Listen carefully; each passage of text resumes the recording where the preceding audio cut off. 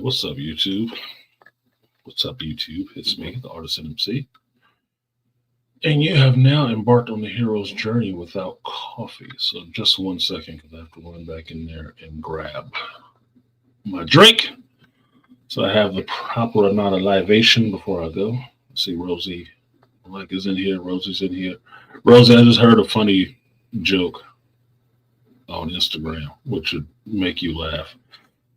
The joke was that if you have your PhD, every meeting you attend is a doctor's appointment. I said good, so you can charge everybody. You can charge them for the time. Pretty fucking funny to me. I don't know. Maybe I'm easy like that. Okay, she lied. She got it. Yeah. So you get your PhD. Every time you go to lunch with a friend or something like that, you give them a bill. This is for my time. I can't wait to have a PhD. Where's Dr. Tia sign at? I need to tell him that. Time off, I call you. Text you. Yeah, my secretary will get to you with the billing. I didn't see an email from you. I hope you're emailing the right person. You're gonna get some strange fucking calls. I'll look again in a second. Let me go grab my coffee and my toast. Give me 1 second, y'all. 1 second. 1 second. 1 second. Eat this.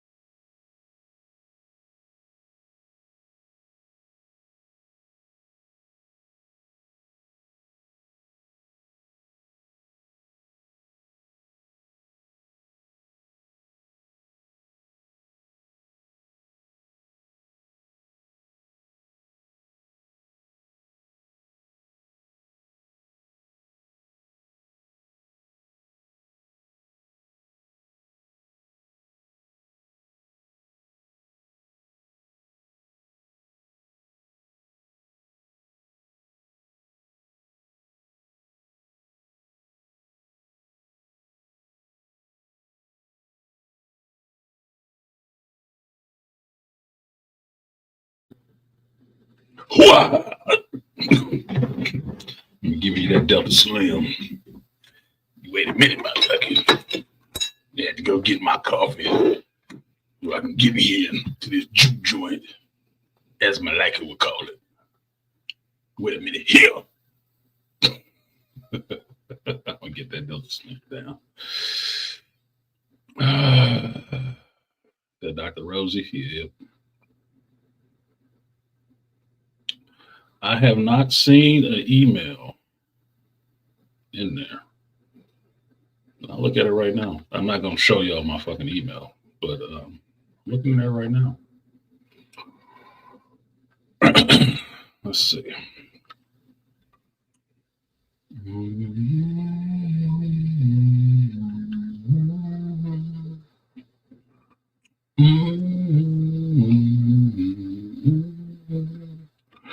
Because I am anything, nothing if not scarred. Rosie, jump in the back chat if you can and put what the name of your thing is. Because I'm looking at my spam first.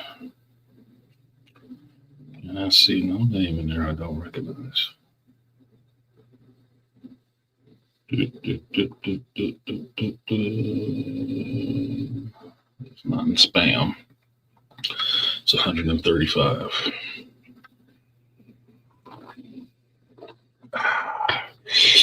Woo! Rainfire. That was the perfect mix of coffee.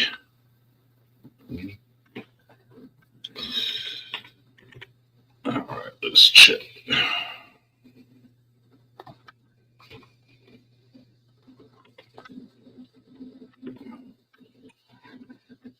Nope. Main email. Nope. No. Mm-mm-mm. I got Sac Anime Roseville. 13 messages. One every day. Okay, let's try this one last time. Because I looked when you said you did the last time. And I'm good to know that this shit will not show up on the live stream part because I play music in front of it. They always cut the chat off. So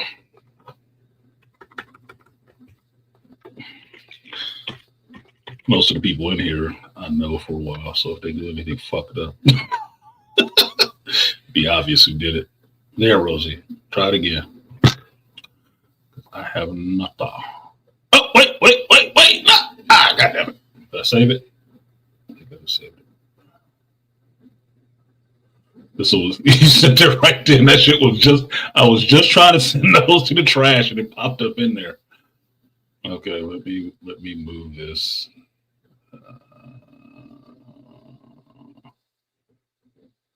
There we go. Restore. Back in the inbox. She bold typed that shit. It's Rosie. God damn. Okay. A lot of email.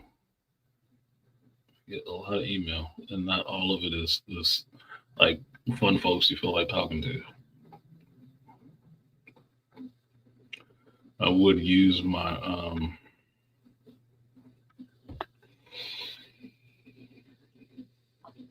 I don't use the old company email. Oh, where the fuck did it go? I just put it back in my inbox.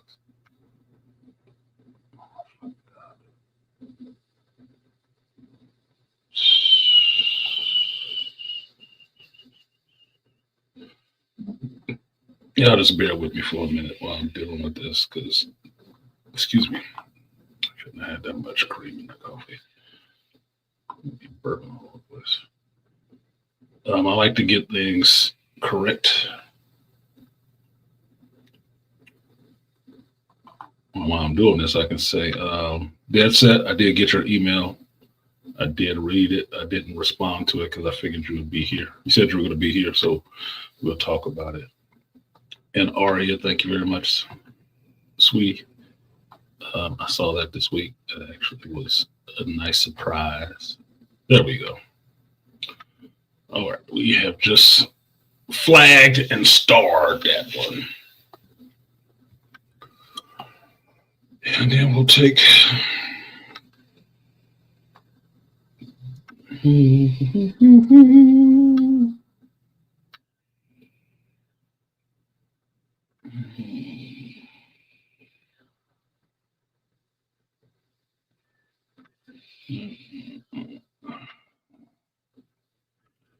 Sorry, this is my last day before I head to last day in Cali before I head to Pennsylvania tomorrow at 5 something in the morning.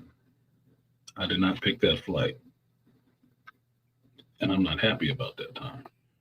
So forgive me if some things happening a little off kilter.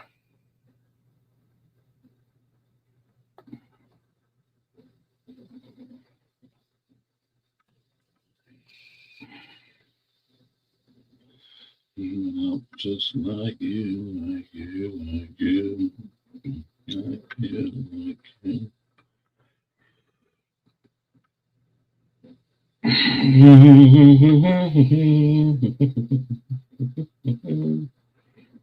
that. There you go. That'll be fun. All right. All right. I have submitted my defense dissertation. Okay. Yep. I would like to read that. So, all right. Got you locked in now, Rosie. All right.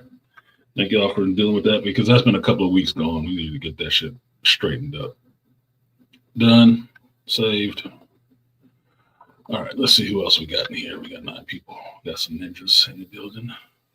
Doctor. What's up, Mr. Matt? Said, peace, gentlemen. Peace to Arson. Appreciate you. You know what else I appreciate? Brioche bread and Arta Idmore. Why? Because Arta Idmore turned me on to brioche bread. And brioche toast or French toast is fucking delicious.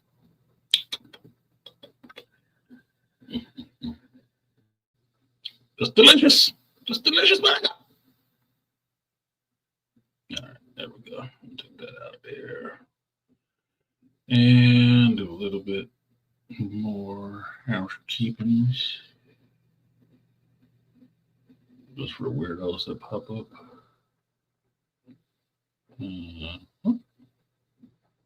Okay. All right, so here we are again today, gathered together to enter this thing we call geekdom.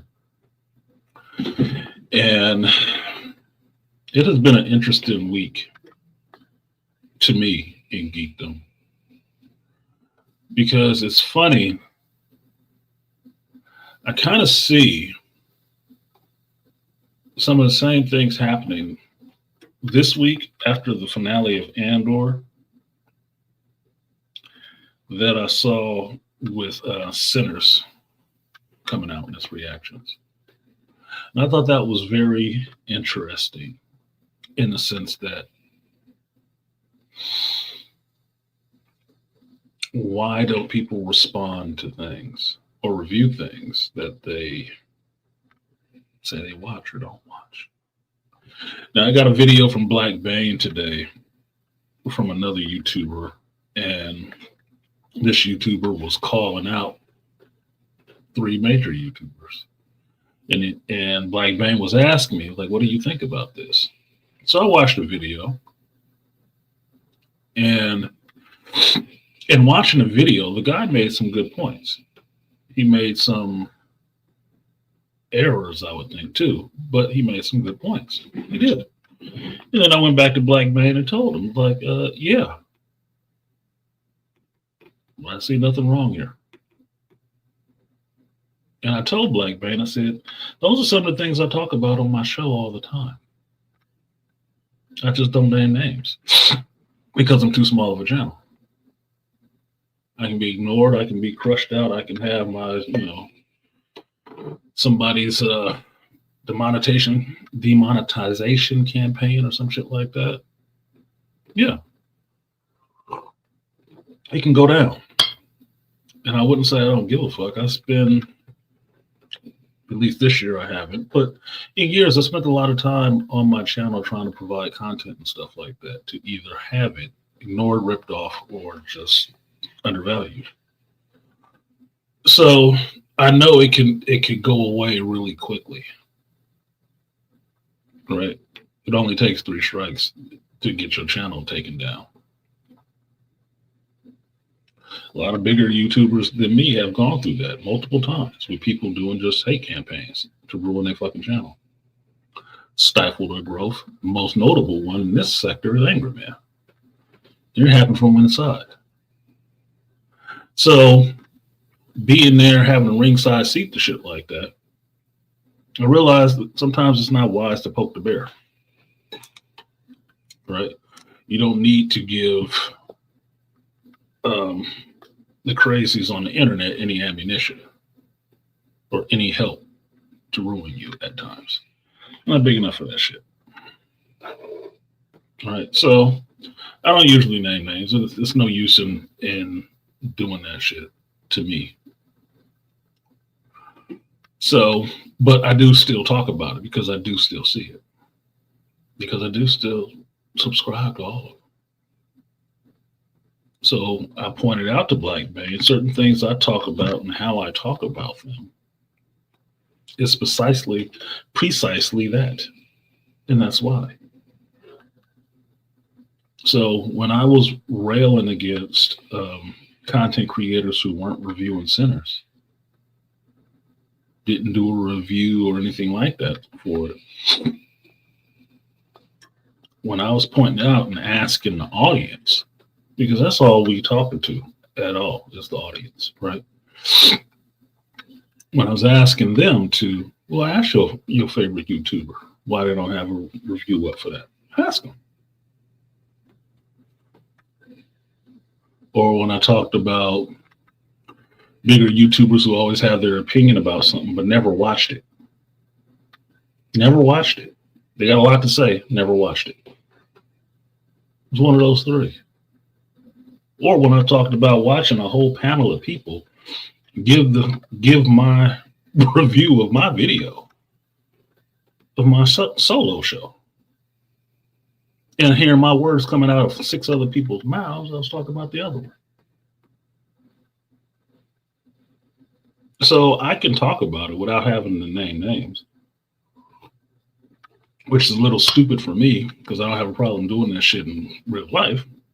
But on YouTube, you got to, kind of play by the rules that are governing you. You bend some, you break some. Just to be able to keep the stream clear and be able to keep talking to y'all about it. I think the smarter people among us will figure it out. It don't take much. It doesn't take much, especially if you watch all these shows. So, me talking about my Google Geeks that I kind of I don't despise them. I just see them as lower and should not get as much attention as they do for knowing as little as they do. But it is what it is. People are free to choose whatever the hell they want to listen to. They are. I don't have to hate them for it. I don't have to dislike them for it. I just understand this. Well, it's just telling you where the herd is going. And that's what I've called them in recent weeks, are sheep herders. Not thought leaders, sheep herders. Now, the reason this video was sent to me by Black Bane was because of what was taking the place of talking about the masterful season finale of Andor, which was, oh, look, there's a trailer for Ironheart out. This looks like shit.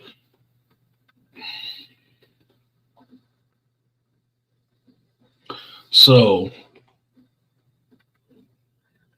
the last 3 episodes of Andor, the 1-year BBY block in the Star Wars canon, before Rogue One, which was done very well, had the air sucked out of the room by a trailer with a black girl in an iron suit.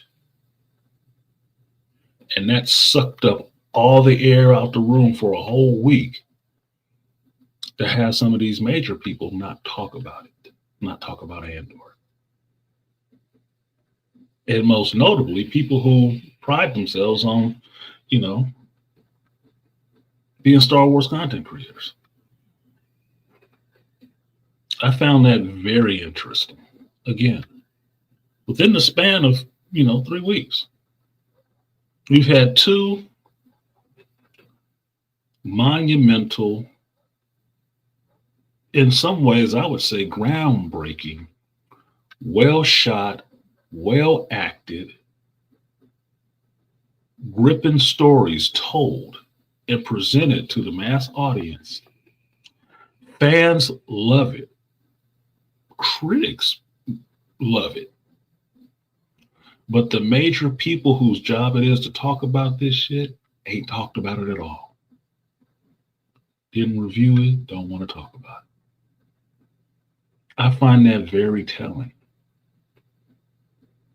because it gets more into the fact that they are sheep herders and they don't want to herd you towards something that they don't personally like or is not beneficial for them. Now, I was thinking about this yesterday. Excuse me, not yesterday, Friday. I'm getting my days mixed up. When I was looking, really looking for reviews on Andor. Because, like with Sinners, I just listened to other people's reviews. I wanted to see what the geek space was thinking about this, what other people thought about it. So I went out of my way, like I will usually do, to find people who didn't like the show. But the interesting part about it was not one time did any of the majors' names show up. I found other people's channels just as big or right below them,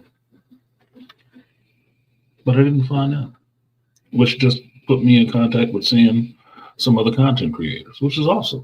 I subbed to some of them because diversity of opinion isn't diversity of the people don't all look like me, but we all say the same thing. No, diversity of opinion is they didn't like this shit. Well, why didn't they like it? And maybe I did like it and you didn't. I can think you are wrong or your claims are specious or not actually valid, but you're free to have whatever opinion you want to. I don't give it to you. That's your opinion. I might have thought it was awesome. And you don't have to hate me for that. You don't. I'm not going to beat you over the head with how good it is. I'm just going to leave it to you. Like, I haven't asked, perfect example is, I haven't asked Black Bane again since the first time I did, if he's seen Sinners yet. I haven't. You know why? Because I leave people, it's your choices, man. He didn't want to watch it that first week. He thought he wanted to wait a week to see it. He told me why. Okay, cool. I've seen that movie 5 times now. I ain't asked him about it since the first time again, not once. I ain't asked him about no movie actually, because I'm still waiting to hear what he thought of Sinners. And since I ain't heard that yet, I don't care about anything else. I don't care about hearing about shit else. I don't. And that's just family. That's family. But that's just me. Just me. Don't mean I hate him. No, I don't. I just know we need to be on the same page on this, and we ain't there yet. That's okay. We live a long life not being on the same page. But this was something important, and that needs to get done. So you can have whatever opinion you want to have. I don't give it to you. I don't give you permission to have it. You have it automatically. But just understand I have that same right, and I might not agree with you. And that's okay too. That's perfectly okay. You should hope, if you feel your view is valid, you should hope I don't agree with you. So you can prove the validity of your point.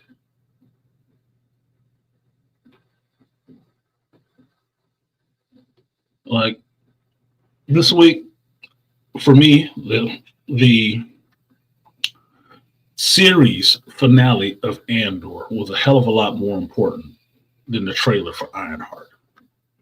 Not because I give a shit about Ironheart. Not because it's just a little black girl. Just because, and not because Andor is full of white folks. No. Because Andor did something that this trailer was not doing. Now, that could seem culturally insensitive coming from a black man. It's not. Told y'all before, I don't give a shit about Riri Williams.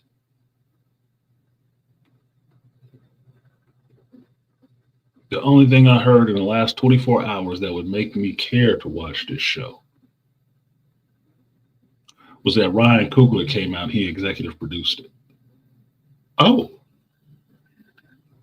Okay, maybe I'll watch the trailer now because I didn't.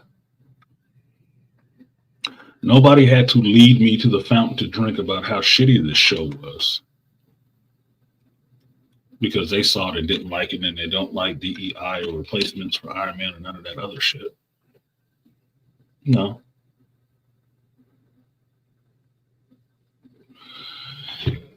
JT will know. Well, I didn't meet him personally, but I stood right there like 5 feet from Brian Michael Bendis while JT and them was talking to him. Bendis is the guy who created Riri Williams. Still didn't give a shit. Still didn't. I'm not jumping up to defend the character. I'm not doing any of that shit. And one of the reasons it'll seem stupid as fuck to most people. I don't believe we're calling the black chick named Riri. Because Riri, in my part of the hood, is for retarded. It's a nickname for retarded. What a Riri.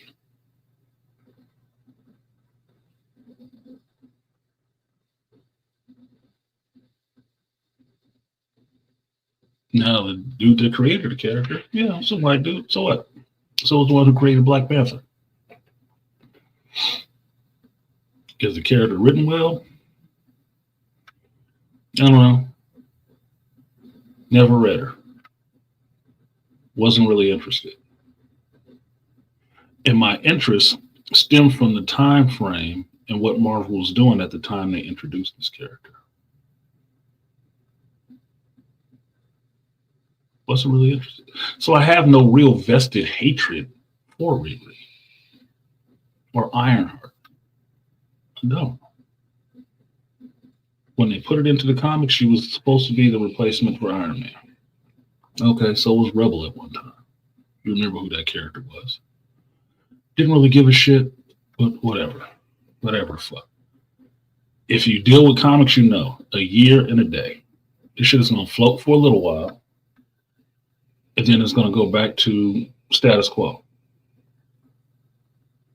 Because Marvel has that problem. They have an issue with being able to hand off the mantle to another character. Marvel fans don't like that shit because Marvel does not have a mantle system like DC does. I've said this many fucking times, and I've heard it echoed out of big people's mouths, but they don't seem to understand that shit. Marvel doesn't. It's character over power, and DC is power over character. That's why you can have a shitload of Green Lanterns, but you only have one Spider. Marvel fans, and I'm one of them, just get a little bit more bent out of shape about that shit, which to me is not really rational.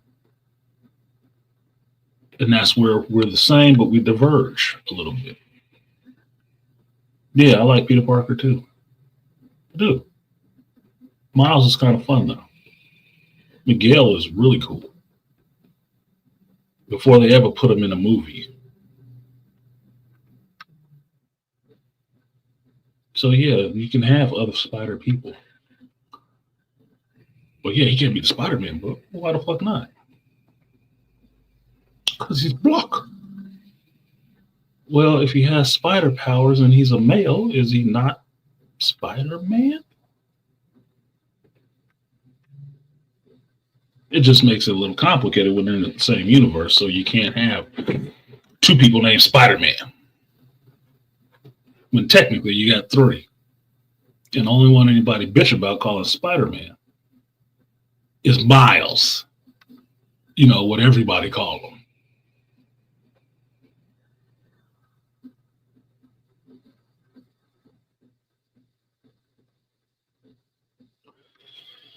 So, I never cared about Riri. Yeah, that name Riri turned me off. It sounds stupid. It does sound stupid. Right off the bat, it sounds stupid. And the guy who created it has done better characters. Bendis does ground level characters really well. You can thank him for Jessica Jones. Good stories with Luke Cage and stuff like that. He does ground level characters really well. He does. He got a long career doing that shit. I wasn't feeling the Riri Williams, but at the time, I didn't really get into reading it either. They put her on the Champions. I was like, why are they putting her on the Champions? I'm liking Champions. I don't need her ass here. What is this shit? It looks like they just, filling in a diversity box. Whatever.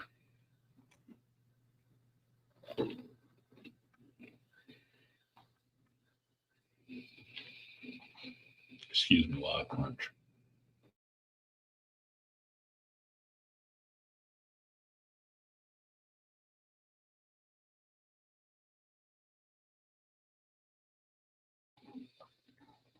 Like I said, he's the arachnid guy. Yeah, he's the Black Spider-Man. You know that term I hate, which one of the majors picked up on and stopped saying that shit. And the other one kept saying it just because he got more clicks for that shit. He's Spider-Man. He's not Black Spider-Man. He's just Spider-Man. He is a Spider-Man.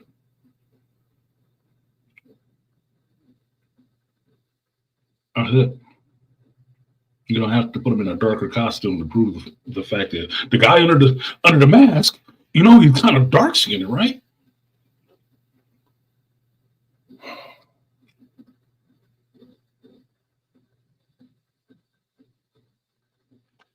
Okay. I didn't give a shit. I like Peter. I like Miles. I like Miguel. I like Ben. I like Gwenpool. I like Spider character. Spider-Man is my favorite hero. So I don't have a problem with there being more of them. Not at all. Riri, I like Iron Man as a character too. I understand there's other people that wear suits. A lot of them. I'm cool with that too. I just don't have much interest or much experience with the character whatsoever. Now I can say for Wakanda Forever, it didn't do anything to improve that. If I had to only be interested in this character from what I saw in Wakanda Forever, because I did watch that movie, I wouldn't be interested to see the character. I wouldn't. Now, my issue with the MCU version of Riri Williams is how they forced that character in there. It wasn't done well. And that's on, excuse me, that's me being upset with Marvel, not Ryan Coogler. Because I already told y'all, I give him a pass on Wakanda Forever because I don't think his head was in the right place. And Marvel was really forcing him to do that shit because they wanted another $1 billion. Because if you watch Wakanda Forever and you watch Sinners, you'd see it's drastically different. And it's the same director and writer. Drastically different. You can't tell me you have the Dora Milaje in a Disney production where they don't want to show violence and shit, but they got, lesbian smooching and shit like that and tore down the whole kingdom of Wakanda to put it in female rule. But you got none of that in Sinners, which is his production. He got control to do whatever the hell he wants to. He didn't put none of that shit in there. None of it. Nothing like that.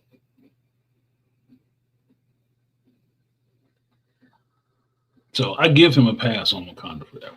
That was studio influence. And when I watch these movies and shows and stuff like that, that's usually what I'm looking at. How I try to piece through, well, why is it shit? If it is shit, why is it shit? What are the shitty parts about it? Logically, analytically, not emotionally. Not just because, oh, god damn, there was a woman there. I don't give a fuck. I don't care about none of that shit. Because I've told you guys before, and it has been echoed by a larger YouTuber. I don't like my politics and geekdom. I don't. I don't like politics and geekdom. I don't.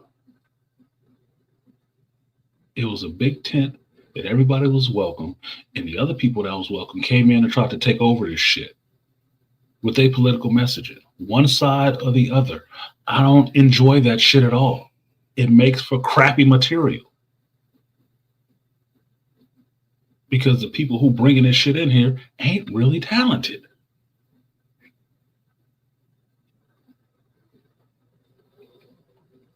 If you want to understand how to bring politics into the material that you're working on and make it engaging and interesting, you look at a show like Andor and see how Tony Gilroy wrote a story about politics that can echo our times but seems universal because he pulled on universal themes and not your emotional fucking tirades. Forcing the character of Riri into the MCU for one movie and then the next one, I didn't think we needed that.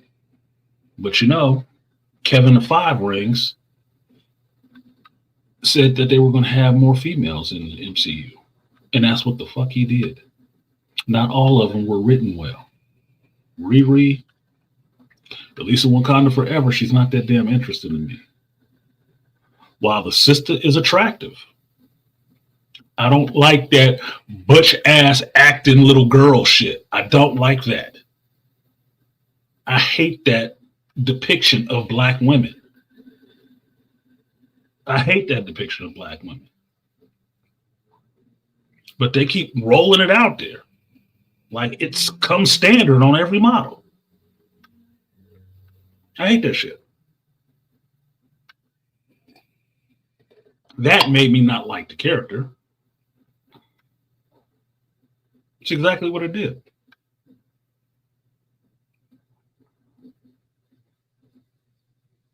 Insufferable in rehashes of everything that Iron Man did, which I would expect Riri to have her own story. Do it a little differently. I wasn't interested in them rolling out a Riri Williams show. I'm like, why? Where was the demand for that? Because I know in the MCU fan base, at least some of the black ones, we'd be more interested to see a Blue Marvel before Riri Williams. And it's a character that's better written and been around longer. No, you ain't getting that. Okay. So why should I care? Yeah, they played up her attitude and feminist BS instead of her intelligence and character because she had no character. Not really. She's a pseudo man. And if you've heard me complain about anything, I hate these depictions of females trying to be pseudo men.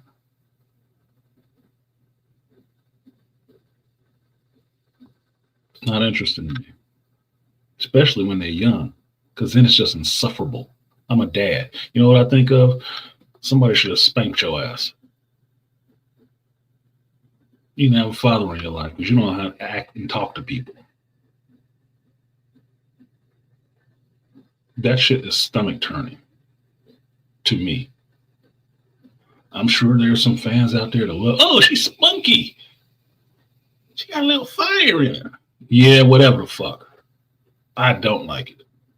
But it ain't stopped them from liking it 1 minute of the day. Cool, do it. I know I'm not interested in watching that shit, so I guess it'll get the numbers for the audience that does like it. And not the numbers from possibly the larger audience that don't want to like it. For whatever reasons, they don't want to like that shit. And we will all keep living and the world will keep spinning. But my opinion, I'm not forcing on everybody else that they need to agree with me. And rolling up a whole hate train and warming it up to ruin something before anybody's ever seen it. I've told you guys, I've seen a lot of shitty movies. A couple in recent history in the last couple of months. I told you what I thought about it. I didn't tell you what you should think about it. I didn't tell you, oh no, you shouldn't see this because it fucking sucks. No, I told you, I feel I wasted my time. It wasn't that good to me. But whatever, because they don't ask my opinion and they don't pay me to watch this shit. And for my time and my money, I might have not liked it. I'm sure there's people who did. I didn't.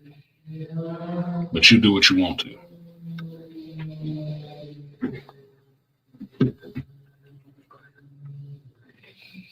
So Belongo, he said, yeah, way more interested in Andor. Is that ever coming out?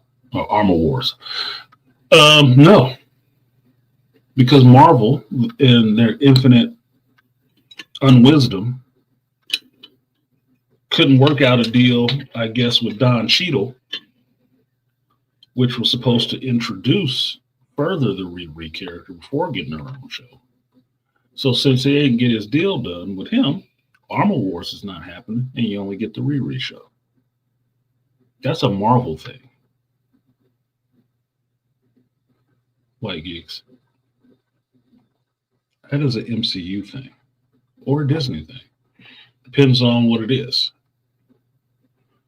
Because when it comes down to what they would call DEI, Marvel and Disney have a vested interest in pushing that kind of shit. That's why I didn't agree with the push for Riri Williams so quickly, so hard. What? You ain't built this character up any. So I guess the America Chavez show was right after this, right? Because that Echo show did such a bang up job. No. It was just forcing characters down your throat that had no long-standing fan base in comics, no long-standing basis in comics, and they just forcing them out into movies. Like, why?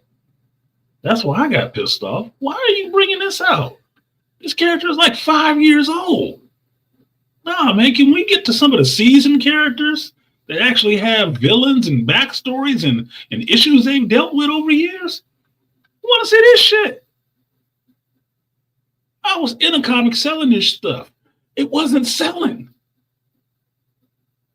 No, it wasn't. That shit was on the shelf and sitting on the shelf. And then going into the back issue bins. You know what was selling? Which you couldn't find older issues of? Fucking Deadpool. So I'm not talking about this shit from an asshole's perspective of, oh, I just hate diversity and all the rest of this shit. The stuff was sitting on the shelves. I was in a heart of geekdom at that time. Selling it on a daily basis. It was not selling.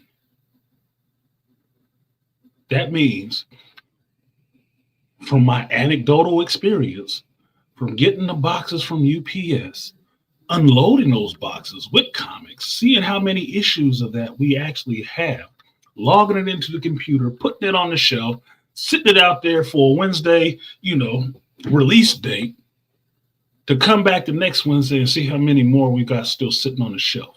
I brought in 10, I sold 2, we got 7 still sitting here. Or excuse me, not 7, we got 8 still sitting here. Wow. Week after that, maybe 1. Week after that, 7.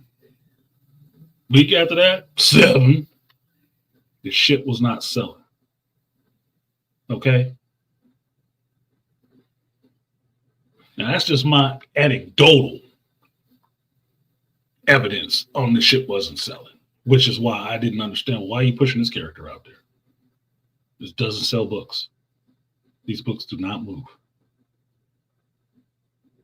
And my shop primarily sold Cape and Cow comics, meaning if it was superheroes in uniforms and shit, it really sold there.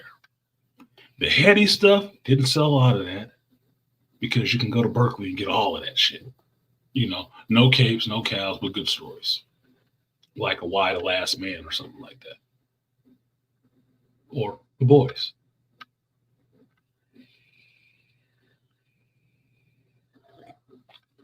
not the majors.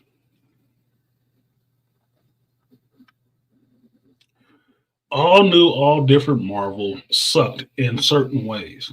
But in some ways, I understood why they were doing what they were doing, and I didn't mind it so much because I was the one hanging up those posters in my shop when they were doing the generations, and you got Thor and Mighty Thor, Jane Foster Thor, Peter Parker and Miles Morales, Wolverine and Laura Kinney. I understood what they were doing. They're trying to get a mantle system into the Marvel Comics so you can pass this off and still have the characters there. Sometimes it does not work. People will accept it for a little while, but they want the old standard back.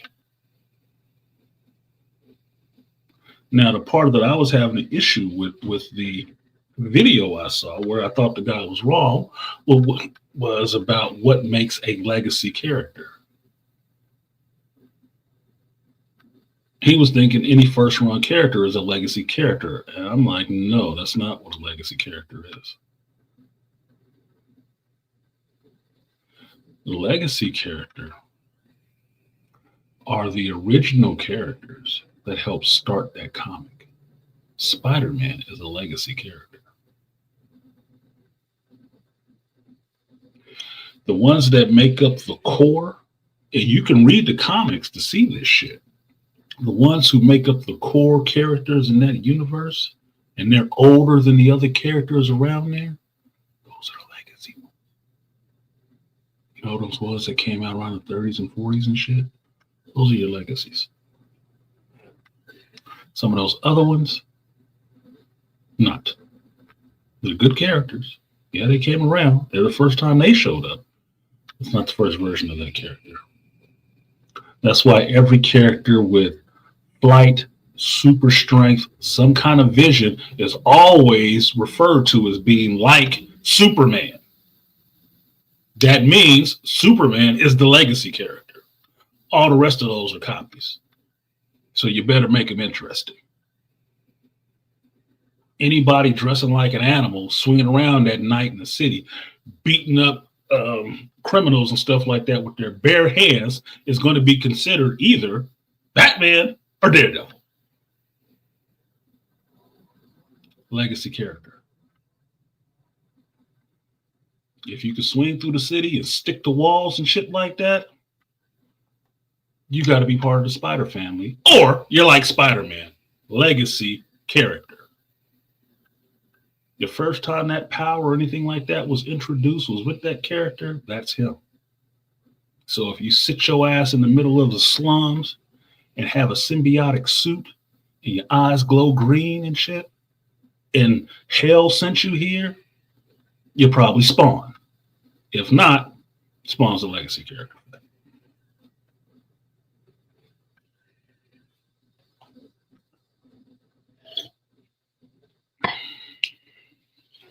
Now, all that to say,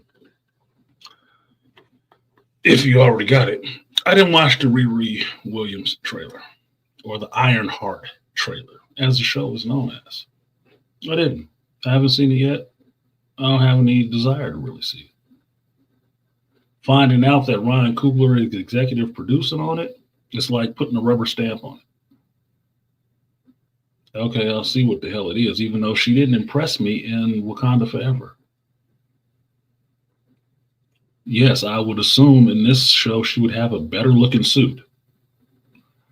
I assume I will still watch it because, like, you hear these goofballs complaining about all the fucking time. It was too much homework I had to do. If you're watching this shit anyway, it's not homework.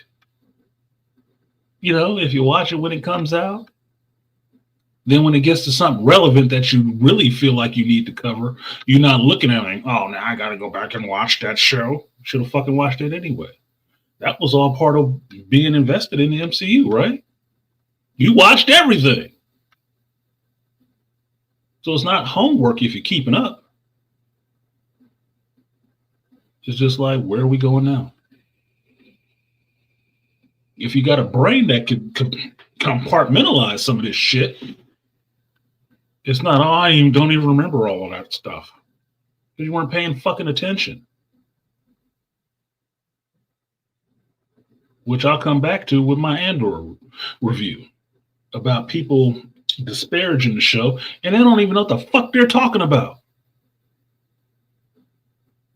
Like, did you watch this shit? Oh my God, you're getting a lot of views for not knowing a goddamn thing about this show.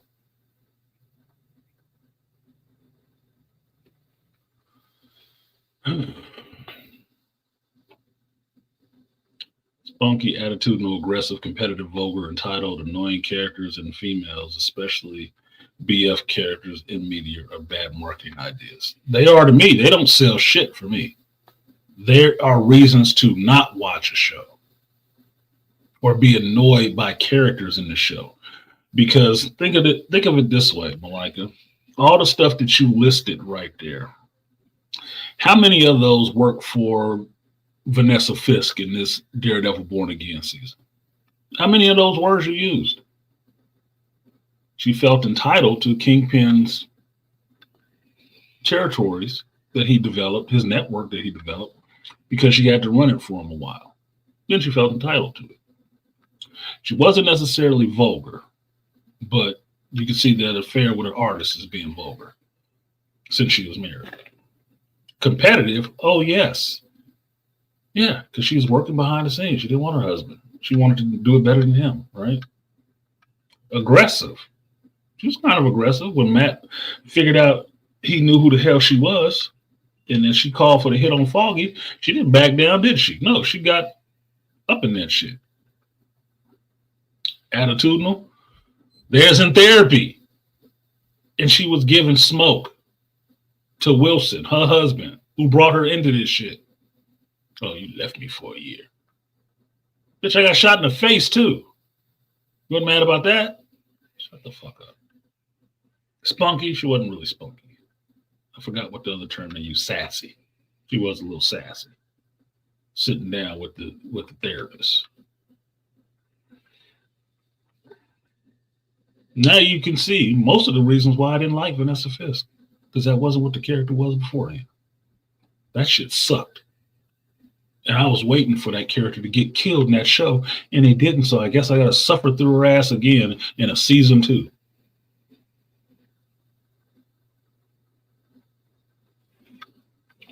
Stop it. Cap, Thor, Spidey, Fantastic Four, Daredevil, Marvel Legacy characters, Suits, Bats, Green Lantern, Flash, Aquaman, Wonder Woman are all legacy characters for DC. Exactly. So, of those, especially in DC, if you can go through it, it's very easy. How many people do you know in the Superman family? Connor, Mon-El, Crypto, the fucking dog, Supergirl. It's a bunch of them, right? Same thing with Batman, Nightwing, Robin. Come on, Green Lantern, how many of those are there? Flash, how many Flash folks are there? But they all look at one of the leads, one of the legacies. Aquaman, same thing. Wonder Woman, same thing. That is what defines a legacy character. The first time those powers and abilities showed up in anybody. Because everything else after that is the derivation. Just what it is. But you get to Cap and Thor. Oh, Cap, well, we know there was Sam, there was Bucky, there was Nomad, there was John Walker. Okay, they tried it, but you always got to go back to Steve. Thor, well, we got Thor, Eric Masters, Thunderstrike, Jane Foster, but you always got to go, Beta Ray Bill, but you always got to go back to Thor. Spider-Man, same shit. Fantastic Four, they've had different teams of Fantastic Four, but they always get back to Reed, Sue, Ben, and Johnny. Always got to go back to that. Daredevil, fuck. Last one I saw that looked cool, Daredevil was Elektra. And that costume looked cool as hell. But it had to go back to Matt.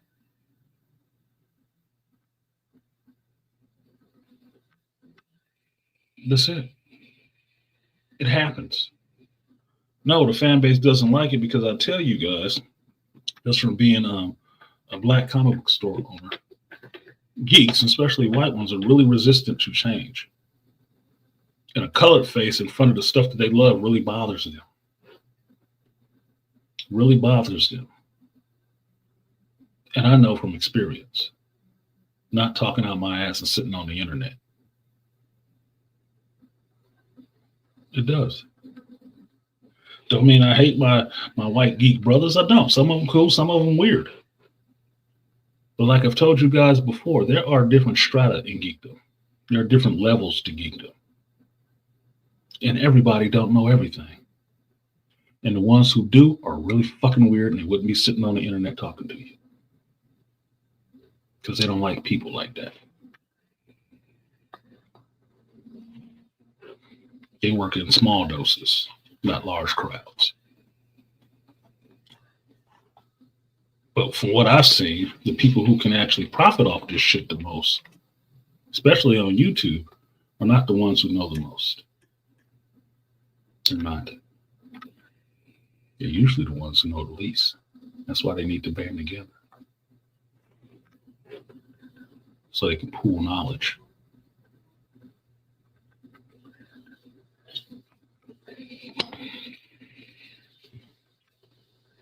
Rosie laughing at that. Look, my friend Pete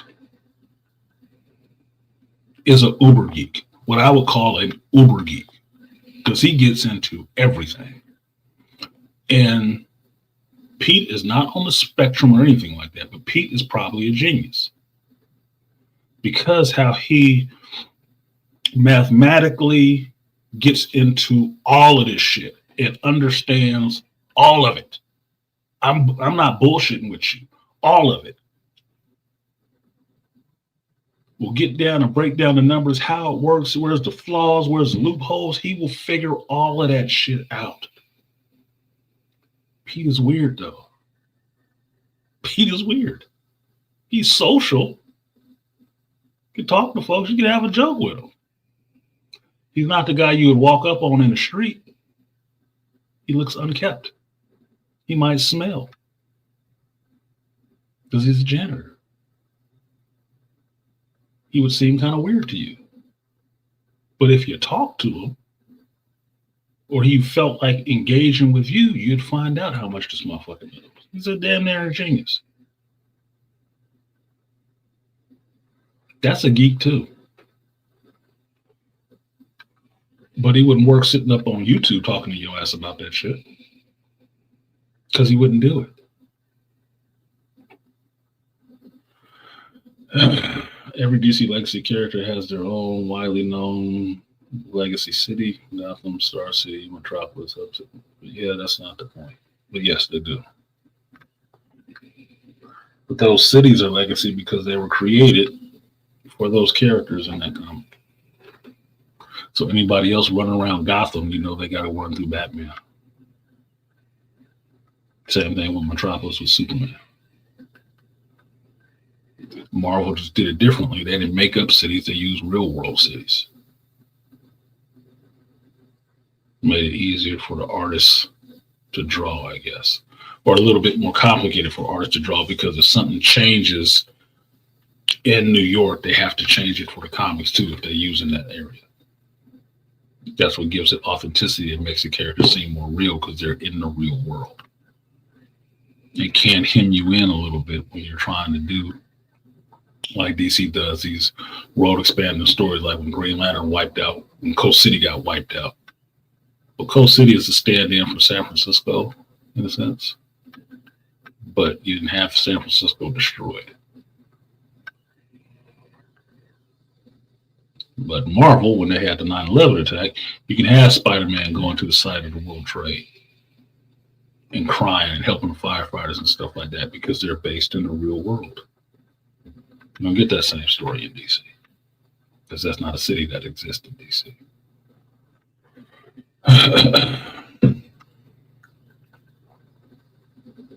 You instantly know more than everyone else without any experience. Remember the Beast Wars Transformers Black Magic Girl? Yeah, we do. And I'm still trying to forget that. Hmm. So I'm not that interested in Ironheart. I will end up watching it the same way I'm sitting here watching The Last of Us. I'm not really entertained by it because I'm a geek or a glutton for punishment, or for the simple fact I don't like to talk about anything out of ignorance. I won't tell you how bad something is that I have not watched, or have my own salient points on why I do not think it was good. Me personally,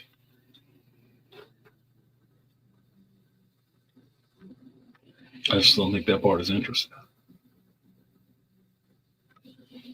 There is no team behind me, which could be considered a bad thing or a good thing. The good part I see it as you know that my ideas are mine. It's not Echo Box.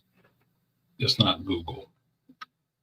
It's not Wikipedia, which is why I can sit here and do this show without a script from the dome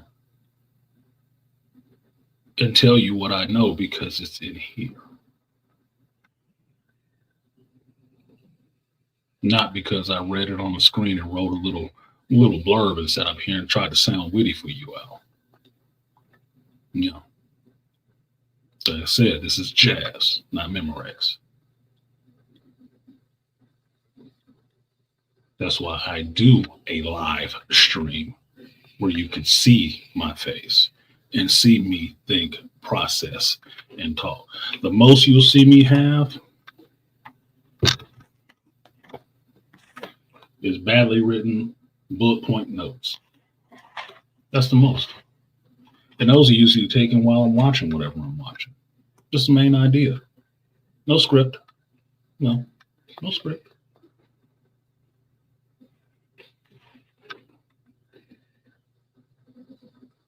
Why I did it that way? So you know it's organic.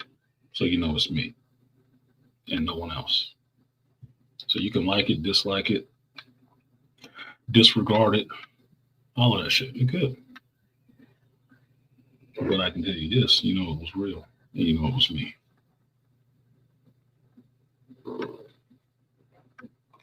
And you know brioche is good.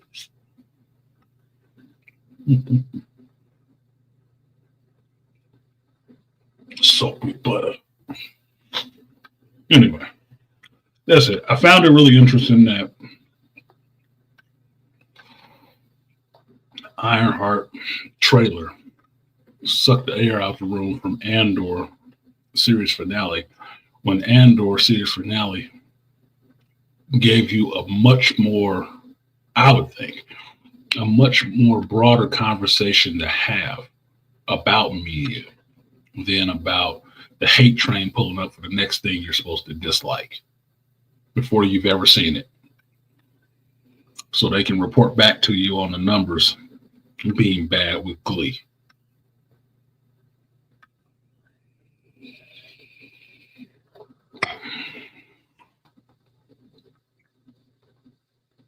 Yeah, but that's the beauty of Marvel because they're based their characters in the real world. They can always do stuff like that. So you can have a comic with Barack Obama meeting Spider-Man because they can echo real world events.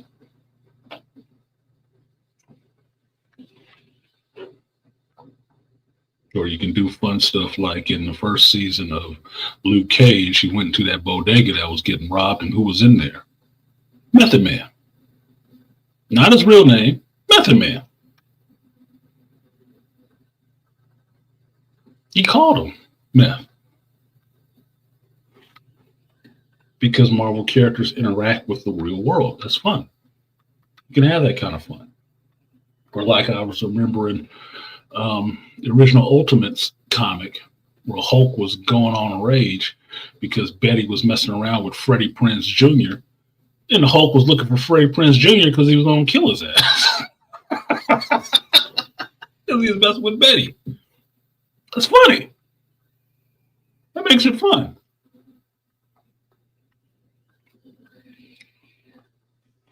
Can't do that in DC necessarily. It has to be some other universe other shit for them to be able to do that. Excuse me. So, anyway, Andor was a much better show and much more worthy of conversation that they ignored the same way they ignored Sinners. Much better conversation, much better technical achievements, much better acting, story, music, all that shit. 1 to 2 people talk shit about it, the rest of them was silent. Or put a review in a place where you can't see it. You have to watch the whole fucking show for them to say, oh, I really like Sinners. Moving on. Really? You did whole videos about this other shit. Like right now. You're doing whole videos just about not liking Ironheart. Trailer. Not the show. Trailer. Doing whole videos. More than one. But I still can't find a solo Sinners review from you motherfuckers. I find that very telling. 2 other people that disappointed me this week was 2 other content creators I'm sub to. And one of them has reviewed the season finale of Andor and was woefully off on what the hell she knew about what the hell was happening in the show, which means she wasn't paying attention to the shit anyway. Especially not enough to remember the characters, their motivations, their relationships, none of that shit. You weren't watching it. It's just proof positive you weren't watching it. Or something wrong in your recollection. And the other one just ain't reviewed it at all. He got stuck on one part of what happened in the show, which I think was they should have used a different word. But from there, he ain't talked about it since. And I really got the understanding from why that bothers them. To me, my understanding of what it is that bothers them about that shit is it's not that it's not Star Wars. It's not that it's not good. It's not good in the way they want it to be. And it challenges the knowledge that they have because basically it puts everybody at baseline. Even the ones who are supposed to be wanting to be your thought leaders on this shit. It levels the playing field. Anybody that I know this week who watched Andor has come away with the same idea on it, which was like, wow. Wow. That was a hell of a story. They can't believe that's over. The ones I know that I've talked to that were into the show initially, from season 1, got the format and got into the show, watching the show, they're sad. They're sad. There is hope, but they're sad because they know Star Wars will probably never be that great again. Never. And the major people whose whole point on the internet is about this don't like it.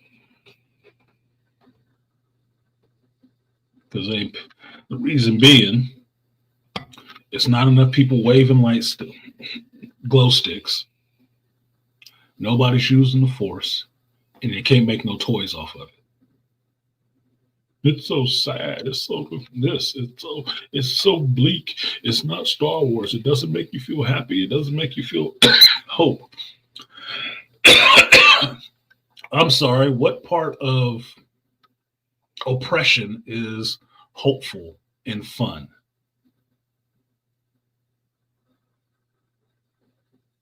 If you didn't know, this is where we get into talking about Andor, because the last thing I want to talk about ever is this Last of Us, because this show is gone way downhill. Way downhill. So, Like, share, support the stream if you feel so inclined.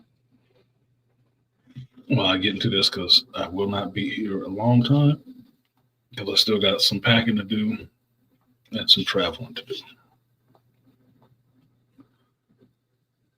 So let's talk about this a little bit. Bravo, sir, chef's kiss. Well, there's two of them. There's two different, spoiler, there's there's two different thumbnails for this show specifically. There's one with Krennic and there's one with Dedra, right? If you go over to the Geek Elite Assembled, if you're not sub to that channel, that's my backup channel, you should probably sub to that. These shows go over there at the same time. If you go over to the Geek Elite Assembled, you will see the Krennic thumbnail. If you're over here on the Artisan MC channel, you see the Dedra thumbnail. I couldn't decide, so I used them both. Couldn't decide, so I used them both, and that's usually what I do. I like cake and pie. I don't believe I have to have a choice between the two because I'm a fucking adult. So if I want both, I'll get both. It's just what it is. Appreciate you, Rosie. Being the first supporter of the stream. Next to Malika, he beat you by a couple of days.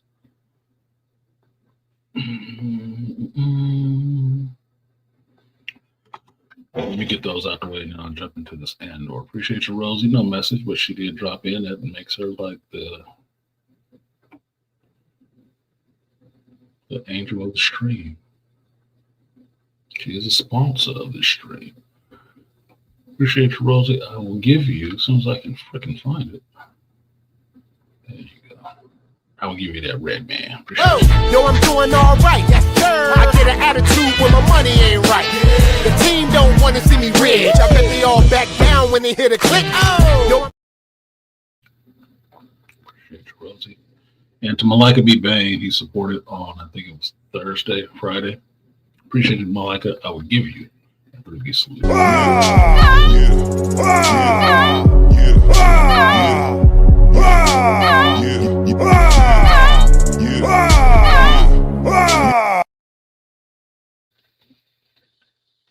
Okay. Now this Andor shit. I'll try to keep my comments on it brief because I wanted to hear what the rest of you thought who were watching the show. If you watch the show. Right? I really have a problem with people talking about shit they don't watch. I don't understand why that's even necessary. If you have not watched the show, there should be nothing that you have to say about the show. It's kind of like a prerequisite. And I'm starting to try to make that more and more a prerequisite, at least on my panels. Like, look, I wouldn't listen to a politician give me an energy policy and they don't know shit about it. I wouldn't listen to somebody tell me how to fix a car when they don't know how to do it. I wouldn't want a doctor operating on me if you don't know how to do what the hell it is that needs to be done on me. Fuck what I want to listen to somebody tell me about a show they ain't fucking watched.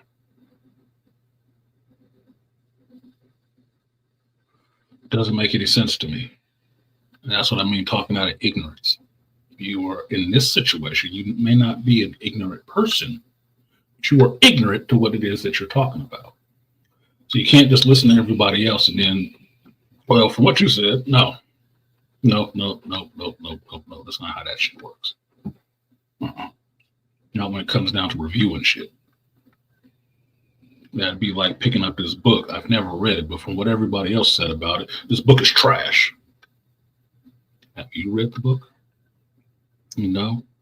Why the fuck am I listening to you? Let me listen to the people who actually read it, because then we can have a conversation, because I actually read it. That bothers me. It is not specific, but it bothers me. So when I go to other folks' channels and I hear them, or I can see a large amount of views for somebody to sit there and tell me that they never watched it, they didn't watch it, or whatever, but it's absolutely crap and everything else. I'm like, what are people listening to? This is what they're listening to? How do you have a valid opinion on anything that you ain't watched? I don't get it. To me, it gets to the decay of this society and people in general who actually have rational, analytical fucking thought or think for themselves. It just makes me sad.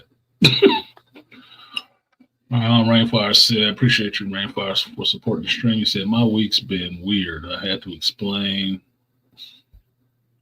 what a Prince Albert was in Final Destination movie because nobody on my row got the joke. It tells you the age of the people. I don't know what that's about. But appreciate you, Rainfire, for supporting the stream and throwing some weird sex shit into what I wasn't talking about. I give you the double. I appreciate you, Ray. Double up. 3 or 4 times. I ain't telling no lies. Run it up. Never let a hard time on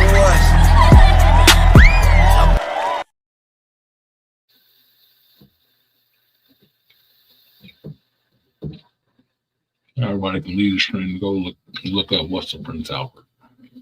I wasn't that interested in watching the new Final Destination.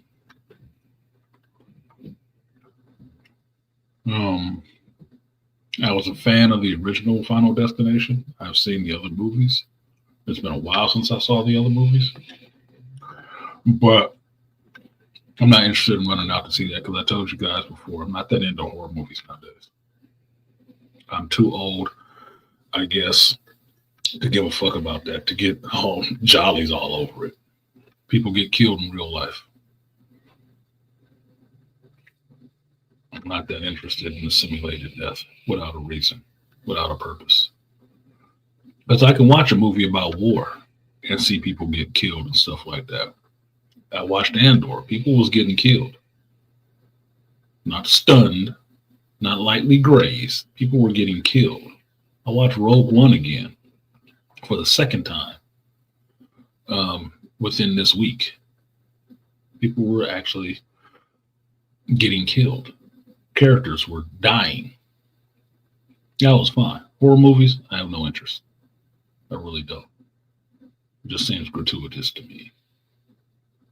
And at this age, I think I've outgrown it because that's how I feel about it. I think it's something that you get into when you're a teen and young and you can get really scared about shit. But once you live life a little bit more, that shit doesn't entertain you anymore.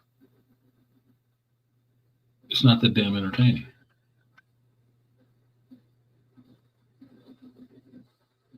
I don't usually see, and maybe it's just me and my limited experience, I don't usually see a lot of soldiers who enjoy horror movies. I see a lot of females who enjoy horror movies who've had really cushy lives and shit. But I don't see a lot of people who've actually seen horrors in life enjoying horror movies. I don't. So it's a really curious phenomenon, to say the least. So no, I wasn't rushing out to see Final Destination. You probably will never see a review for it because it wasn't on my list of shit I wanted to watch. And I'm a fan of the original.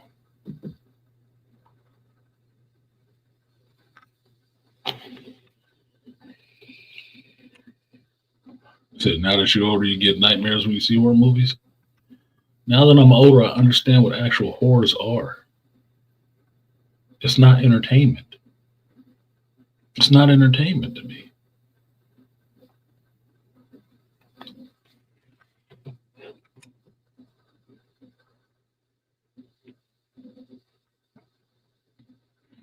It's just not. I don't find it entertaining anymore. And that's usually why I don't watch it. It's not because I'm scary or anything like that. I never have been because I know the shit ain't real. But it doesn't do it for me. So I think it's a misnomer to overly call Sinners a horror movie because it's not. Definitely ain't this new age slasher shit that people just really get into. It's not that. There is a horror element, but the story is a lot bigger than the fact that somebody had blood on their face. People got stabbed in the chest. The story itself is not that. In a horror movie, the story is the gore. That's what you show up for. If you watch a horror movie and nobody gets killed, you're going to leave there. That movie sucked. No, I don't get into them anymore like that.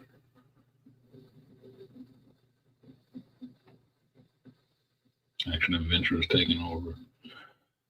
I said this before. I don't like horror movies a lot nowadays. Another reason I don't like horror movies nowadays, this shit comes out year round.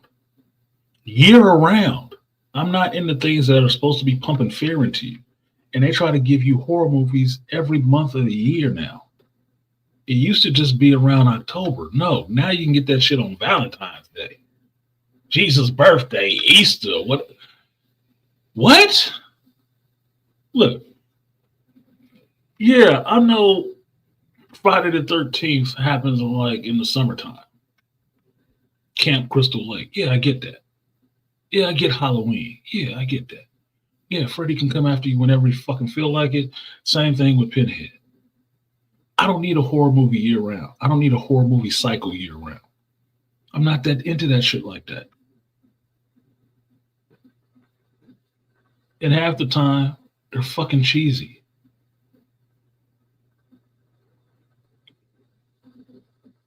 It looks like somebody working out their psychological issues.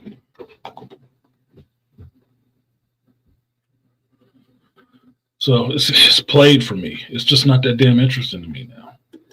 So no, I didn't rush out to go see Final Destination Bloodlines, which I thought was a terrible title because I still remember Hellraiser Bloodlines. Was Blade's daughter Bloodline? Did they have an underworld that was called Bloodline? Come on, man. Stop recycling these same fucking stupid ass titles.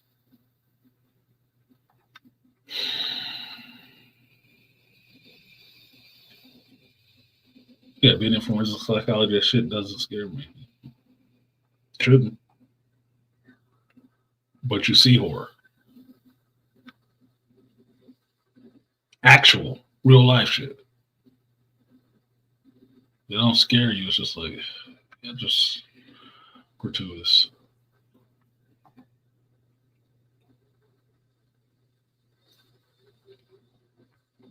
Nightmare on Elm Street was funny because Freddy had jokes. Trying to solve how they die like the math equation. Well, anyway. And yes, Beastly, you're right. And plus the storytelling is terrible. Yes. Biggest horror studios right now is Blumhouse because of what? Because he makes awesome movies? No, he knows how to make them cheap.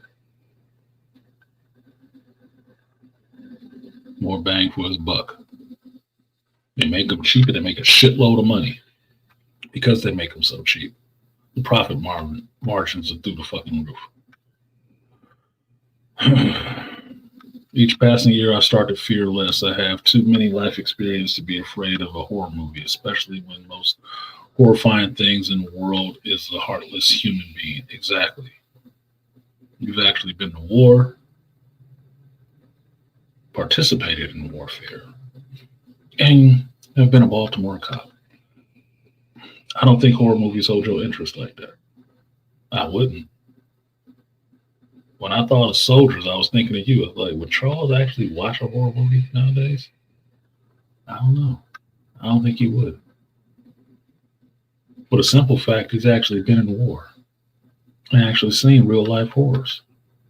So watching it on screen probably wouldn't be entertaining for him.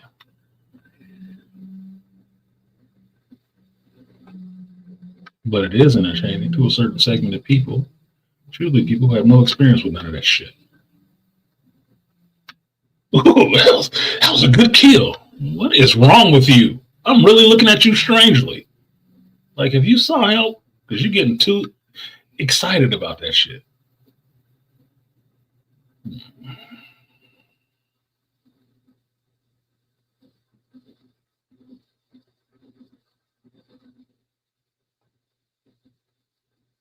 Freddy Burger movie.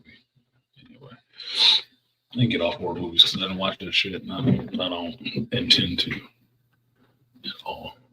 I go back and watch the original again because everybody, well, not everybody, a lot of people jumped out and reviewed the original again because they have no experience with Final Destination.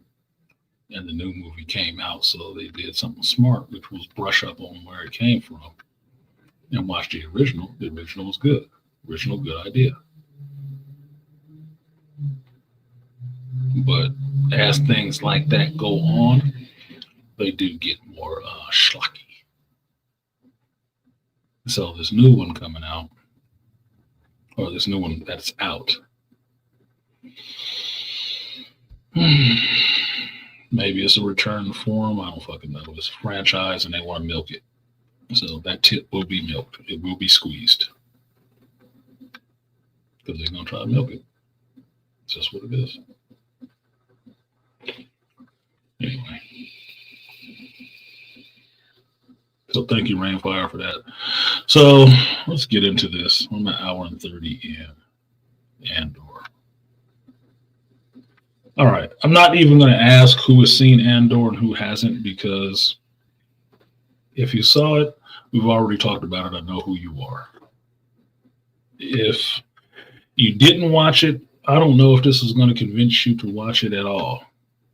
But I will say this. On my Patreon, I did my watches of season 2 and season 1 of Andor. They're all up. And I can say for this last block of episodes on Andor, I was apprehensive about watching it. I didn't want to. I did and I didn't. The didn't part of it was I felt a wave of sadness coming over me, knowing that this was the last 3 episodes of this series, of this show altogether. And I found it really strange because I don't usually have that feeling when things end, right? But this show really had me in a way that I was sad that it would be going. And in some ways, I would have rather had put it off to watch it than watching it right then. And I think it made me kind of sad because I'm understanding that we won't see its like again for a while. Maybe I won't see its like again. Definitely not in Star Wars. But this show, for me, was already so good, it could not be replicated. And you could not have the situation happen like this again, given the amount of money that was involved, given the amount of decay in the fan base, given the people who are working on it. A lot of things came together to make this situation what it was, to make this show what it was. That won't be able to happen again because you can't replicate that stuff. It's like saying, who's the next Tupac? There will not be another Tupac, because the conditions that arise to birth a Tupac, to raise a Tupac to manhood, to have him talking at the time he was talking, will not exist again. So you won't. You'll never get another one. That's it. You had one shot. It's over. I felt like that for this Andor show. The last time I can think about feeling like that for a series and really having some dread going into it that it was over was the Matrix trilogy. When I sat down in the theater to watch Matrix Revolutions, I knew this was the last one. It was over. And I didn't know how it was going to finish up. And that unpredictability of how it was going to end was exciting, but it was also sad in a sense. Because this has been so good. It's been so changing for me mentally, emotionally from this movie-going experience, that I'll be sad when it's over. And at that time with the Matrix, a couple of series were ending at the same time. Matrix was ending, Lord of the Rings was ending. So this was the second one to see how they finished this trilogy off. See how they did it. Andor was the same feeling. They're ending this. This is over after these three. This is the last morsels of this good shit that I was really enjoying. Really compelling characters. A really expanding story that's making you understand the universe of Star Wars so much better. Seeing how things start and get to what it is you know. How is this going to work? How are they going to bring this together? I hadn't even thought of story ideas for how they could tie this shit all together. Because the tough part of writing is knowing you have a defined endpoint. And not just in the work that you're doing, that you have to link up with these other events and not mess it up in any way. You have to link up with those. So you already know where the wall is. And you're writing yourself towards that wall. And Tony Gilroy and his team did a masterful job at that shit. I was worried, legitimately worried, how that was going to work. And it worked. Now, I will be honest with you and tell you, not that I haven't been being honest with you, but it's a turn of a phrase, that my first watch of these last 3 episodes and how it ended,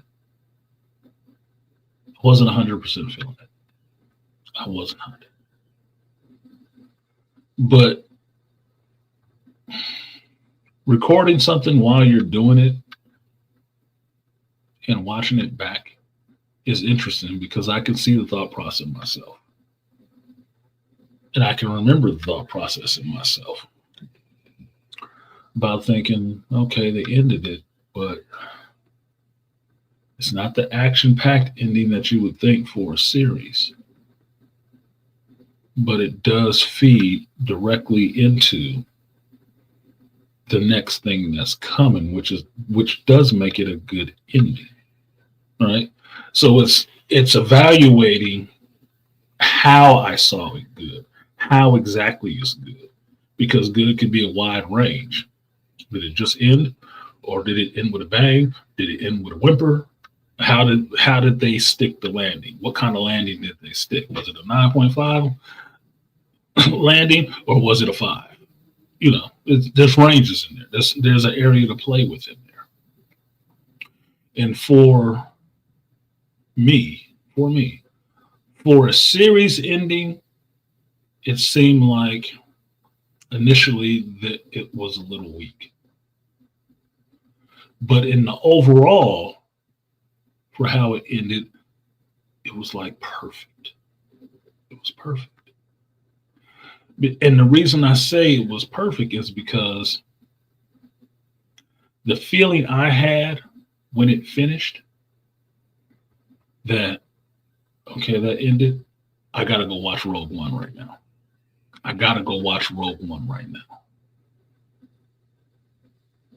Was the same feeling other people had when they watched it. And these are other friends of mine who finally watched it like, I got to watch Rogue One now. That makes it a great ending. That's what makes it a great ending. The reason being is because it ended in such a way that you know the show is over. You know the show is over. But the show directly influenced you that you had such a strong urge after watching the show that you had to go on and start watching the movies that fell in the sequence with that. That makes it a great ending. You accept that the show ended. It did. It didn't end in a hard break like big fight, explosion, that's it, show's over, and let's pick it up again in Rogue One. No, it fed directly into Rogue One. You can keep watching that all the way through. So In that sense, that's what makes it a great ending. And you can see that in that way that it ended, it makes Rogue One function like Andor season 3, or at least a decent handoff to the next series of characters that come in a story. That is beautiful. That is masterful work to me. That is masterful work to me. The reason I say this is when I think about Isaac Asimov's Foundation series. The Foundation series is like 9 books. It's like 7 or 9 books, right? Each book in there covers a different time span. It's years removed from each other because you're dealing with different Selden events. So every book, you get a new cast of characters. They're related to the older characters, but then you see how.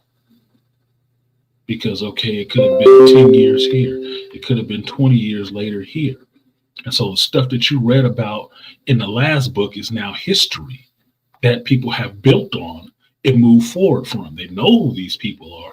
And you get to laugh about it because they see these people completely differently from how you know the characters were because you were reading that story when the characters were doing it. So it's kind of funny, like, yeah, I see this history. Oh, he wasn't really that good. You're like, oh, no, he actually was. I'm the reader. I know what that character was because I was reading that character. Okay, got it. It makes it more. It makes the material more engaging. It gets you more invested in the world. The characters and the events in Andor who come in, go through this show, go into Rogue One, go into New Hope, and all this. You understand more now. It lines up perfectly. And I can't believe they were able to do this in Star Wars because apparently my view of how Hollywood is able to write is not like this. I've told you guys for a while watching Star Wars material, I don't want them fucking around in the past no more because they're not good at it. Every time they do, they keep messing up canon. One of the reasons I don't want Dave Filoni doing shit else because he keeps just messing up canon. Oh, we're going to do Knights of the Old Republic and the Dawn of the Jedi. Stop fucking up the past. You retarded Clone Wars, baby. Would you go forward somewhere? Go up there. Go. No, stop messing up this back here. It was fine before you ruined it. Fucking hell. But no, here's a guy, Tony Gilroy, comes along, and he makes a story in the past that doesn't fuck up the past. It actually lays in seamlessly to the past. It gives you more insight on the characters you know from later movies. That it seems like it holds weight with them. It still works. And he did this after these old-ass movies was already done. Which is like, did you care about the material? Holy shit. Where did they find you? You looked at this like an adult? You weren't just trying to press to sell some toys? You actually told a mature intellectual story in a Star Wars universe? You know, people don't think this is for adults, right? It's supposed to be just for kids. No. It's depressing. It's too sad. There's no hope. It is tyranny happening. It is the start of the rebels fighting against that tyranny. And you looking for fun times. What are you?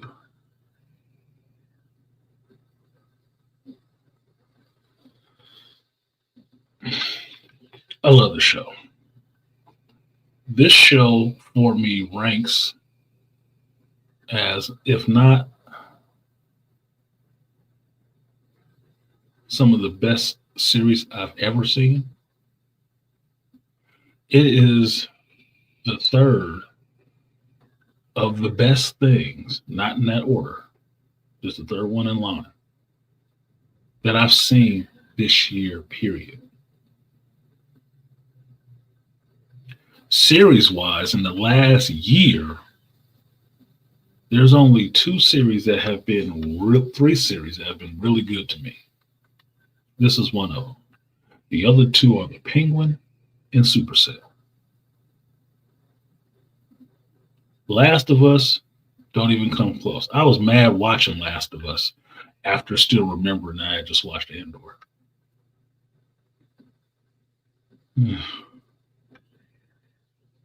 Trash. Absolute trash.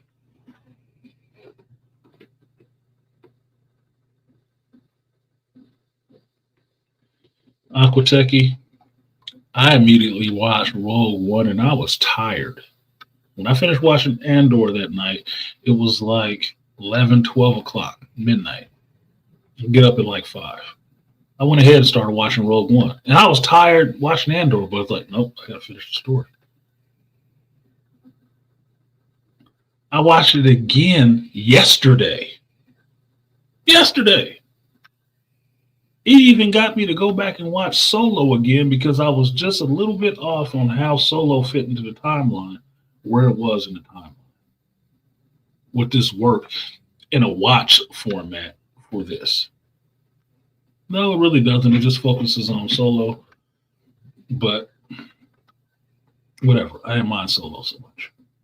But here's the thing. Watching Andor, watching Rogue One, and then watching Solo, you can see how bad Solo is. You really can. And isolation is okay by itself. It's just okay. It's a Solo movie, right? Not that big of a deal. If you watch it after watching something like Andor, you'll see these characters say way too goddamn much. This is shitty acting and shitty writing. That the characters are telling you everything about themselves and everything about other people. So the character they're talking to knows what their own backstory is. Like, holy fuck. Holy fuck. Like, one thing I caught was them having to name the speeder he was in. And I'm like, I never saw that in Andor. I don't know what class of ship Luthen Rail's Fundor was. I don't. But that motherfucker was cool. Cool as shit. And he never said, oh, the such and such, such and such. He never said that shit. He never told you explicitly what make and model his ship was. You just see it like, damn, that looks cool as fuck. No. Solo, they told you. It was a TRX 100. Like, oh, shut the fuck up. Really? Let me look it up. That's what Wikipedia is for, right? I can look it up and find out for myself. Sell a technical manual or something. What the fuck? Wasted dialogue. Anyway. For me, the watching order of this stuff would be, after watching Andor finale, I would recommend anybody watch episodes 1 through 3, Andor season 1 and 2, Rogue One, episodes 4, 5, and 6. That would be the watch order. And then Mando season 1 and 2 after that. Fuck Ahsoka. Fuck the sequel series. No. Just watch 1 through Mando season 2, and you're good. You're good. All the rest of that stuff is kind of crap. All of it. You could probably, if you really felt like it, you could sneak Solo in there. You could sneak Book of Boba Fett in there. But you don't need to. It'll take you out of it.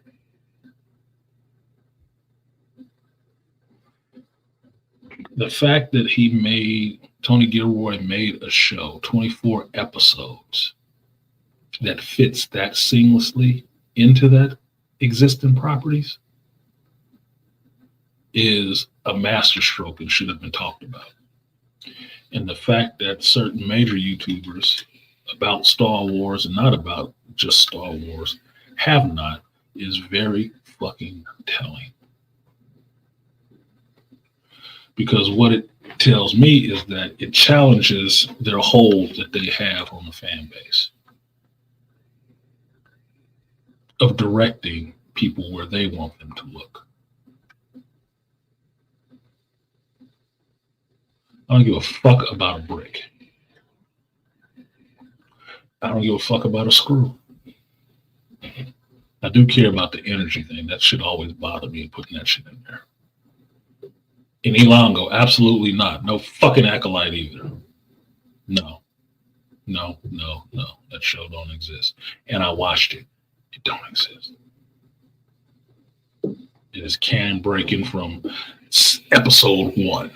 And I watched the whole fucking thing, every minute of it. I'm not better for it. The best thing I got out of that show was this. Power of one, the power of two, the power of many. The power of one, the power of two, the power of many.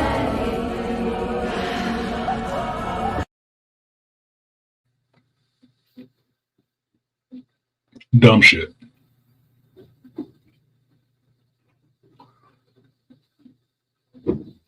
Tony Gilroy writing Andor made Leslie Hedlund look like a kid sitting at a small table writing a story with crayons in a kindergarten class.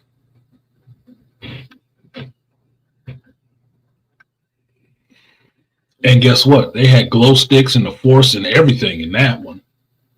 And it still sucked, which proves the point.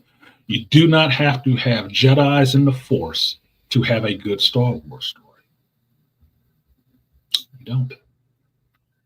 Because that show had all of that in it, and it sucked ass. Basically, what you need is good writing. Elevated, mature thinking. Not focus on your genitals. Giving her crayons is generous. You're right. She could have been playing in her own poop. If you saw the show, you'd understand poop was probably an accurate description of it.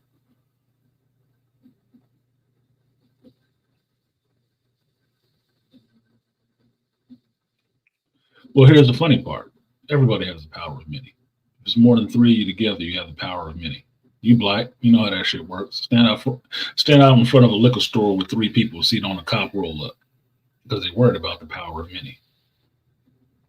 Y'all gonna try to rob the place. Fuck would I want to rob the liquor store for? I got a job. And I don't like having to run with my money. Fuckface.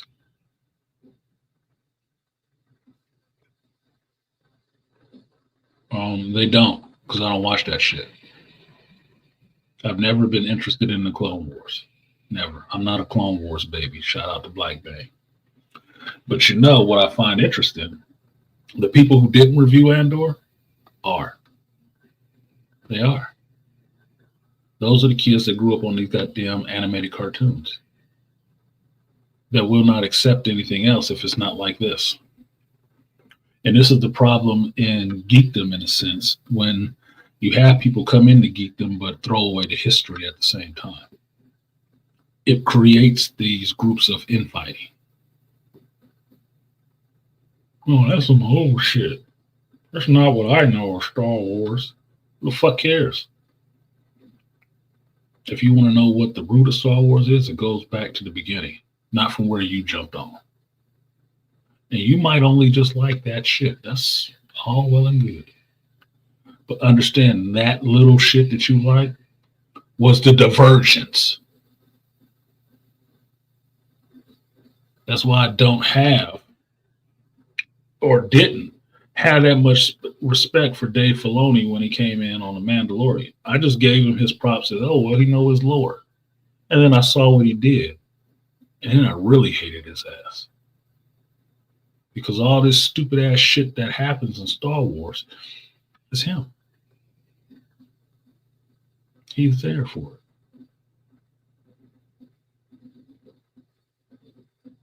You ain't heard me talk one word about Tales of the Underground, have you? You know why? Because they made that Bad Batch suck so badly, which I haven't gone back to finish watching. Yeah, CG animated all day. Animated mind thinking too. Some grown-ass man playing with his toys. And just trying to overly promote his character. Or characters at this point. Not for George, not for the Star Wars universe, for himself.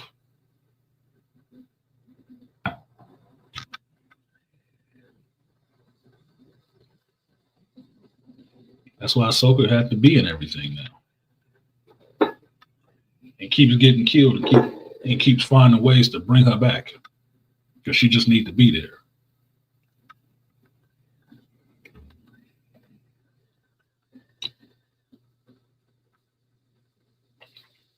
Yes, Ilongo. Yes. Exactly that.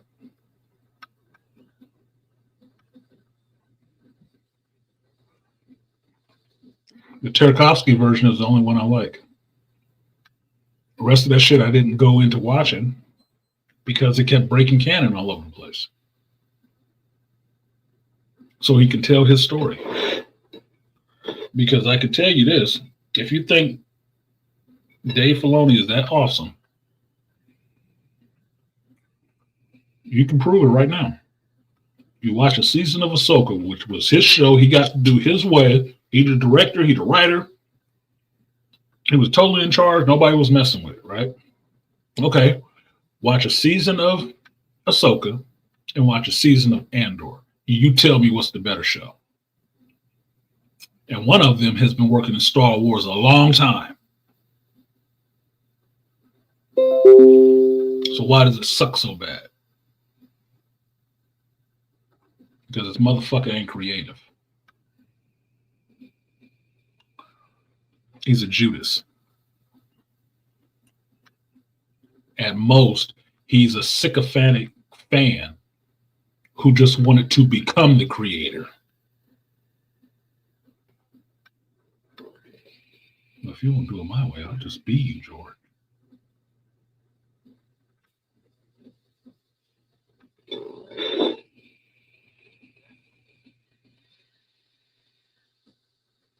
If he was that damn good, he would have made a show like Andor.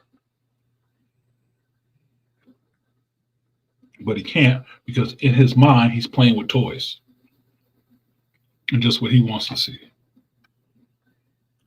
And that's why I don't work beyond a certain age range.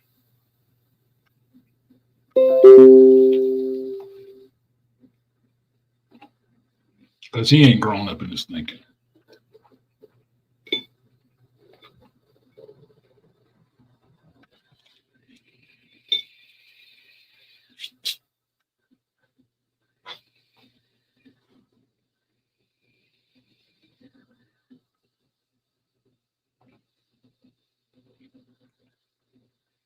I never understood the reliance on people hanging around in the Clone Wars forever. I never understood that.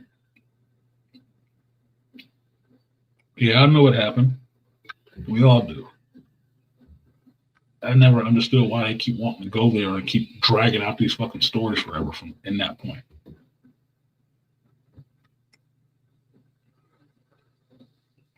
You know, if you read the novels and stuff, the Clone Wars happened. There were other wars that happened too. There were. And there's other better stories. Instead of stretching out this one era that's the only place y'all want to be at forever, constantly fucking up canon because you keep fucking around back there.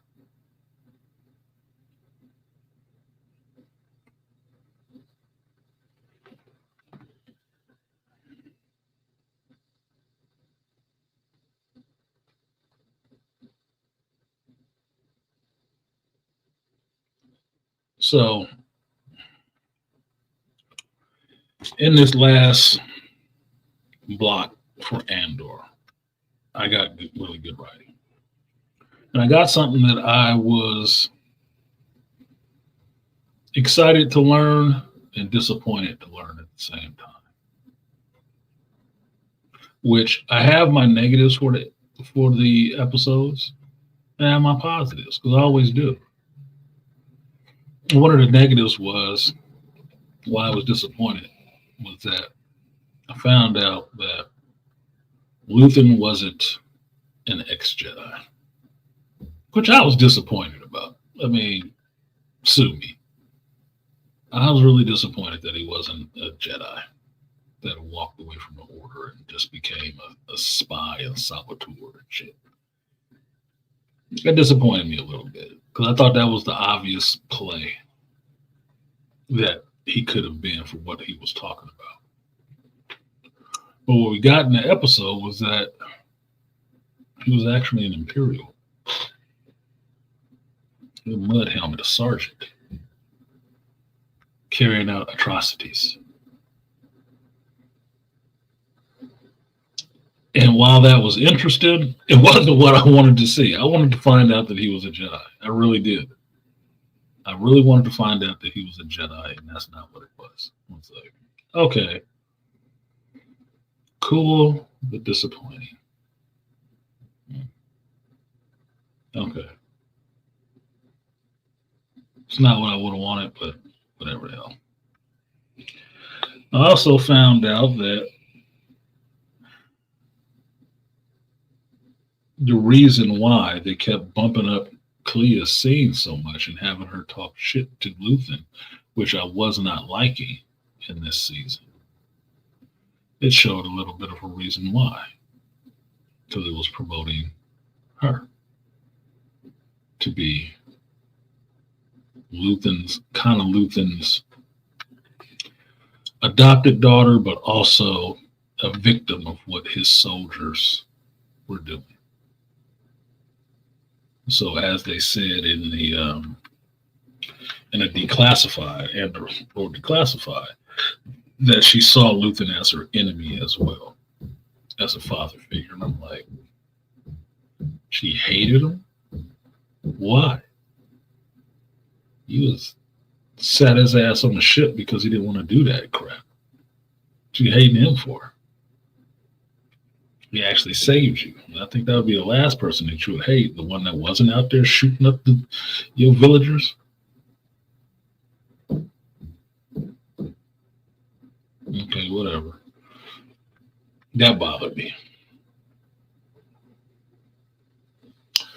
Aquatech, said he was feeling some kind of way about Clea and what she had to do. Yeah, that was the $1 million baby of it all. That's what I call it. It was the $1 million baby scene. Just reversed. So he's $1 million daddy. I need to unplug you and say my goodbyes. That was the only way the Rebel Alliance was, or the rebels were going to be safe. They didn't need to find out what was in Luthen's head, and that's the only way to get it out of there. Keep them from getting it.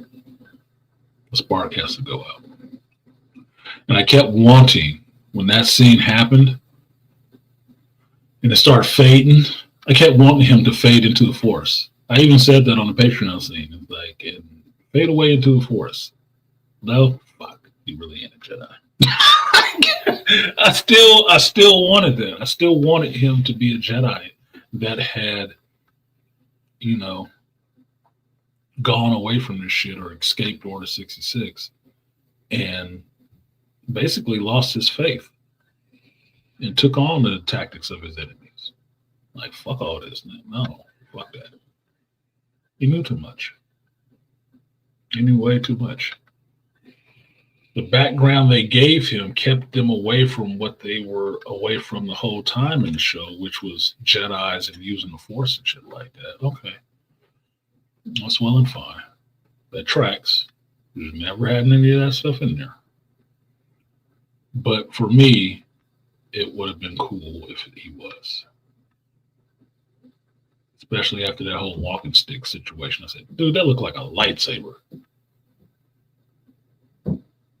And he gave Andor a kyber crystal.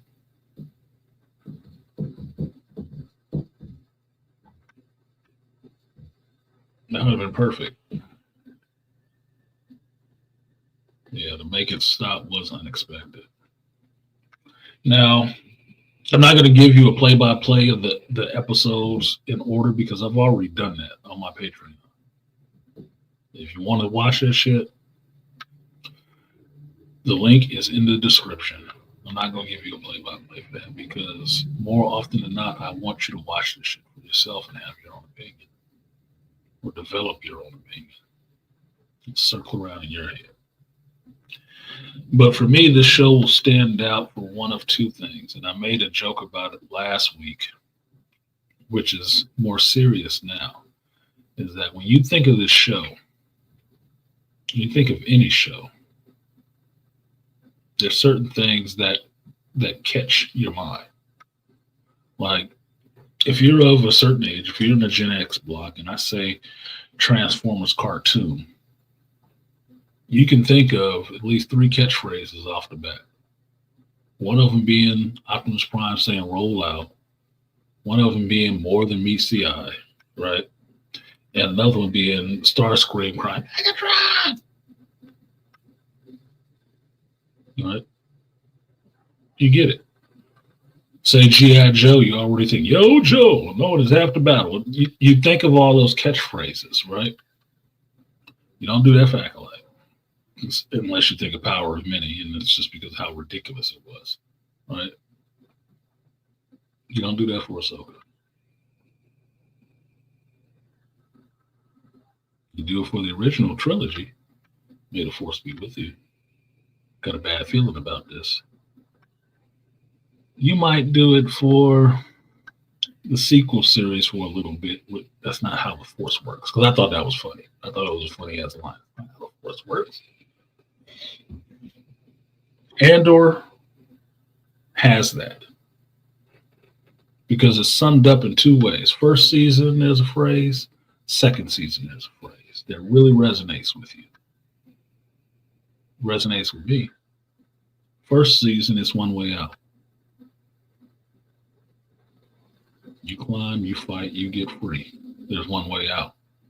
Or on program. See, Aquateki know it right here. There's somebody that's involved with the conversation. Yeah. But what was season 2? Aquateki? I want this shit on a shirt for real. A hoodie. I have friends everywhere. Yeah, that was a powerful statement. That's the code word for knowing you in the rebellion, baby. Yeah, friends everywhere. Oh, you one of us. On program, yeah. I have friends everywhere. And that on program shit came back in this season. Because when you get to what Deidre was going to have to be dealing with from now on, you're going to have to learn to get on program, bitch. Oh, shit. That was good. That was good. Now, because of that, those things have, to me, cultural resonance, which means something when you say it. It means something when you say it. It ties you to a scene when you say it. One way out is the prison break. Andor meeting Kino, Andor meeting Melshi, and getting out of Narkina 5, breaking out of prison, getting free of a prison he was wrongly imprisoned in. The reason why the show wasn't all happy and light, because he just got grabbed up and threw in prison because, hey, the Empire need workers. We're trying to build something.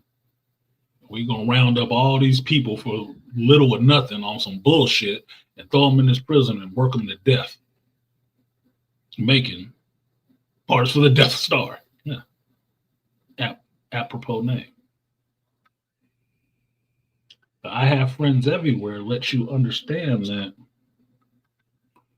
the spy work, the dirty work, the wet work that happened to bring all these factions together into the Rebel Alliance, what becomes the Rebel Alliance, is understanding that you have friends everywhere. That you were all connected in purpose.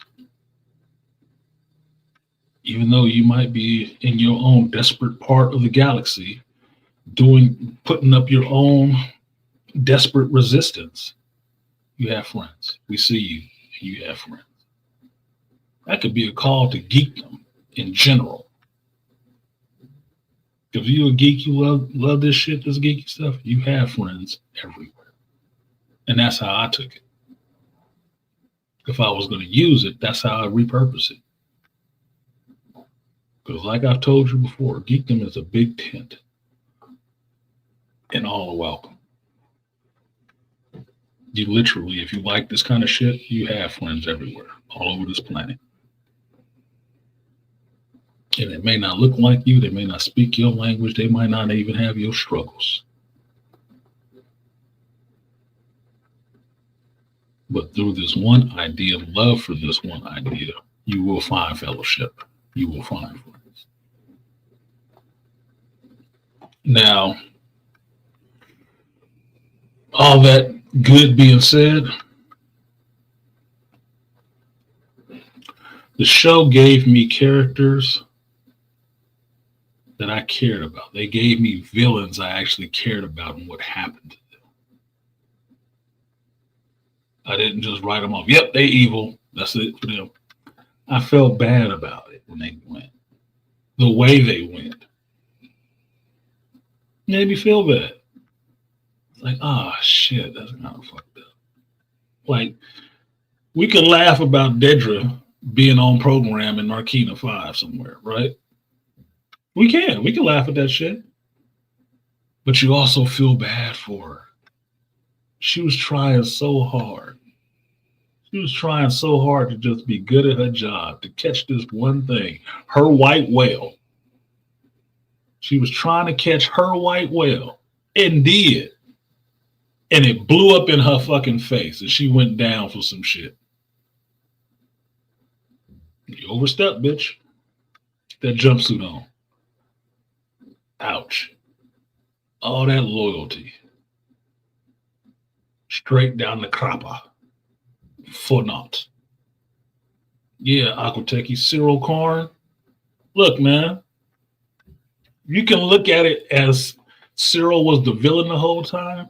I watched the video, they were pointing out Cyril wasn't a villain. I'm like, you know what? You're actually right. He wasn't a villain. Cyril was a cop. Investigating, trying to bring the person to justice who killed 2 other cops. He was just doing his job. He's weird, but weird don't make him wrong. He was chasing Andor for what Andor did. Andor killed 2 dudes. And Cyril didn't think that should just be swept under the rug and brushed off because the dudes was assholes. It's still wrong. And what did he get? Career ruined. Secondary career, meaningless. Bitched at by his mama. Uptight, kind of domineering girlfriend. Sent to a planet and used as a fucking stooge, a useful idiot, to bring about the destruction of a people that he actually kind of liked.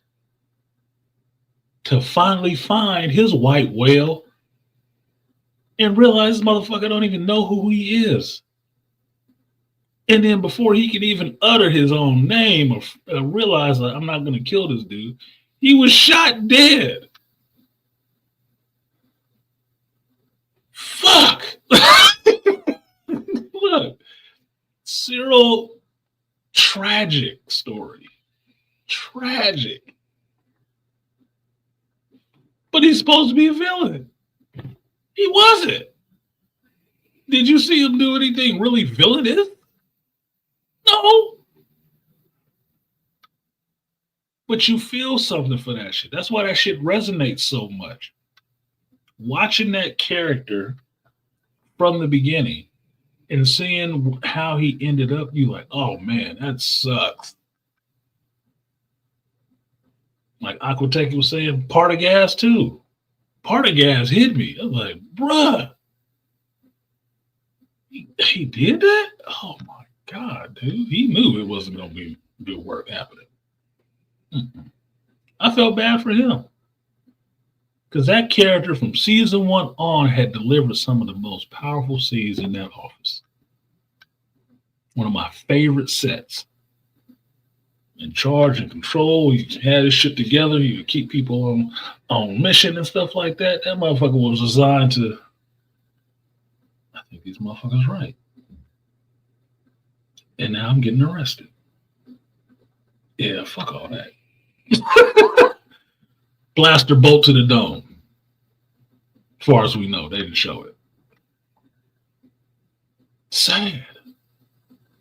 Lonnie Young, the spy, or not even a spy, the ISB mole for Luthen, who figured out about the Death Star being there and got those ideas or that information even in the direction of the rebels. That the whole series, all he was doing was trying to keep his wife and child safe. Dead. Left on a bench in the park. Bruh, it is. A lot of people got it, and you felt something for all of them because the characters were well written and developed. You don't get that in horror movies. You don't give a shit necessarily about anybody getting killed. You expect it. You might have expected it in Andor. You definitely expected it in Rogue One. Like, yeah, it don't matter. This story don't matter because all these people are going to die anyway, right? Yeah. But how they die, why they die, that matters. And that's why that movie is good. Because they made the characters matter to you.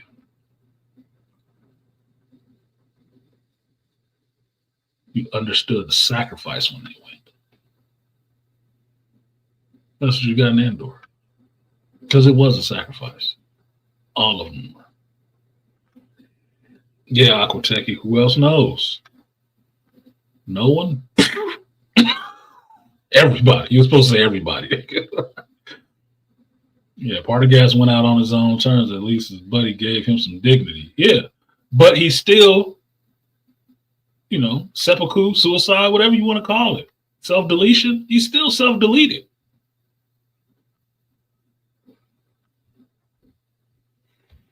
Still self-deleted. And that was the head of the ISB. It was not, they had a bad day. They had a bad fucking day. Because most of the supervisors in that room got killed. Oh, went to jail. Fucking hell, dude. That was a bad week. Talk about cuts. Holy shit, there were openings everywhere. Now, the flip side to all this death and the feeling of all these characters passing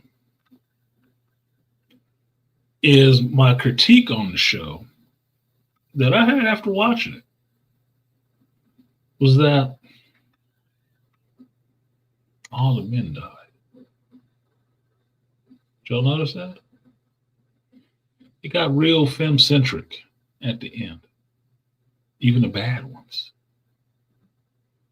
didn't really get the comeuppance I thought they should have got. Because make no mistake about it, while Dedra's imprisonment was funny and interesting? I think it would have been more interesting if Dedra got killed and Cyril went to jail. That would have been more interesting. Maybe he would have went to jail for killing Dedra and winded his ass in the same prison that he was trying to go put Andor in a sense, because he was chasing Andor. But I thought Dedra should have got killed, plain and simple. The reason being is that Dedra was there to point the finger and push the button on the massacre, the genocide of Gorman.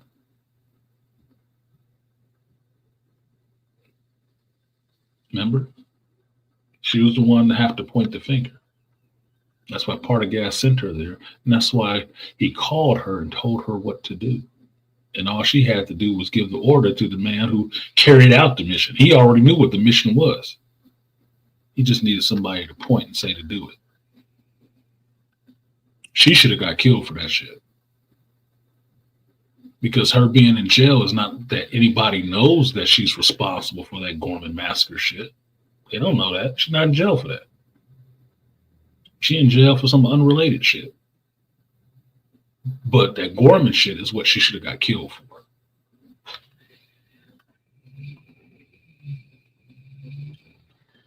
And Clea, in a sense, probably shouldn't have made it either. I liked the character. First season, I really liked the character because she was so interested to me. She was so interested. And the actress is cute too, so don't hurt. But she always looked like a younger version of a Princess Leia to me. Which, if they bring this actress back, I would accept her as a recast of Princess Leia. I would. She kind of got that Carrie Fisher look, them eyes and stuff like that. It worked for me. I wouldn't give a shit. All right. But Clea got her role expanded because of her work in the first season. So, no, she didn't die. Even though she was interesting, even though in the first season, you could tell this chick is a killer. She is a killer. The other characters act like she's a killer because they really leery around her.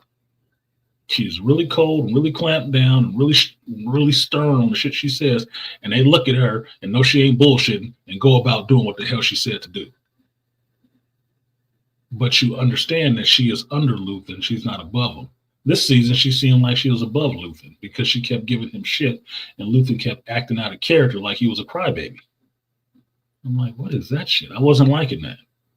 I was flirting with that Vanessa Fisk bullshit. She's actually the one in charge.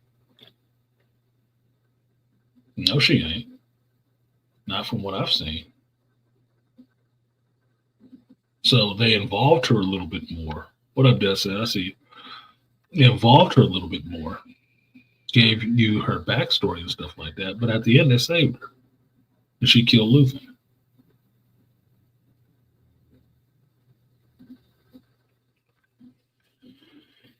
All the bad women survived, put it that way, except for Cinta. She was brown-skinned, so she gets to go. Because we know Cinta was a killer. Vale, in some senses, might be a killer too. She got to live. Clea, you saw her in these 3 episodes take people out with no remorse, quick, fast, and in a hurry. Quick and efficiently, no problems with it. She got to survive. Bix survived.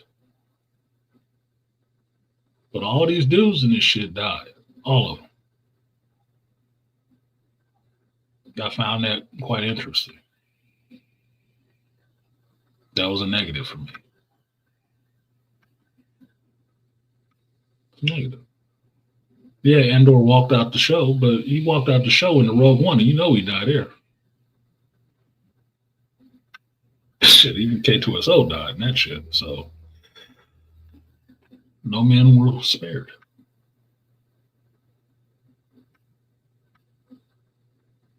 So if I had to point to a negative about the show, that was one of them.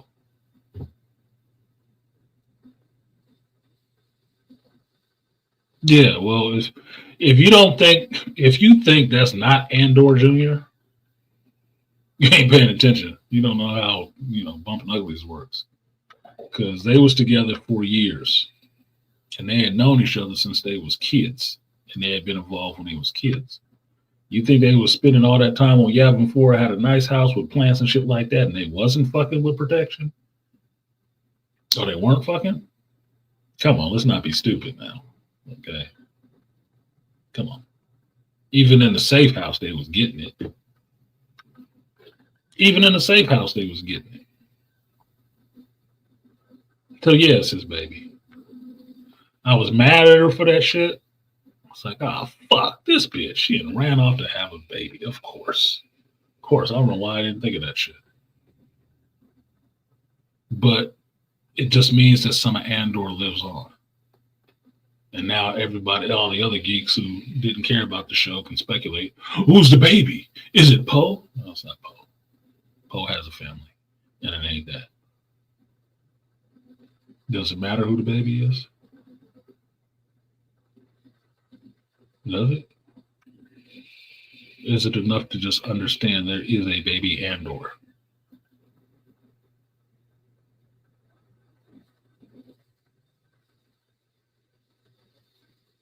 Some people said it could be Din Djarin. I guess. Maybe.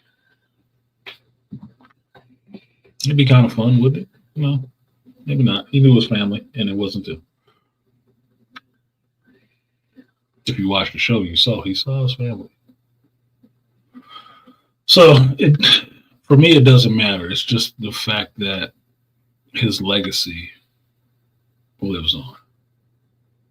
And it was heartbreaking that he would never see Bix again when he thought he had time to take care of that shit. You didn't, bro. Will of the Force. You didn't have no time to take care of that shit. And that made the show seem more like real life as opposed to kids' television. Because you realize in a kids' show, they would have seen each other and had those final words. You don't get that in real life. In real life, you don't take those opportunities to say the things you need to say, you fucking miss those opportunities. It's gone and they ain't coming back again. That's just what it is. You should have did it when you thought about it. The sadder part is Bix will probably never know that Andor is dead unless Vale goes to tell her and what he died doing. She might not know. She wasn't talking to him either. She was off raising his seed in a wheat field. Alone. That single mother message I didn't like. Ran away with his seed to raise a child by yourself and didn't even tell him?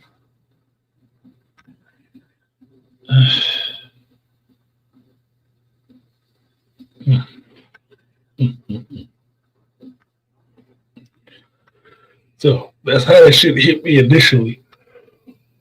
I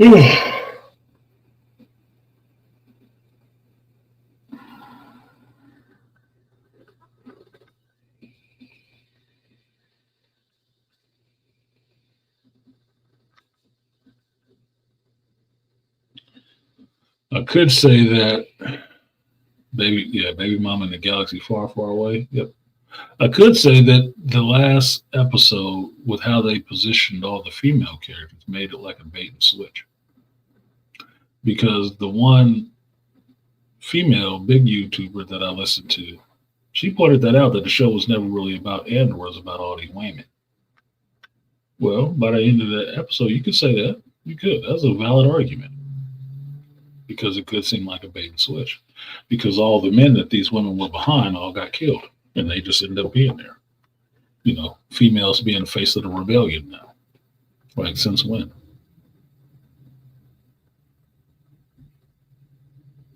Yeah, the freedom fighters, we're the ones who stand up. We do it when the men don't. It's like, that's that bullshit, right? Fuck you. No, it's not. Far from battle, the first ones for the accolades.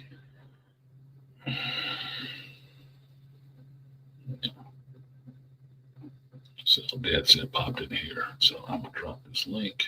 I think that's the wrong link. But I know he wanted to talk about this shit. No, about done. Like I said, I wasn't gonna give you a play-by-play of the episodes. I already did that on Patreon. If you want to watch it, do that. I still haven't found the time to actually cut any of those episodes into single reviews, even though I did a review for each episode. I have not had time to cut them down and put them up on YouTube as single interviews or single reviews, reactions. So if you look at it on Patreon, which I know some people do because they had to repeat this shit on their channels, you'll see my watch along comments and then my review of the episode right afterwards, along with the breaks and stuff like that. So there is the link. If you want to come up and talk about this a little bit, we can. This is where not writing the script hurts you, because there's a lot of salient points I was thinking about, but it only comes up in conversation, not when you're just sitting here thinking about it. What else will I say? I did have an answer to something I was hearing from a lot of other videos about why Bail Organa was such a dick in this one, which I thought Bail ended up being a dick too. And it's not because it was Benjamin Bratt. It's not because of that. That the reason Bail Organa comes off as a dick in this one is because you have to understand who Bail is more in line with. Because it never really doesn't really make sense why they're giving Andor so much shit and why they hated Luthen so much, right? When Luthen was responsible for bringing them all together, which I like people was checking them on that shit. The reason being was that, what up, that's it? What's up? That's good. Let me finish this point real quick. The reason being is that you have to understand that Bail was more in the Jedi camp. That's what Bail was representing, the Jedi's coming in to the rebellion. Because you remember at this time, Bail is raising Anakin's daughter. He's tight with Obi-Wan and some of these Jedi's who have, gone into hiding when they failed to take out the Emperor and Vader when the Republic was turned into the Empire, right? So Luthen's methods are not Jedi methods. That's why he doesn't like them, because Luthen will kill people. He will bomb, he will saboteur, he will carry out assassinations and shit. That's what Cinta did. Cinta was the assassin. Yeah, you can still Vail in there to talk to some people, or Mon Mothma to work with these senators, but if somebody had to be taken out, and you saw that little brown skinned bitch showing up, they dead. Sorry, there was no mistake in that. She was there for the wet work. That's who we sent to take care of stuff like that. Jedi's don't do shit like that. So they would have, anybody tied to them would have a distaste for people who operated like that. They're there to protect life. They ain't there to be just taking it. Luthen would take life. And that's why Bail was kind of at odds, I would think, with Luthen and with Andor, because Andor represented that, because Andor did some of that shit too. So that's why he had an issue. So he was seeming like more of a dick, and he's the one talking about may the force be with you, because he's more in the Jedi camp. That's it. So it made sense after I thought about it, but at first when I'm looking at these scenes, I said, man, shut the fuck up, Bail, bitch. You're getting on my goddamn nerves. This bitch shit. Oh no, he just disobeying orders again. I said, who put him in charge? When did you show up? You just showed up this year. Shut up, man. You got to hang out on Coruscant for another year. Mom was off dealing with these damn rebels. Face to face. He's just being a bitch to me. But in context, I was like, okay, that's right. He did have Leia. He got a hard line to Yoda and all of them. Yeah, okay. Fine. What up, Seth? Hey, what's up? What's good with you? So you saw a terrible show, huh? Actually, I liked it. Yeah, no, you did. I liked it. I have a different perspective on like all of the women Mhm. because I did notice that. But what it reminded me of was World War II when all the men went out to war, the Mhm. women were left to run an industry and become the employees. It did fit that replacement Yep. theory, and I was like, okay, I can feel that Mhm. because Yeah, that was the only reason I kind of rock with it. But I just made the observation while I was watching it that they killed off all the men. But like I was just saying, the men ended up on the front lines, and now you're the face of rebellion. Mhm. That's why, because all the men just got killed off because they was out there doing shit to push the rebellion. Actually, out there rebelling. You're not Yeah. there like that. And that's been consistent throughout Star Wars since A New Hope. So, that part didn't bother me so much, even though, I know that there's a feminist slant to it. Mhm. But when I'm starting to look at Star Wars more from the point of view of the Force anyway. And to me, it appears that no matter what humans do, there's going to be an imbalance that the Force has to correct. Yes. And that whole thing is just another one of those. Okay, you killed off all the men. Now you got all these women. Now I got to turn around and create more males. That's repopulate. Chance. Yep. It's just like Repopulate. yeah, it's like what I gotta sit here and keep unfucking what y'all fucked up. Now we understand why Luke was so popular. Yeah. Ooh, you destroyed the Death Star, huh? Shit. Can you make more of those? Yes. Yeah. But I like the way Luther went out though. I ain't gonna lie. Yeah, it was emotional, and it was Luthen, in a sense, tried to pull apart Partagas the same way Partagas did. He tried to take himself out. Yep. And the way he stabbed himself, I think it was that he punctured his lung so he couldn't talk. But having to have Clea come in and unhook him and stuff like that, that was deep. That was a moment. It was a moment. Yeah, because I did enjoy the montage between, about his past with Claire. Yes. I was like, okay, now I'm starting to understand this character a little bit more. Mm-hmm. Because I think that in that part, it showed that, yeah, he was tired of war. He knew what he had to do. He did it. He was sneaky about it. But he still had a little bit of reluctance. Yes.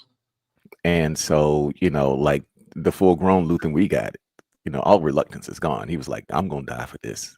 Yeah, this is just what it is. Yeah.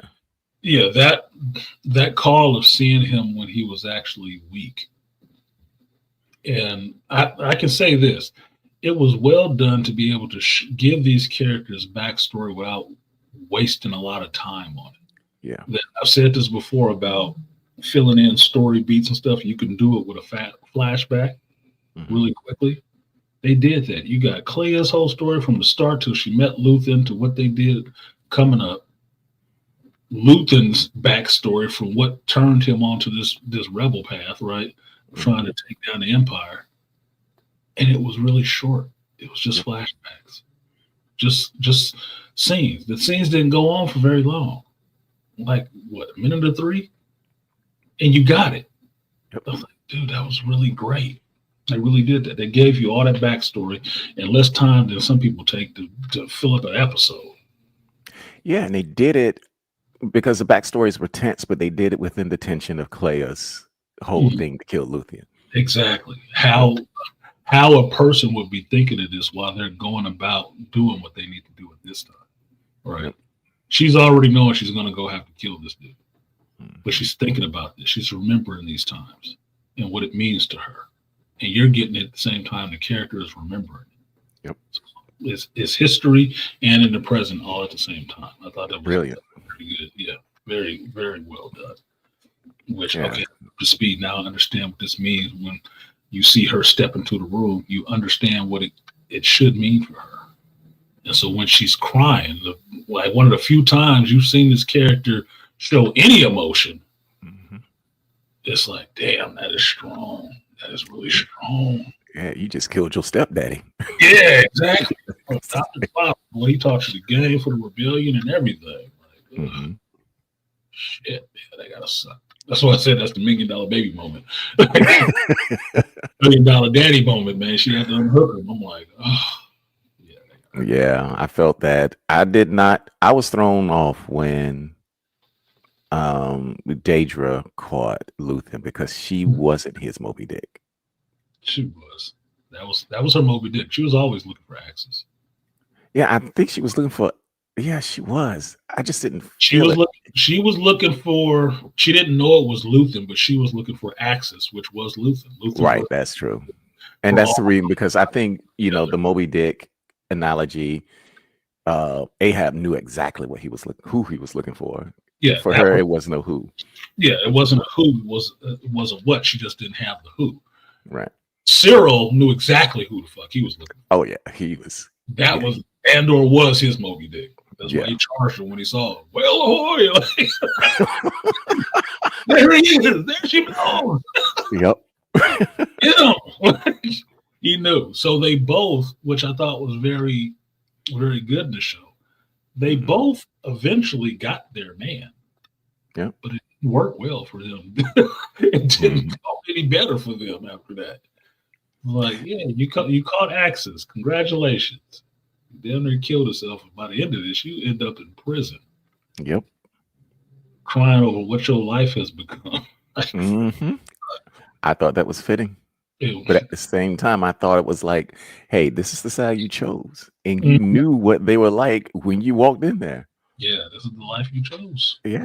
This is the So, shit you did. yeah. And that was, again, the force balancing itself out. You can want all these evil things, but you're going to pay for it.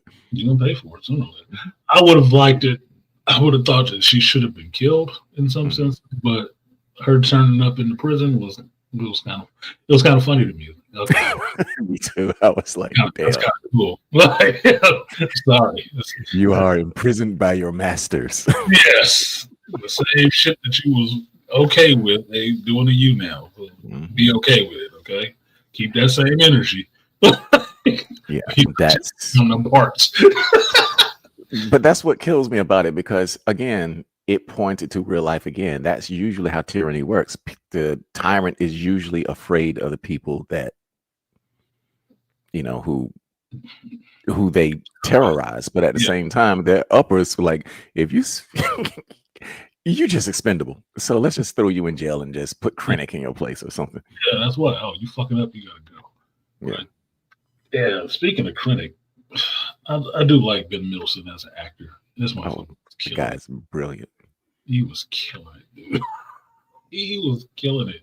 That scene when I watched it, I know everybody grabbed onto it, but that scene when he showed up at that detention center, that interrogation room, and he walked in there with her ass and said, "This is the same room she has Cyril in." Oh shit. Yeah. It went down, dude. And just to understand, if you don't understand what acting is, understand the words are on the page, the actions are not. Yep. Just understand that the words are on the page, the actions are not. And it's just words. It's how you enunciate and deliver, like a rapper with his lyrics and stuff. Mhm. Yeah, somebody else can read the same lyrics, but they don't present them and say them the same way. Right? That's what becomes original. All that shit that happens in that scene with him putting the finger on her head and all the rest of that shit, that's all him. Yep. That is him feeling the scene and what to do. Yeah, she got fingered. And her reaction is a real reaction. She was like, "Shut the fuck is he doing?" Because it's not on the page. It's not what's on the page. Yep. It's how they interpret that scene. Where he stressed the words, where he don't, how he leans in on them when he says certain things. These are all real reactions. That's what makes that shit so powerful. It's like, dude, just from the way they shot it was good enough. When he walked in on her, it's just the cape and she's sitting there just spooked. I'm like, yep, it's going down. Going the fuck down. Like, why am I here? Like, what in the hell, dude? That scene was gold. And I'm like, oh my God, dude. And you saw her breaking. He Yep. kind of broke her because her thing is with being touched. And as soon as I saw him touch her and she start freaking, I was like, shit, she probably having flashbacks of Cyril choking her ass. Mm-hmm. And then I forgot about season 1 finale where the mob had got her. Yep. Grabbed her ass up. Like she real good about standing up there, puffing her chest out, talking crazy, sneering at people with them dead ass eyes looking at her. Somebody touch her ass. She found her femininity again. Mm-hmm. he broke It's her. like the Empire's not coming to save you today. Yeah, there is no save. There is no force bubble around you, boy. He grabbed he let you know he could put hands on you. Her ass was crippled after that. Like, oh, she kept trying to, buck back and put her chest out, but he kept words was breaking her down. Well, he never swung on her one time. He was breaking her down with words and presence. And that scene was beautiful. I love it. Yeah, because that was one of the things that I noticed about Krennic. Because usually with the Imperials, they'll talk strong, they'll do this and that, but they usually had physical boundaries. He broke all of that shit. He broke all that shit. He was in our space. But the other thing about it was that what I loved about that scene, because I was sitting there wondering, like, is this motherfucker ad-libbing some of this shit too? Because it reminded me, remember in Lord of the Rings when Aragorn kicked the helmet and broke his toes, and then the yell that he did was genuine. Yeah, it was genuine. That was some of the vibes I was getting from that scene. I was like, and that's why I love watching behind the scenes stuff. Like it may seem boring to everybody else, all this production stuff. But when you get to see behind the scenes things like that, you watch that shit to find out what it was. Finding out that finger stuff was not necessarily on the script. That was from the actress in that scene talking about that scene. Yep. He did this thing with my head. It was like, he just did it. She didn't know that was happening. That was her fucking reaction. Like, oh shit, what the fuck is going on? Nigga touched me. She freaking out for real. So the character is kind of freaking out. Genuine reaction. So that means that grabbing of the face and shit like that, no, we'll carry on without you. That was her reaction. Right. Yeah, for the actresses too. I mean, for her as an actress, him touching her like that, and then the words, they must have hit with more impact. It's like, is he acting or what? Well, she knew he was acting, but it's just like my body's reacting. They can see the cameras there, right? They know it's acting, but you get into the scene of somebody talking in your presence, in your space, and then doing things and touching you, like, oh shit, you can't help but have a real reaction. You can't help it. Yeah, I think that was I think that their minds can act, but the body will do something naturally. And it's just like, wait a minute, this is out of yeah. The fact that good actors can bring that out is always been fascinating to me. Always fascinating. But even in the acting, it was shot really well because you don't even see his eyes when he first come into the scene. Nope. The camera is at one height. He comes down into the frame so you see his eyes. And he is just at her, dude. And it's really calm and it's really soft, which I said that really dangerous people are not really loud. Yeah. They're not. They're usually quiet. He's just talking to her. Until he get really pissed off and then he yelling at her. Like, oh, he screamed on her. Like, shook her up. Like, oh my God, that was perfect. But then you see, he gets out of this season, but you see, he wasn't long for this world after that moment either. Exactly. He got what he wanted and he died for it. Yeah, if you get on to Rogue One right after that, if you watch the season finale and watch Rogue One after that, you see what happens to Krennic, and you think how fucked up it is because the same way he was giving Data shit is the same way Tarkin was giving him shit. Exactly. You know what Tarkin did? Tarkin turned around and used his own weapon on us. Like, Tarkin, you a motherfucker, dude. You ain't shit, Tarkin. You ain't shit. And then he went groveling. He went groveling to Vader, and Vader choked him out. You still ain't that high up in the heart, motherfucker. Don't choke on your ambitions. Like, bruh, he got it worse. He got it worse. Put a finger on her head. Vader put the two fingers on his throat. Like, shut the fuck up, talking to me. Vader's the ultimate boundary breaker. It's like, I don't even got to come across the room. I just choke your ass. Choke your ass out. Oh, Yeah, no. down. Tarkin was breaking him down, Yep. and Tarkin blew him up, knowing he was there. Yep. Oh no, Director Krennic is all scared. Oh really? Fire up battery one. Yep. Like, that nigga did that shit on purpose. Mhm. Oh my god, you are no good. Tarkin don't care about people, man. Nope. If you watch 7, 8, 9, you know about Tarkin's massacre when he landed his ship on the Gormans. Tarkin don't care about people. He is a dude, Aquateki. Tarkin is an asshole. He is just that dude. The moths don't give a fuck. Mhm. That's what I love about the higher ups in the Empire, though. They're Sith without being Sith. Yes. I think that's why they get along so good with Sith. Like they seem to follow the line pretty easy because apparently they aims match up nicely. Mm-hmm. They can coexist. Because you saw Vader standing right on side of Tarkin. Tarkin knew who Vader was. He'd still give Vader smoke. Yep. He didn't give a fuck. I was like, dude, you know he forced choking and killing people. Yeah, whatever. Fuck. Okay. Wait, Yeah. let him go. Like he talking to him like he the emperor. Let him go. All right, Tarkin. I'll see you in the hallway though. Yeah. Yeah, that was in what? Episode 4. Mm-hmm. Yeah, so Krennic, as bad as he was, as scary as he was to these ISB people, dude, it was layers above him that didn't give a fuck about him. Was treating him the same way he was treating Vader. Mm-hmm. The same way. He was not long for this world if anybody else was. He was not long. Good job. You did a good job. And catch this beam for us. Yeah, that's what I liked about Tarkin, though. You know, he would give you your props, and then he'll take that shit right from you. Like, Take it right from you. Oh, that was a good job. Kill him. You're far too trusting. Like, God yeah, far too, damn it. you're far too trusting. You came here. You knew what I was when you came here. You were my commander. God damn it! I'm taking this shit. They're too far away to make an accurate. But no, Alderaan will do nicely.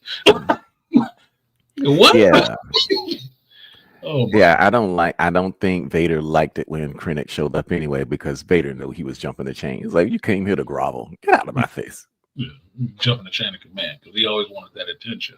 Yeah. And in that sense, if you know what happens to Krennic after Andor, it makes him seem like Cyril in a way, right? Exactly. Always wanting that attention, wanting that praise. This is how they function in this group, in this hierarchy of the Empire. They're always groveling for that attention.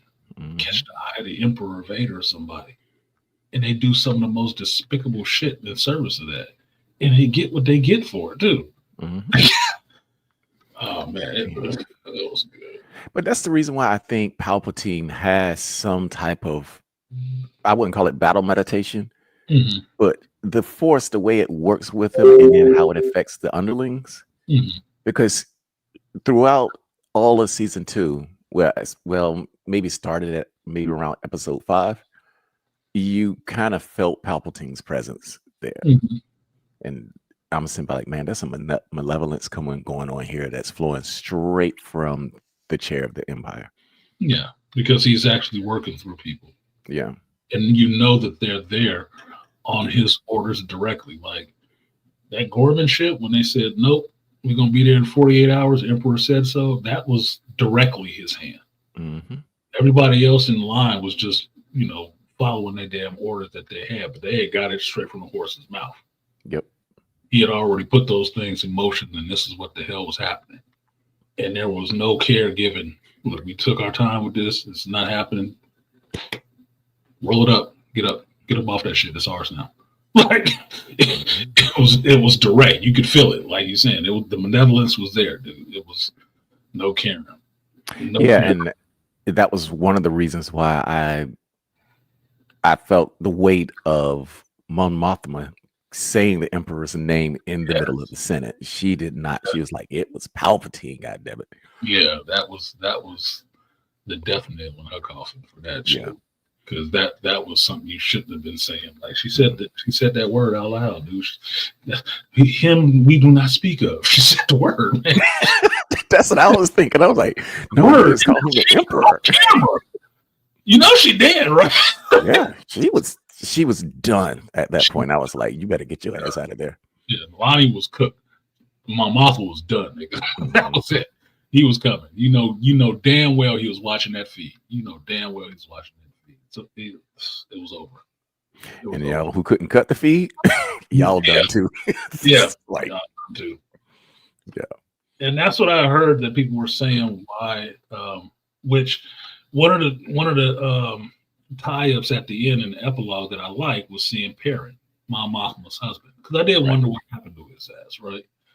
And seeing him with Davos's wife, I was like, okay, so they're together, but they're like, well, where's Davos? Well, one of the reviewers I was listening to said that it was in an interview that Davos was in a deleted scene to where he was the one who didn't cut the feed. He owned the station that was putting that feed out with Mon Mothma talking, and he didn't cut it.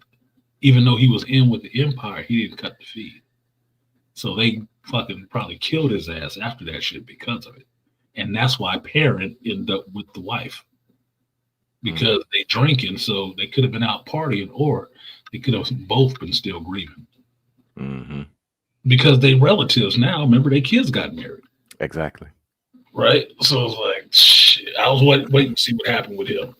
Like, where the hell is Perrin? Because she just got out of there and left him and her kid, right? Mine had to go.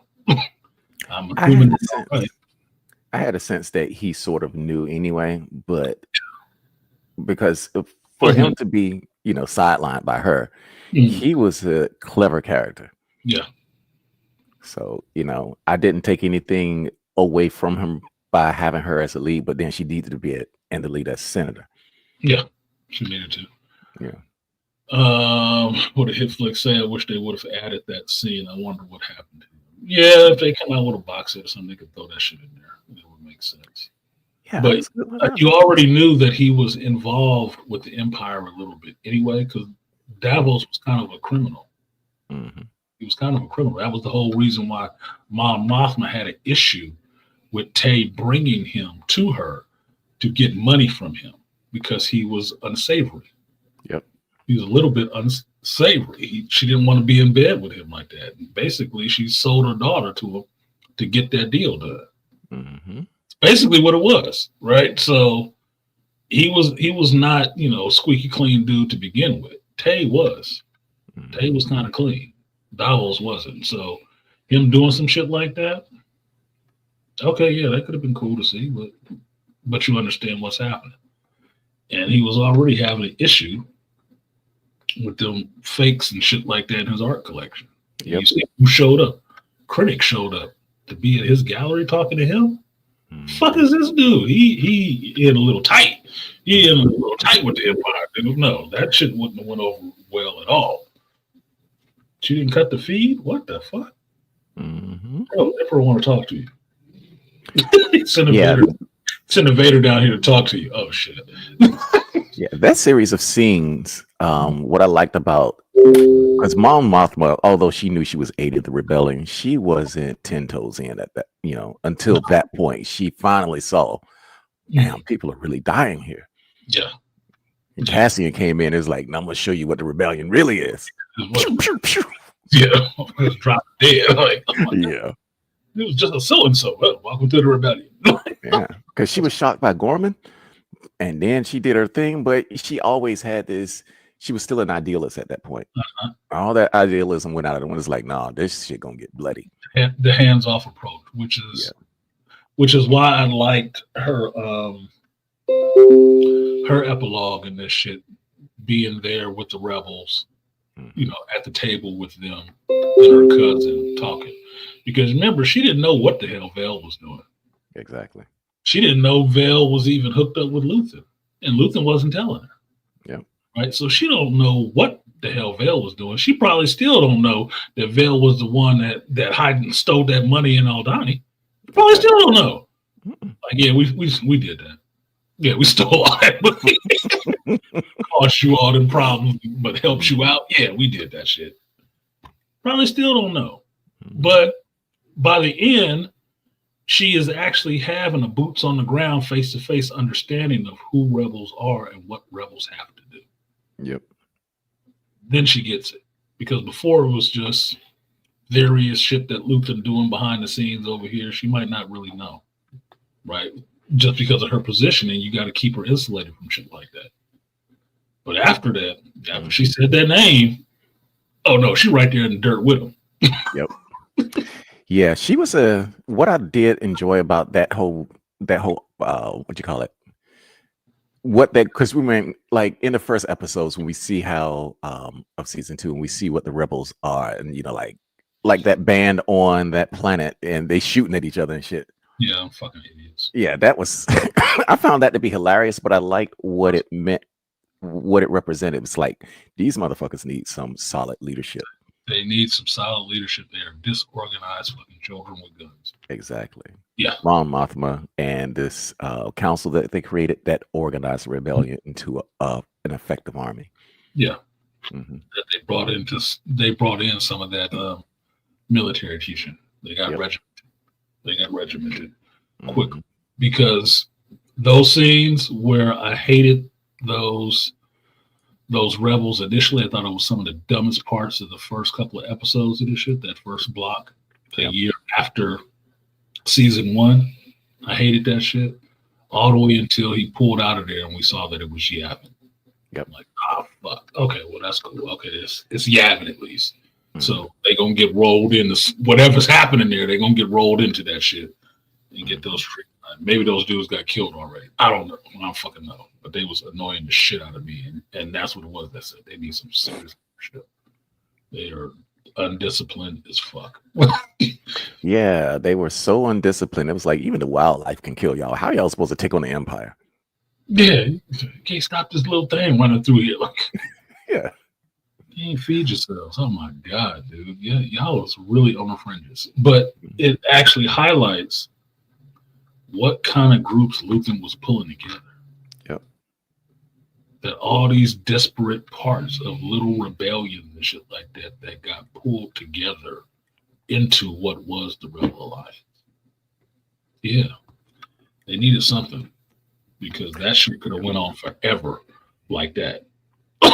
Yeah, and they wouldn't have done little sectioned off groups and shit like that. That's why Luthen had friends everywhere, because he knew all those groups. He was working with all those groups to pull them together. That's why Andor was there, trying to meet one of the people there. Like, holy shit. Yeah, that's that reminds me of a scene out of Lotus War. And this is when Parn went to, I forgot the name. I ain't watched Lotus War in years, but me either, but it's okay. Yeah, but they was it was the first attack by the I'm not gonna get into the names, but basically the wizard was talking to the captain. He said, these men, they don't seem like regular army. He's like, yeah, these are men who are a little bit too strong, a little bit too rowdy. And that made up their army. And I was saying, like, yeah, most armies start off as a group of men who are untamed. Yep. And somebody is strong enough to come in and organize them a little bit, give them some tasks to do that's within their talents. So it's like, okay, if you're a killer, then go over here and kill this dude. You're a thief, go over there and take some shit. Yeah. Let's get you to point this in the right direction. Yeah. So you don't kill us. And we can put you to work for something.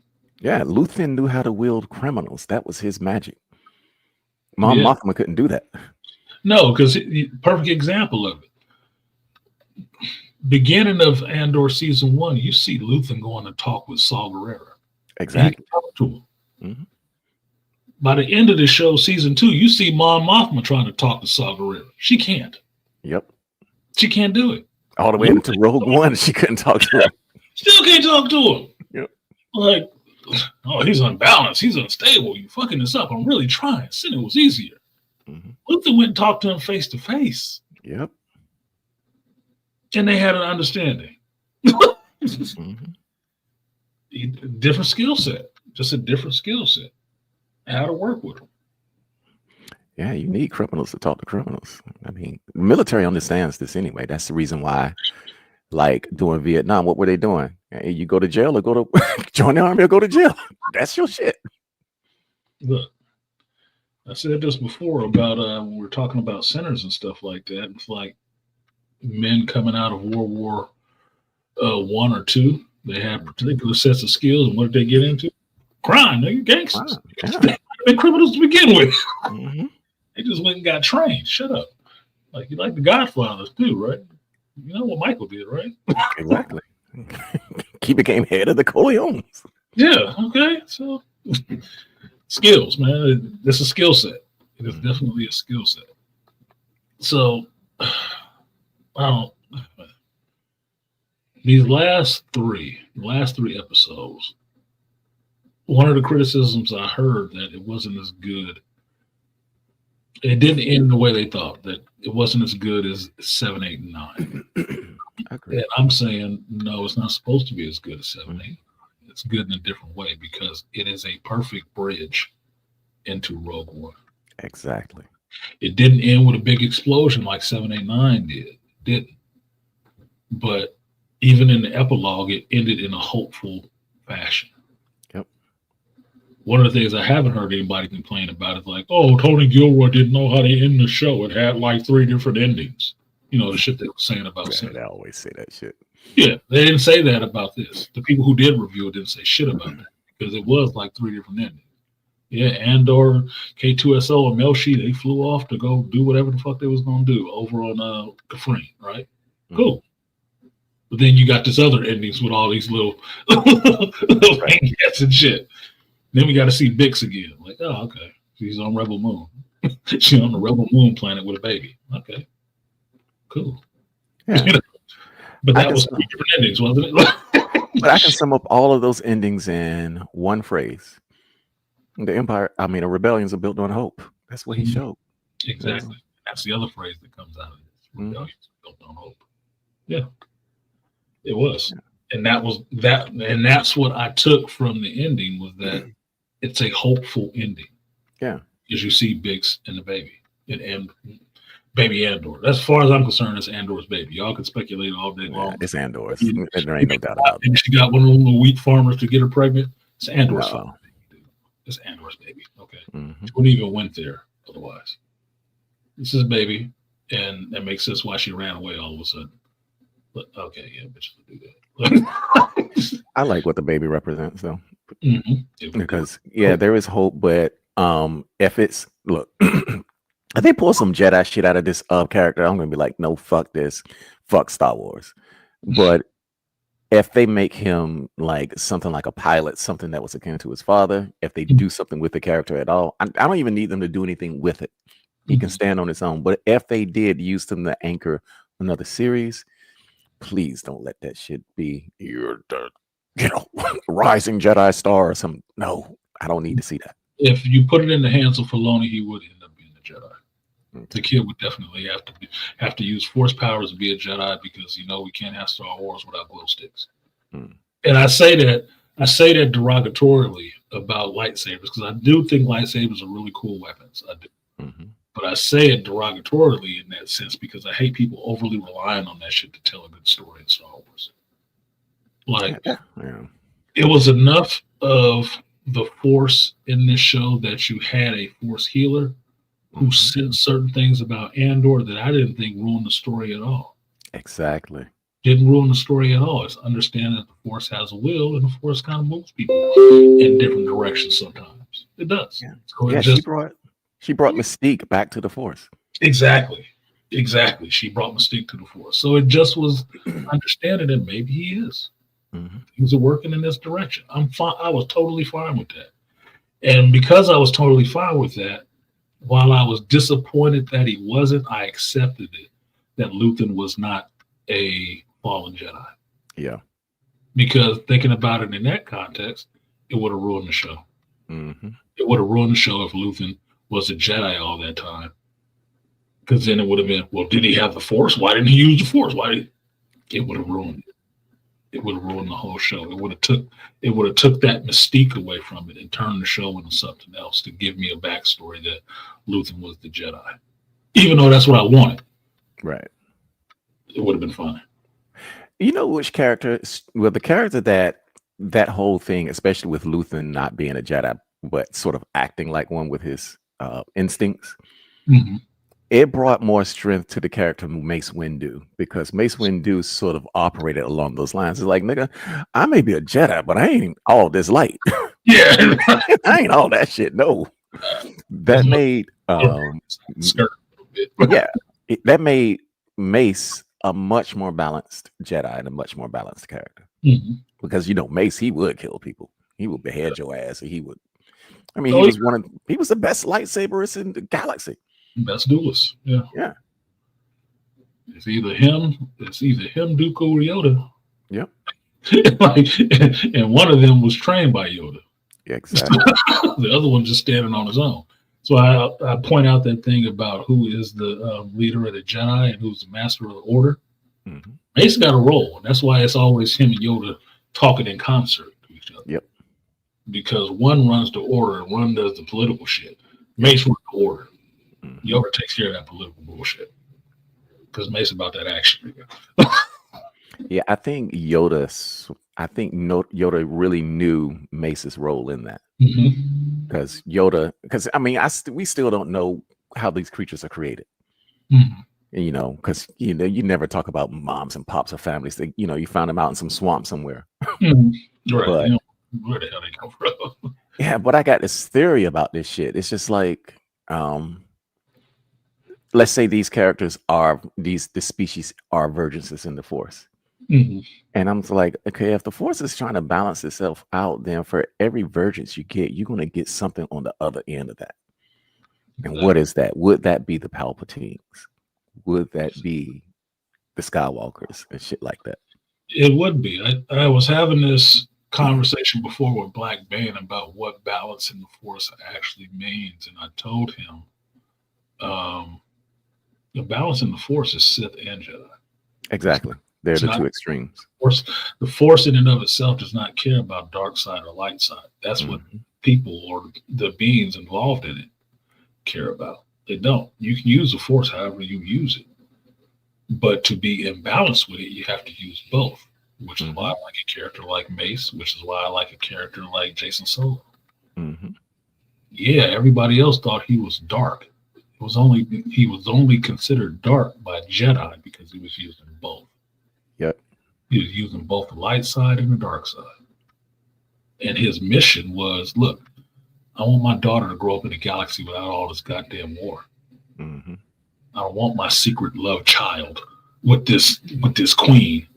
I don't want her growing up through all these galactic wars that I lost my younger brother to, my sister and myself who's been involved in forever. Fuck all this shit. Mm-hmm. Look, if somebody got to clamp it down, then it's going to be me. Fuck it. I'll do it. I'll take the burden on and clamp it down. If anybody was going to do that story, I'd give it to Tony Gilroy to tell that story. Right. That me shit too. would be awesome. That shit would be awesome. To just understand that what he was doing and how he was looked at and how everybody else is seeing him as the second coming of his grandfather. And he's like, dude, I just want peace. I just want this shit to be peaceful so I can raise my baby girl. My little alien child. He just raised my little alien baby in peace. And I have all these fucking wars every couple of years. Galactic spanning wars every few years. No, fuck all that. I'm sick of that shit. Make it stop. Yeah, it gets you into a lot of different philosophies because, again, it tracks with Frank Herbert. Also, be careful of charismatic men with a lot of power. Yep. All of that shit begins to. Yep. Yeah, it's just like, okay, you got this mofo over here he ain't even got Force powers, but he's got a lot of influence over the criminal element. Yep. Now you get into the Hutts. Now you get to Luthans. Now you get into, I'm like, all of this shit is taking place. Again, I can only view Star Wars now from the point of view of the Force. And now it's like, okay, I think I'm getting it now. Mm-hmm.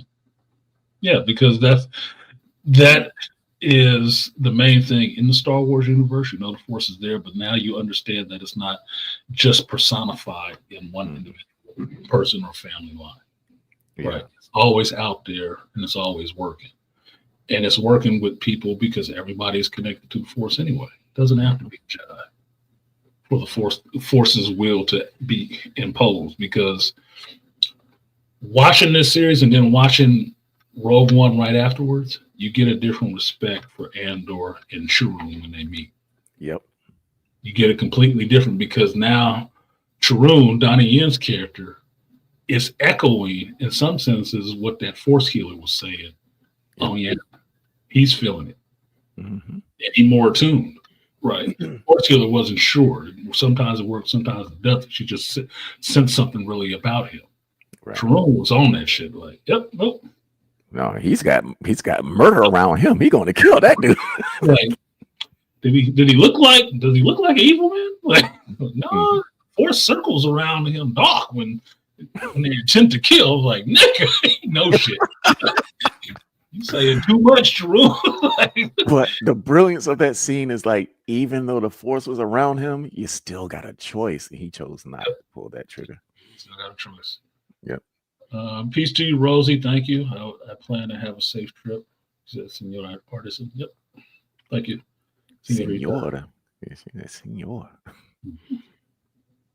Yeah, so that was really good. And person in the back, if you have not seen Andor, it's a waste of time to come up there because that's what we're talking about right now. Mm-hmm.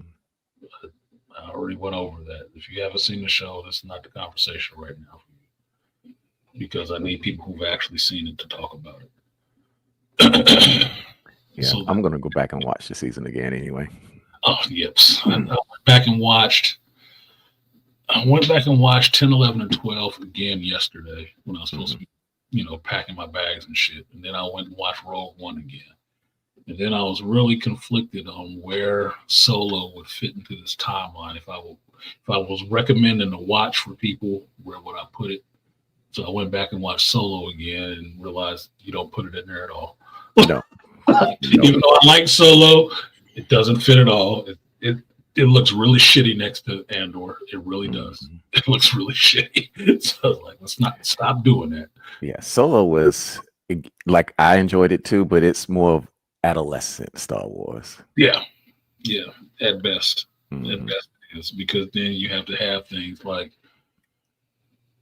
a scene I liked in the movie theater when I was watching it, but watching it again last night, it was like, fucking hell's eye rolling was Kira calling the head of Crimson Dawn, which is revealed to be Darth Maul.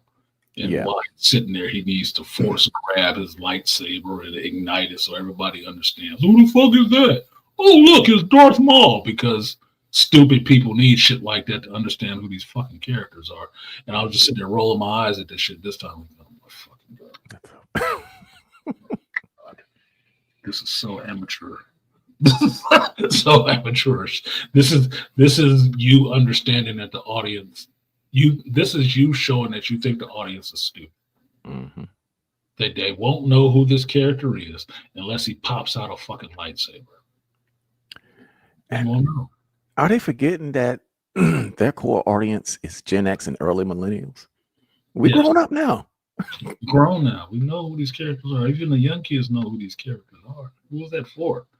It's a pointless action in the scene. It's a video call. Why the fuck does he need to see a lightsaber? Yeah. And even better, it's a video call where you show up mostly blue. How does a lightsaber show up red?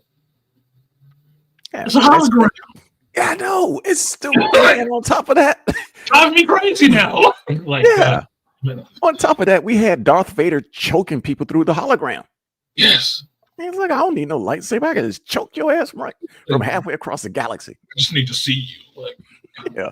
Damn it, dude. So yeah, that it's really, like, I gotta admit, at the end of this season, and especially after watching Rogue One, because I watched Rogue One again last night. Mm-hmm. It's hard for me to go back and watch Solo. Yeah, it is. It's hard. Like I said, when I've watched, I've been feeling this since Sinners. After I watch something really good, it is really hard to go back and watch something else that's bad or mediocre. It's tough. Like watching Sinners and then going back and watching the Thunderbolts made me not really like Thunderbolts. Mm-hmm. It might have been okay for, it might be the top of the heap of the shit that Marvel's produced so far, right? Mm-hmm. Not as shitty as all the rest of the stuff, but it don't make it good. Right. It don't make it great. Yeah, I saw it, so fucking what? I don't care. And now Andor with this show, the only thing I could relate it to would be Penguin, because Penguin was so good. Exactly. Another show that was very well acted, very well produced. Action story was all together. That's it. But watching Andor after watching Last of Us is trash, dude. I couldn't get past the first episode. I couldn't. Good. You didn't prolong your suffering. I'm still watching the shit. It's still dumb. I'm really just looking at it like, dude, this is making me super critical on this shit. This shit is stupid because it don't match anywhere in there. It's making this dude that's writing it, Neil Druckmann, whoever the fuck it was this week, look like a pervert. You're just a perv with no story to tell other than sex. You looking for cookies. I'm not even recording reviews for this shit this season. Not even. I'm just watching it. And it's like, whatever. Like, I know it comes on tonight. I ain't looking forward to the shit. I'd be looking more forward to watching season 2 of Andor all over again than I am to watch this one hour episode of Last of Us. Even though I know Joel is showing up. Oh, we're gonna get a flashback. And the first thing in my head is thinking, I wonder if it'll be done as good as it was in Andor. Probably not. Nope. Probably not. You're talking about season 2, right? Oh yeah. I sort of struggled through season 1. But season 2, yeah. Yeah, season 1 of Last of Us I liked because I didn't play the games or any of that shit. I liked it. It was interesting to me. Right? Cool. Season 2, not doing it for me. Especially after, Joel getting killed was spoiled for me. But even after watching that scene, I'm sick of fucking Ellie. She's always been the weakness for me. The thing that Malika said earlier in there about listing off all these things when I was talking about Riri Williams is exactly what it is with fucking Ellie. Aggressive, competitive, all the rest of that shit. I didn't need to see this little moonhead girl getting attitude with the male in there that just came and saved her ass. Her and her girlfriend now's ass, who's carrying his baby to try to have an out masculine off. Like, you lost. Yeah. You ain't masculine. You're the female. He's the male. He's twice your fucking size and everything. But you supposed to be tough. I can't with this shit, dude. I can't. It's not doing it for me at all. Yeah, that's what I call bullshit writing because I hate that trope. I hate that shit too. Yeah. It's just bothering the hell out of me. She's trying to compete with him in masculinity. She's not masculine. And she's also the size of a walnut.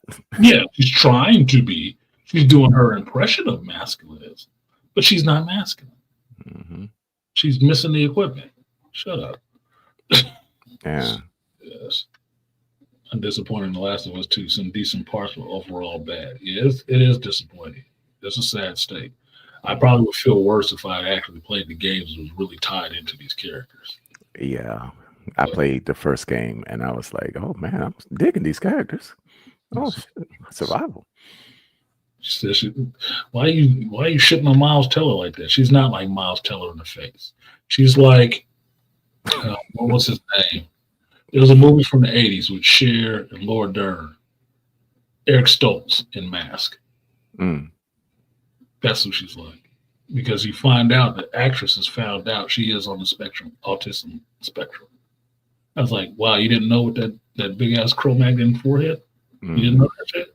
And little ass squishy face and eyes? Yeah. She is. So she reminds me. Good. It helps. Now she can adjust to life better. She reminds me of Dwight Schrute, really. That's what I think about when I saw her. I was like, oh yeah, that's Dwight Schrute. Moon face and all. Yeah, you ain't shit. I'm gonna be a dad. No, you're gonna be a step parent, you dumb bitch. You can't be a dad. You're non-binary, so you don't recognize male or female, which dad would be the male version of a parent. You're just going to be there. That's all you're going to be there. Certified rug muncher. That's it.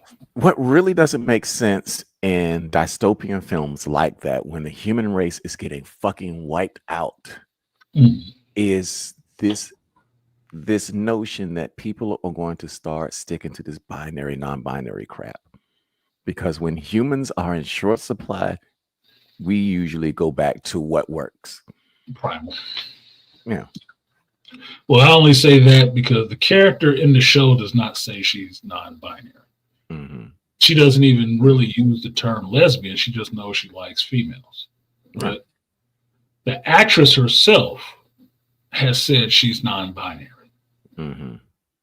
which is silly to me because it's like, why are you doing lesbian scenes? And how does that work if you're non-binary playing a lesbian? You might as well just call herself bi. Yeah, they cover.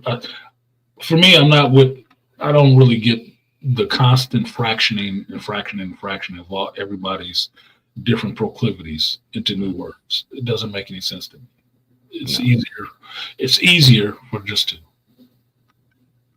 you either gay, straight, lesbian, bi.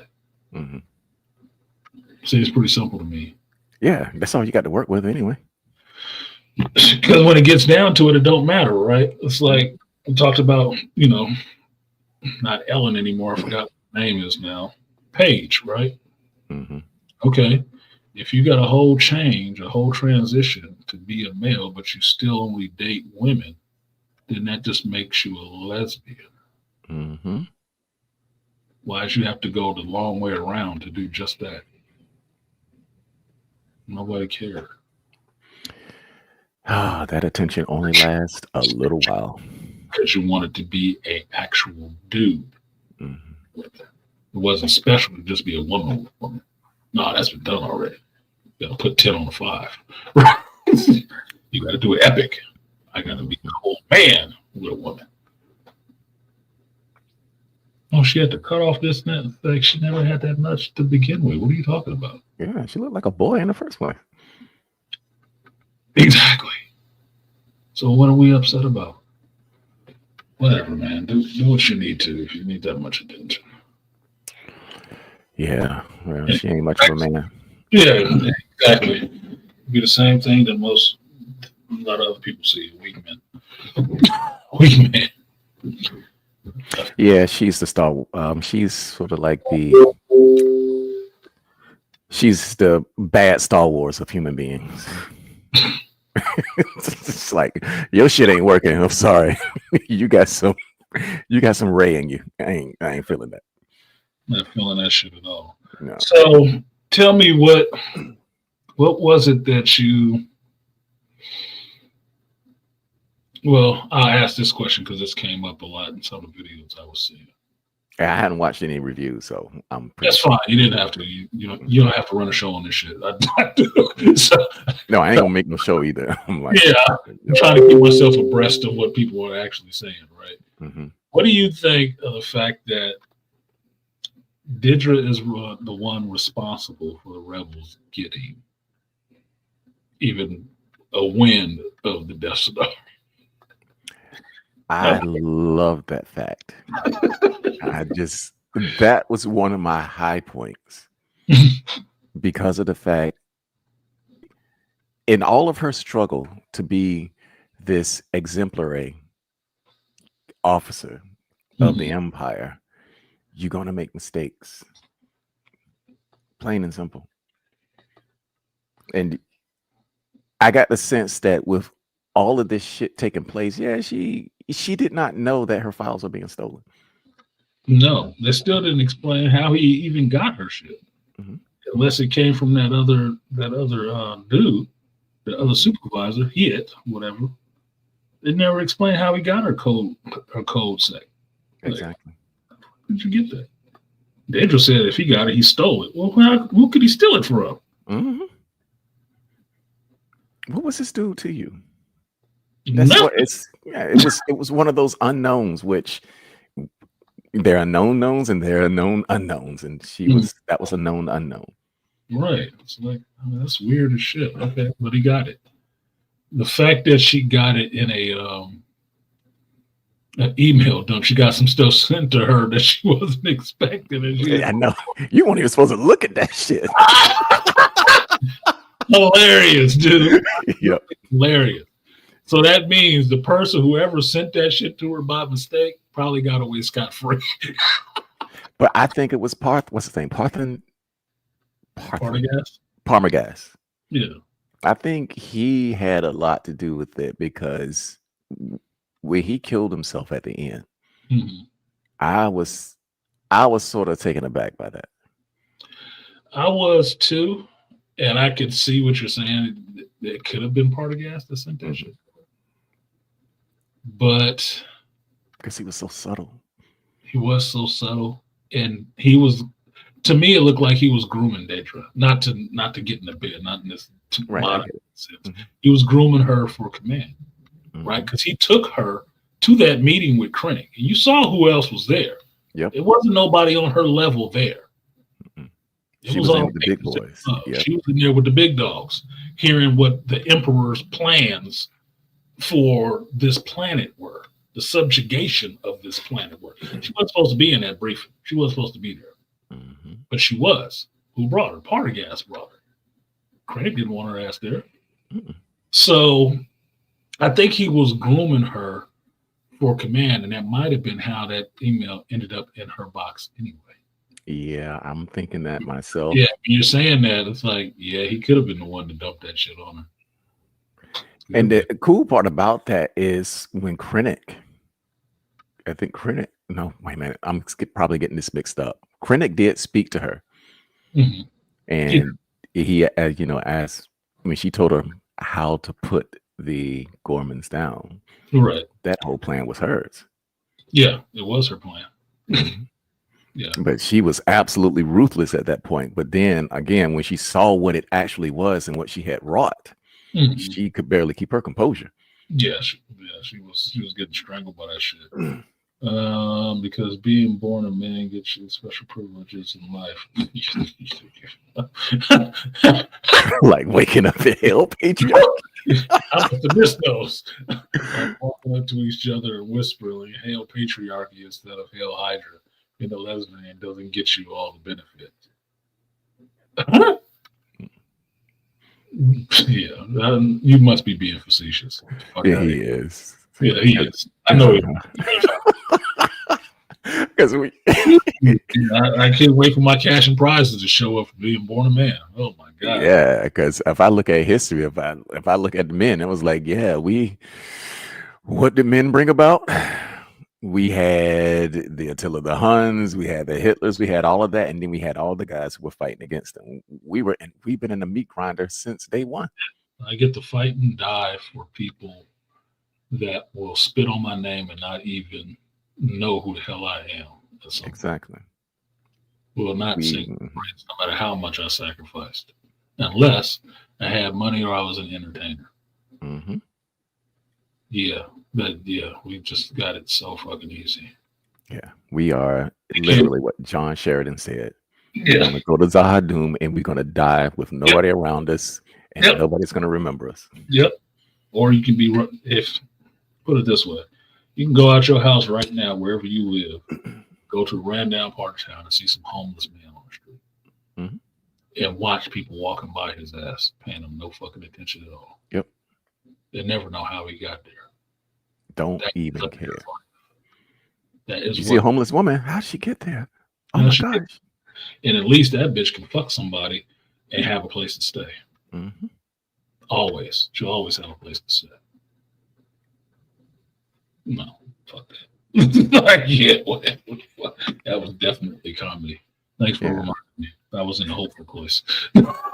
Yeah, but that's one of the lenses that like I said, when we were talking about, the women being left, again, it's just another one of those lenses that I'm looking at this from, from Andor. It's like the male is always going to die. Yeah. Because he's always going to be doing the most. Yep. He's always going to be out there having to do the most, see the most darkness, and shield others from that shit and deal with it himself. Because Make no mistake about it. The stuff that Andor saw affected him. Oh yeah. It's Yeah, he was not right in the head. he was not right. It seriously affected him because it's exemplified in one thing how much he's changed, right? Mhm. You get to this last episode, these last block of episodes, and you see what Luthen does to Lonnie. And everybody's all freaked out about that shit, right? And you understand how Andor had an issue with Luthen, where their fractures started, was around them Gormans and stuff, and not wanting to use their little alliance because they weren't any good. They were going to get killed, and Luthen didn't care. Right? It would be better if they did die because it sparked something in a rebellion. Then And it will burn brightly. it will burn very brightly. Yep. And Andor was horrified by that shit. Like, nigga, what? Oh, yes. Black pill is a motherfucker. Boy. It serves the goals. It serves the purpose. Right. He was not for that. Well, the thing that people are freaked out about was, Luthen shooting Lonnie. What did Andor do in the beginning of Rogue One? He shot his informant. Exactly. The dude that would only speak to Andor. He got there, noticed he was boxed in. Don't worry, it'll be okay. We'll get out of here. Bow. Like, You can't climb, but I can. So we just went back to episode 1, season 1. Mhm. Two cops. Andor has changed. He did that shit without thinking about it. He did it without thinking about it. He was crying over the Gormans, but he shot this dude who knew him flat out. Like, oh, you can't get away. You ain't gonna tell unless. There's some bigger shit going on than them you and me, bro. You gotta go. Oh, he burned very brightly for a hot second. Yep. Yeah, them blaster burns burn real bright. Burned, boy, woo! Be that warm and fuzzy for a hot second. Took his ass out of here and went on with his mission. Yep. He's changed. He's had to endure a lot. He's had to go through a lot and sacrifice a lot. Yeah, he gave Jen that verbal work too when they landed on Endo. Yeah. Man, she was in there acting all righteous. It's like, bitch, I've been in this shit since I was 6. Yeah. What are you talking about? Who are you talking to? And everybody was silent, even the Jedi. I mean, the Jedi Force sensitive. He's like, and even the Force sensitive wasn't saying shit. He could feel it. yeah, like, this motherfucker, he the real shit. Yeah, you might want to leave his ass alone. Yeah, man. I wouldn't keep pushing that button. Like, oh. What? I didn't take the shot. I had plenty of times to do it, and I didn't took it. Matter of fact. Exactly. Yeah, I could have killed your daddy, but I didn't. I had plenty of shots. I didn't. So now what? You mad? You still mad? You just want to redirect that shit at me. Anyway, you blew her ass off. Yeah. But the other part about it was almost as though it's like the Force had to have that guy die anyway. He died anyway. It's like, look, you're gonna die so you can fuel your daughter's dedication to this mission that I need y'all to pull off to take out this Death Star, because that shit is problematic. Yeah, that if anything you would say was the will of the Force. He had orders to kill that dude. Yep. He went up there with the intent to kill Galen Orso. He had him in his sights. He didn't take the shot. What happened now? Moments later, rebels show up, drop a bomb, kill his ass regardless. Like, nobody knew it was him. It didn't matter. He was dead regardless. So apparently, the will of the Force was Galen Orso needs to die today. Yep. That was it. It needs to happen today because we need to get to this next point. Like, yeah. It was happening. That had so much fog of war about it that it was just like, yo, the fog of war was the tension in that moment. I don't think it was, him holding back the trigger. It was because once you heard that the rebels were showing up to do the strike, I was like, this is definitely some fog of war shit. Yeah, they couldn't communicate with them because they were in there for their, approaching their strike. Like, oh, shit, it's gonna go badly.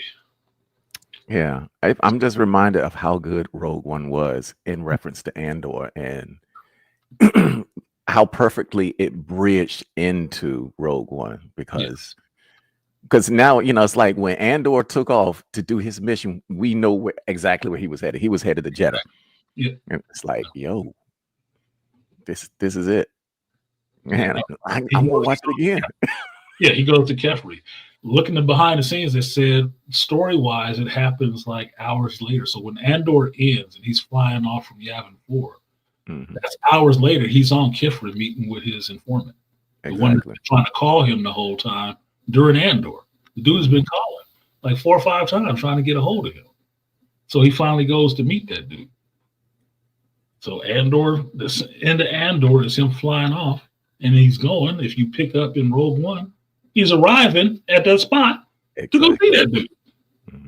Find out about this shit. That's why he has the reaction that he does about the dude talking about, oh, it's some engineer, Galen Erso, and he freaks the fuck out. Like, Galen Erso, you sure? Because he is just talking about this shit in the last episode. Yep. Like, it works perfectly. It is so seamless. You can't believe somebody wrote this shit over at Lucasfilms. Yeah, and the fact that they wrote it decades, nearly a decade later. Decade later, I think that is some attention to detail that you don't see. Because Acolyte is crowbarred in the camp. Oh my gosh! Don't even remind me. Oh, I mean, legit crowbar with a monster truck. Ahsoka, in some ways, is crowbarred in. Yeah, because what they did to Thrawn was unforgivable. Let's not talk about it. Not talking about it. It was made worse by reading through the Heir to the Empire books. It was made worse. I didn't like it in the show. After reading those books, this was not fucking Thrawn. This was not the Thrawn I was looking for at all. In no way, shape, or fashion. Why the fuck did you even do this? Look, man, I went back and tried to watch Ahsoka, and I just keep fast forwarding to the girl in the yellow pants. Yeah, like, just show me the girl with the yellow pants. Mary Elizabeth Winstead. Yeah, I had to tell my mother that. I was at my mother's house on Mother's Day, and she was watching. She was showing me a show with Ewan McGregor and Ewan McGregor's friend. I think it's Rod or something like that. And they ride these motorcycles all over the country, right? And I said, "Oh yeah, he's talking about his wife Mary." I said, "Oh yeah, that's Mary Elizabeth Winstead." And my mother was like, "Who the hell is that?" I said, "Oh, well, she's this character in Air Syndulla and Star Wars and stuff. You wouldn't know who she was because the only way we remember her is she's the one in a nice orange flight suit." Exactly. Because look, Air Syndulla can come back as long as she comes back in that flight suit. Yeah, baggy pants or something like that. I'm not gonna be interested. But she got to be in that flight suit. I need some back shots. I remember her in because I remember seeing. I would notice her by her ass anyway. You know, what was that? The one about the giant monsters, which she was in the cellar with John Goodman. Oh, I forget the number, but Cloverfield. Yeah. That's where I remember her from mostly. But I do know she was in also that Fantastic Creatures, I think. Fantastic Beast. Yeah. And I was like, oh, but she was wearing those jeans in that Cloverfield shit. And I was like, damn, she got some ass. Yeah. Cloverfield, then I remember her from Sky High was the first time I saw her. Oh, she was in Sky High? Yeah, she's the Royal Pain. And I was thinking, she is way too old to be playing a teenager. Yeah, I don't remember her from Sky. Well, Sky High was sort of one of them. Forgettable to me. Anyway. She had that little costume on. I was like, yeah, she got some thighs and shit on her. Yeah. Who was that? She one of those white girls that got shaken her bake. Yeah, she was in that shitty ass Birds of Prey movie too. Yeah, I remember her there. And I watched that once, and I was like, okay, old purple hair. She got to go. Yeah. Yeah, I watched it once too, and that was enough. Somebody keep asking me about Tales of Underworld, and I talked about that shit already. I'm not watching that shit, and I haven't watched it. What is Tales of Underworld? Exactly. Tales of Underworld is another Filoni ran animated cartoon about how they brought back what's her name? Asajj Ventress, because she's supposed to be dead too, but Dave brought her back. But so if you saw the Tales of the Jedi, Tales of the Empire, this is Tales of the Underworld, where it's just a bunch of little vignettes of animated stuff or CG animated stuff about characters in this world. No, I haven't watched it. I knew it's been out. I haven't been interested in watching it. And after watching Andor, I'm not sure if I will watch it. because I'm not interested in bad fucking writing. No. I can deal with like Oh, great! I watched the Cad Bane one. Great, another Dave Filoni fucking copycat character. Good, but yeah, this is really something I need to be rushing to watch. I told y'all before, I'm not on the Filoni train. I gave him a benefit of a doubt for a while. He has done some shit to me that I'm not interested in shit else he's doing. He is a Judas in the worst possible fucking way. It's so much so that not only is he betraying George Lucas, he's just trying to take what Lucas made for himself and put his face up there. Fuck him. I've said it many a times. I have not changed my mind. He is the worst type of dude. He has played the long con on all of y'all just to take Star Wars over and make it his so he can say he's creative. Ain't that what they say about Tony Gilroy? Tony Gilroy made a story in George's universe that didn't take away from any of George's characters. It didn't replace them. He didn't offer substitutes, none of that shit. Those characters are still there, and the ones that George created are still represented. Flushed out, represented, and that's it. Dave keeps wanting to give you his characters doing what George's characters already did and doing it better than them. That's all. Now you want to do the Thrawn trilogy by rewriting Timothy Zahn's bullshit. Timothy Zahn did a great job. Why does Dave need to try to? I'm just bringing back the extended universe. No, you're not. You're copy and pasting that shit and putting your characters in there. Children. This is what all he's doing.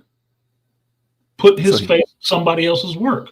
If you don't think so, I told y'all when I went off about this shit, watching that last season of Bad Batch, where all he's doing is putting his name in front of George's. Wow. I was insulted. I ain't made nothing in the Star Wars universe. I was insulted.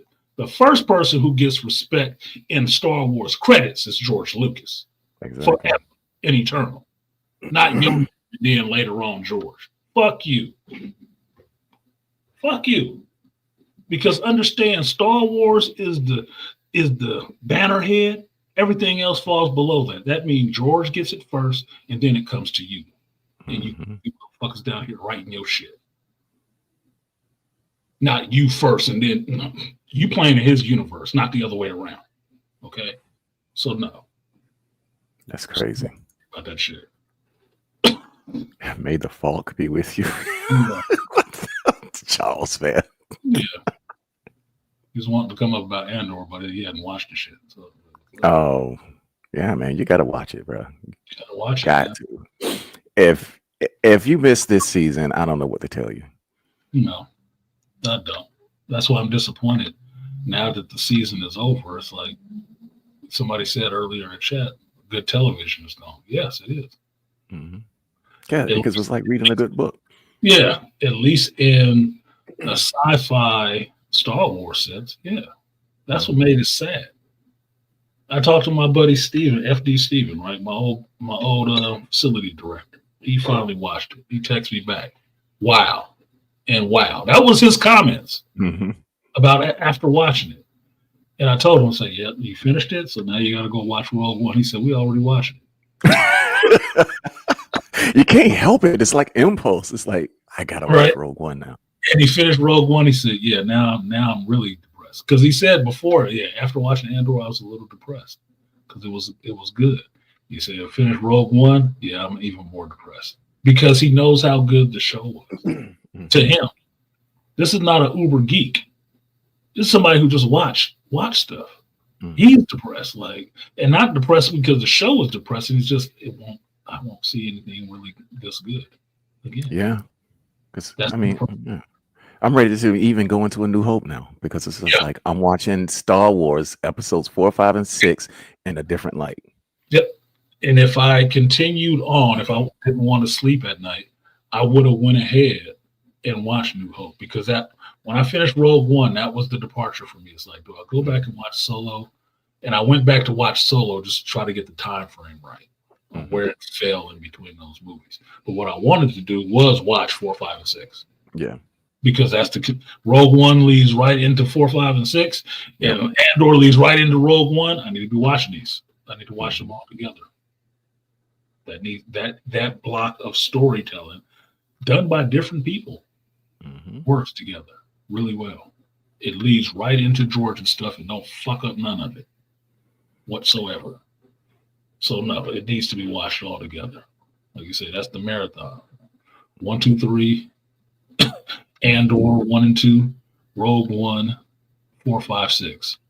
Yep. And then man, you can throw Mando on the end if you want. It's fine. Yeah. But I think what's 1 interesting. 1 and 2, fuck 3 season. What Mando 1 and 2. Right. No, I ain't fucking with 3. No.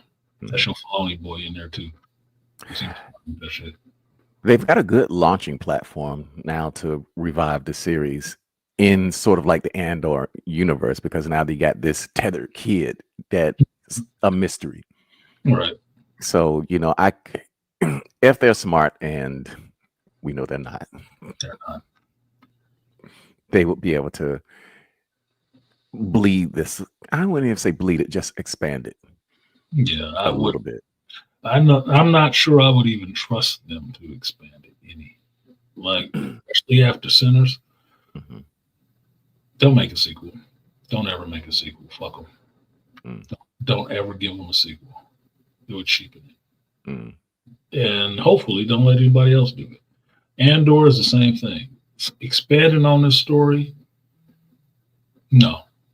Let it stand on its own for all time in that way. Because then I never have to see it ruined. I never have to see it ruined. I don't have to hear all the speculation of, even if Tony Gilroy came back to do another Andor. I don't want to hear all the speculation with everybody rooting for it to fucking fail in this culture. Right? Waiting to be the first one out there to say it's sucking again. So because you saw it after this season, you know, 3 episodes in, as tough as those were to get through, those first 3 episodes, some people punched out right after that. Right. But I never considered that really fans. It was tough for me too, but I kept going because I'm into the season. It's 12 episodes. Why am I stopping after 3? You were just looking for a reason not to watch this shit. It's not Star Wars because she said great. Well, she could have said something else, but it's not Star Wars because he said shit either. Right. But it happened. Moving on. You could have said, but it wouldn't have fit in the scene very well, would it? It sounds silly. I just thought that part was fitting, though. That attempt to assault her. Well, and that's how I phrased it. It's like, it wasn't a rape; it was assault. He attempted to rape her. That was the stated goal, but he assaulted her. Yeah, and they act like Twi'leks don't exist in this universe. Yeah, they're like the most assaulted. Yeah. Don't you know there's whole sex slavery? Like, what universe do you think this is? Bruh, calm down. Like, but no, motherfuckers all bent out of shape about that stuff. That's what made me hurry up and go watch those 3 episodes, those first 3 episodes. Because I hadn't watched it yet, but they were blowing up the fucking internet complaining about the shit. That was like, okay, so somebody get raped in this shit? Okay, let me see what the fuck this is. Number one is Bix. I mean, come on now. You see them thighs and them titties. Oh, yeah. I like her. I like that actress, dude. She's hot as shit to me. And I think she's still single, too. So you watch yourself, bitch. Have a cold, but you falling in the food chain. But I had to see what it was about. And then when I saw it, I was like, well, that's just assault. Yeah. She called it one thing, but it's just assault. You saw what happened. There was no sex. There was nothing like that. So she wasn't. It was an attempted, but it's majorly assault. And she killed that motherfucker. So he got what he deserved. So I'm fine with that. Moving on. Dark force all around this motherfucker. Yeah. What do you think he's gonna do? You thought he was taking something? She took something. Yeah. He left with nothing. Yeah, and it was, and even though we knew she was a combatant, that was a hard fought, contest. I mean, she had to fight hard to get that motherfucker off. Yeah, she had to, because he was coming. That motherfucker was horn, sex nuts, and retard strong. Like goddamn. But here's the thing. I've seen many a military or bad dirty cop movie or whatever has depicted that same scene. Yeah. Fucking Watchmen depicted that same scene. And Exactly. it down. And he succeeded because he was much stronger. Down. Yeah. She didn't win. Nope. Okay. So having it turn out this way, and she killed that motherfucker. Okay. I don't have a problem with this. It happened. Yeah, it's what happens when you get, again, immoral men with too much power. Yes. That's what I was saying. Abuse of power. Mhm. In some backwater places where they think you slow. Yep. Well, I mean, that's what basically the West did to damn near every place on the planet. Hey, yo, women looking kind of good over there. Y'all can get this work. We gonna ask for it? Shit. No, we're taking it. Why is it so hard to find a native Hawaiian that's not mixed with 5 different things? Exactly. That's Same with the Chamarians. Same with any island country around this world. Okay. So Ask Australian Aborigines. yeah. Ask the Aborigines, they'll tell you a story. Like this shit happens, okay? I'm not saying it's okay. I'm not saying I condone it. I don't condone it, but I understand that it happens. You're a realist. We know what human beings are. Yeah, we know what human beings are, and that's what I try to deal with. So, yeah. But that scene made me think about things. I had a 3rd season? When? Where? Never happened. Don't worry about it. No, there's only 2 seasons of that shit.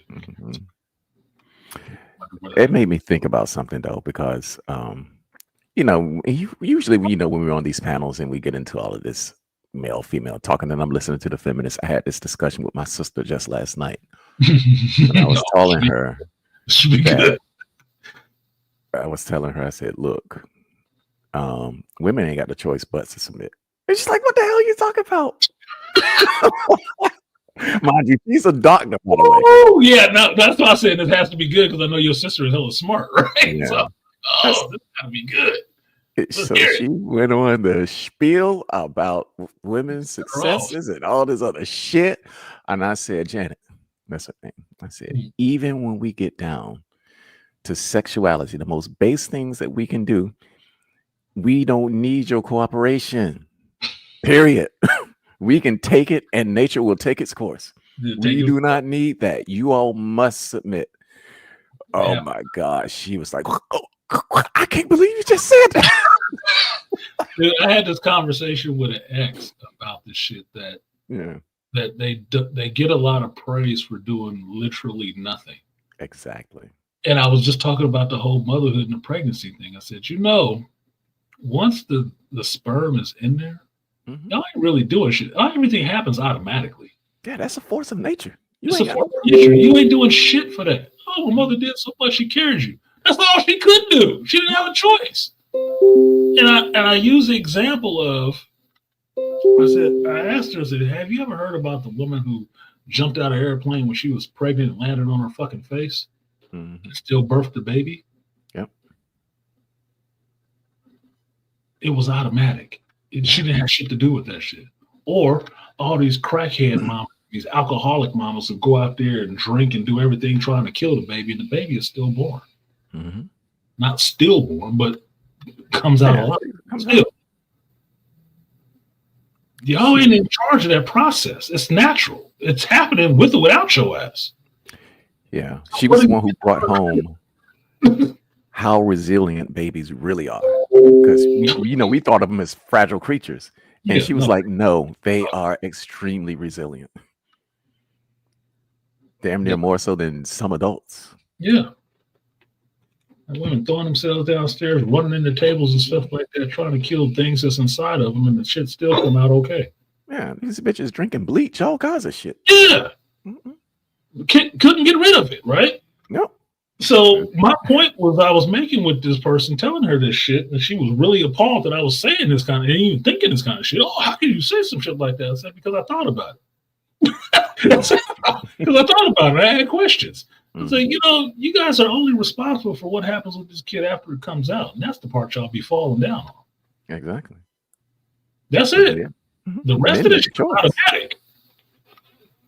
It's automatic. It's gonna happen anyway.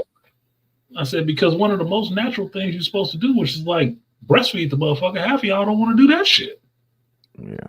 and your body does it naturally. Mhm. There ain't no reason for a child to be hungry if you're nourished. Never. Mm-mm. If your ass eating every day, it's supposed to be eating. Oh, it's such a hardship. That's what they're there for. Calm down. Yeah. I Damn. mean, really. Yeah. So yeah, I know your sister blew a fucking fuse. But she had to capitulate too. She was like, because you could hear it in her indignance, like, why would you say something like that? It's like, because it's true. The thing about it is the mess that y'all complain about, men don't have the desire to do. Most of us don't. It ain't even in our natures to do it. No. But if it got down to it, like when you get men who are too strong, which the men that you all are lambasting are keeping at bay, yeah, they will come and take that ish and then walk away and do it to the next person and then not think anything of it. Yeah. Yeah. So that's like you pointed it out. I just try to think about humans and natural human behavior, just how humans behave in general. Mm-hmm. And some of the shit you don't have any control over. So I don't understand why a lot of praise is given to you for that. Yeah, but that's what I was thinking about with that big scene, because it was like she fought him off. That means that made her extraordinary to me. It did. She could fight him off. It made her very extraordinary, and not just in the sense that she fought him off. She killed that motherfucker. Yeah, she killed him She and didn't think anything of it. She paid the price for that shit. Yep. And the other scene that made her seem stronger is when she got the opportunity to go after Dr. Goss. She went and made motherfucker the same work he gave her, mm-hmm. and left him to his fate. Like, bro. Mm-hmm. And how that bound her to Cassian in such a way that it was like, okay, you've been my partner in crime all my life, but now you really my partner in crime. We did some missions, but fuck that Imperial that I was worried about you killing earlier and taking drugs from. Oh no, this motherfucker, yeah, he gotta go. You gonna do this, baby? Yep, I got him.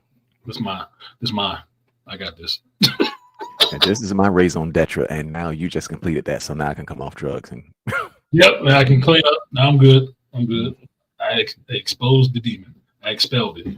This house is clean. The poltergeist.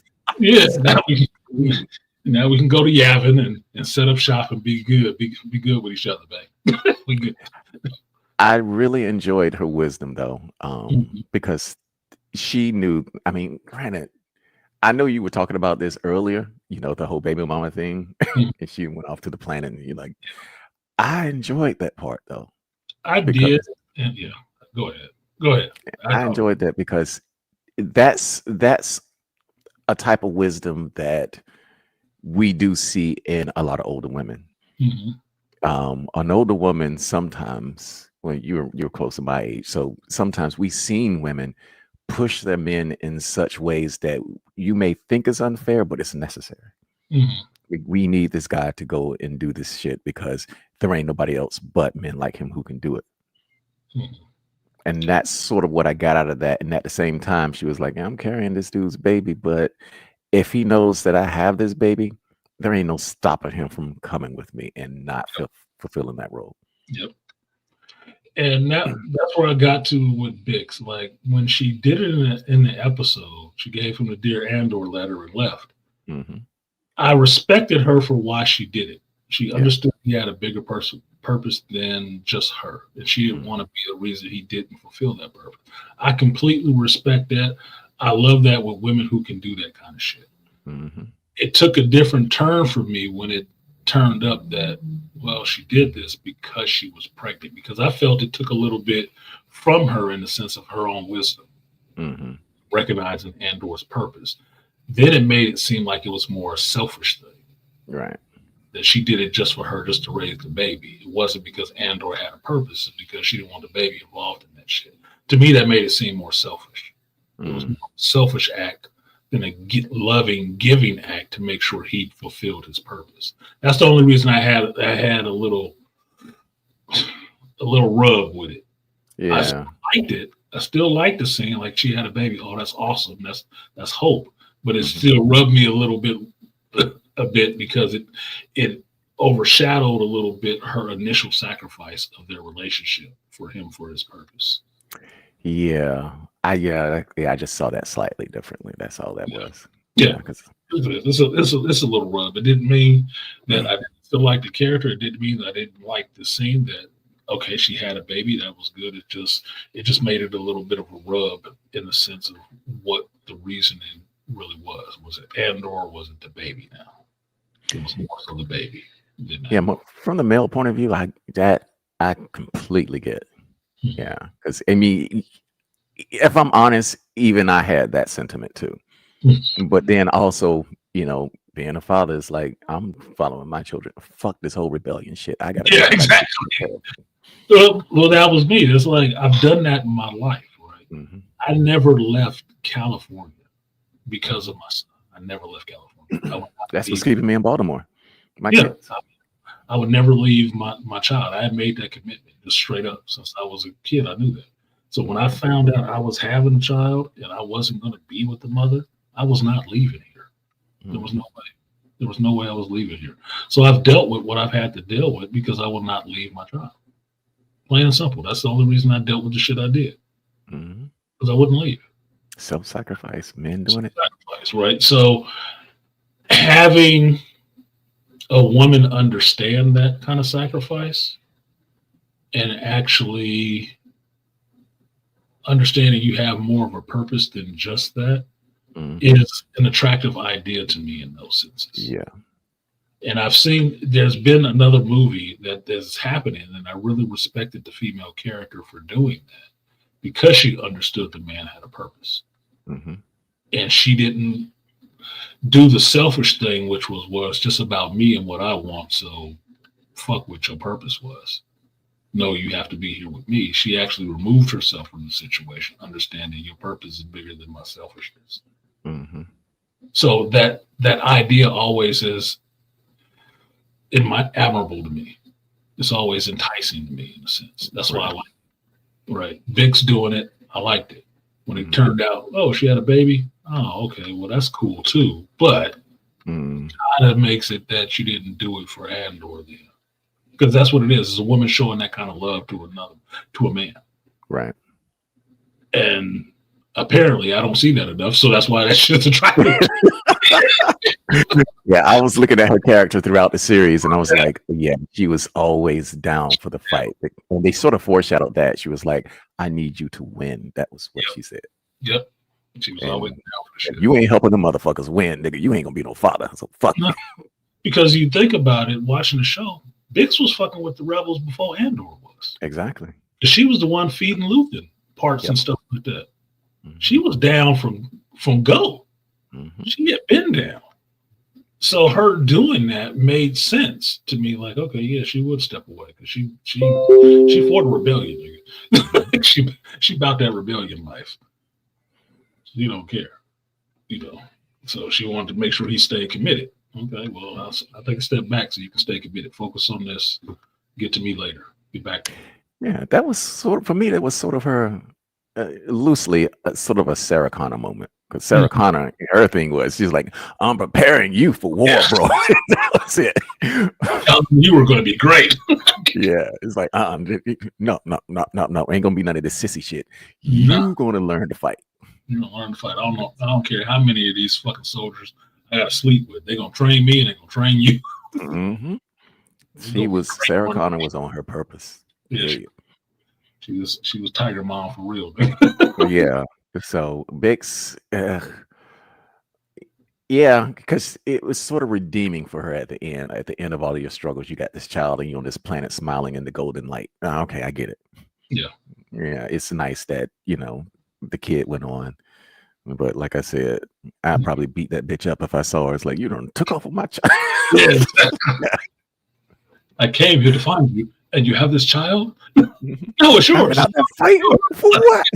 Yeah. Don't let me become a force ghost. But I'll sacrifice you. Yeah. Bitch. I'll be haunting your ass. No. You didn't tell me. You didn't bother to tell me. Fuck. But here's the funny part that'll really make you upset.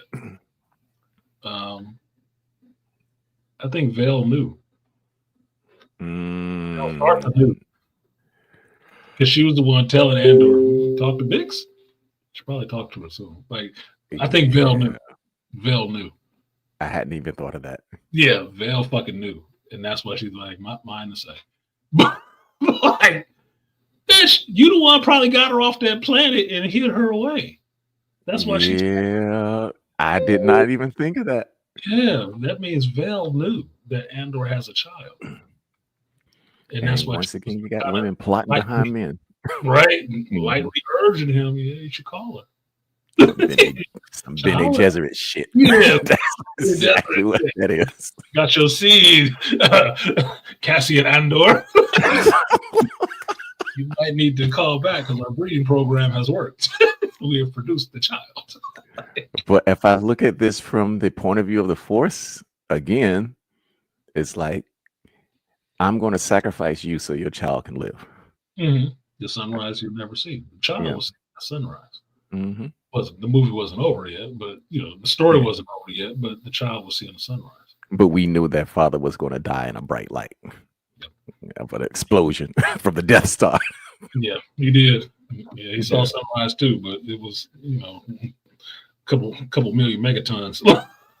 Oh, but check this out though. How much more impactful was Anakin's last kiss with Jyn when they hugged? In that moment when destruction is heading for them? Andor gave that scene so much more weight that it was just like, damn, dude. At the end of it all, you finally get a girl that you into who fought with you, just like Bix did, and you die. Well, it paints it in a different light because when I saw Rogue One initially, it was kind of the feeling that Andor was into Jyn, like there was a romance there, sort of, right? But looking at it now, it's like, no, they're comrades in a sense, right? Bix is still out there. He still cares for Bix or whatever, but this is just somebody sharing his last moment with him. Right. That's all it is. It's somebody sharing his last moment with him. And it's probably making him think of Bix. Probably. Like, damn. That makes more sense than what I would have had. Yeah. Yeah, that's messed up. Like, it's just, damn, the show's so good. The show is so good. The fact that people who have channels on the shit did not review this show is like, it just baffles my mind. Like, yeah. Because it was good on so many levels. Yeah. What is it not doing for you? I don't get that. Surface watchers. That's what they are. Must be. Yeah, it must be. There's not, like I said, there's not enough glow sticks in this motherfucker for them to latch on to. But it's just because it levels the playing field for everybody who understands what Star Wars is. I mean, even those who don't understand, because the show was so grown up that people who are not fans of the series, people who grown people who got experiences, and many of them have families or been in relationships, and you're looking at all of these complexities that go with the strife that you're going to feel in life, and it's just like, man, how would you get through that? Damn, they struggle through that. God damn. Yeah. What are we supposed to do with this? Yeah, and I think that's why there's the cutoff between, as I was saying, as Black Bang calls them, the Clone Wars babies, because most of these big channels are these Clone Wars babies. They love that stuff. They know everything about that stuff. Could not get into Andor because it's to me, it means it's a more mature story than where your head is with what you think Star Wars is. Because to me, Star Wars was always serious. I never saw it as a kid's thing. Never. Yeah, they made cartoons about it. Shit, I watched a Droids cartoon, but I never took it as a kid thing. It was always serious because we were always dealing with evil, the Empire, soldiers, fucking grown-ups. Tarkin didn't look young. He was old as fuck. The Emperor was old as hell. I always saw it as an adult thing. So getting back to this point where it's not kooky and comical and people making pratfalls and shit like that, to this point where it's very serious. People are dying. People are dying. It has weight. It has consequences for things that are happening. No, I'm not shocked that somebody was being assaulted and almost raped. It's not bothering me at all. No, it's not shocking me that there was a genocide fucking happening. What do you think you saw in the prequels with them fucking Wookiees? What do you think happened to them? Mm-hmm. Yeah, they fought valiantly. And then the motherfuckers was damn near exterminated. Like, bruh, Yeah. what happens in this universe? This is the shit that happens in this universe. Why did you never see a Gungan in the regular series? They probably wiped them bitches out too. Exactly. I mean, And they from Palpatine's planet. Like, oh, bruh. all we got to do is go back to episode 4. What was one of the earliest things that happened? They destroyed the whole planet and everybody on it. Yeah, the whole planet. That was a genocide on a planetary scale. Yep. They didn't just wipe out the people on the planet; they wiped out the planet. And it was so bad that we read some of the stories about how Force sensitives felt about it. Like they were literally vomiting and getting sick from this shit. It was like, holy shit, what the hell just happened? It was done, son. It was. So it's always been serious to me because that's how I took it. It's never been just a thing. Yeah, I had action figures from it, but it wasn't just about action figures. Right. It was always about, this is a serious story. This is something serious going on here. They're playing for galactic level stakes, people's lives and shit. So that's why when you get a story like Andor, which is saying, yeah, this is happening in the same galactic conflict, but these are people without force powers, how they're doing shit. It means a lot more to me because yes, I like Rogue Squadron, Blue Squadron, all that shit. But you know, outside of Luke making his lucky shot, there was a lot of other people dying that whole time. Exactly. A lot of other fighter pilots, a lot of other people with stories dying that whole time. And this just gave you some of them. This was an offshoot of that, telling you these are about the actual rebels. Not just the people the Johnny come latelys who got on board and had a little extra gift because they got a little boost in them. No, these are the regular people who was out here fighting and dying for this shit without all the benefit of this. Yeah, these are the volunteers. These are the volunteers. These are the people on some backwater homeworld that you don't even know of who was like, I'm sick of this Empire shit. They killed up a bunch of our villagers. Came and subjugated my planet. Fuck them. I'm in. Taking them down, I'm down for that shit. I have friends everywhere. Let's get it. Exactly. But this is precisely what tyrannical powers are afraid of. The masses that they can't control. The populace and the masses rising up against them. Yeah, they put their grip is so tight that people slip through the cracks, and then they get together. Next, you know, you got a rebellion on your hands. Yeah, next thing you got is a rebellion because it's still more of them than it is of you. Even though the Empire's forces seem damn near endless. Yep. Because of where they're pulling all these people from all over the galaxy, right? How big this galaxy is and how full of life it actually is. A lot of rebels, though, too. And there's also the element of dependency, which you talked about a couple of weeks ago.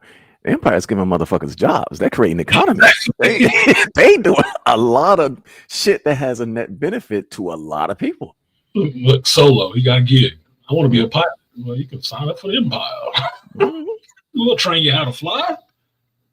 And then when you look at the Empire and how clean and ordered the society is, how crisp, and it's just like this, they're trying to build something that's perfect.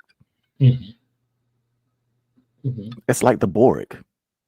Yeah, it's like the Borg, or it's like I was going to say Babylon 5 or Warlords control. Yeah, Warlords definitely. Order through control, or order through chaos. Order through chaos. Yep. Shadows.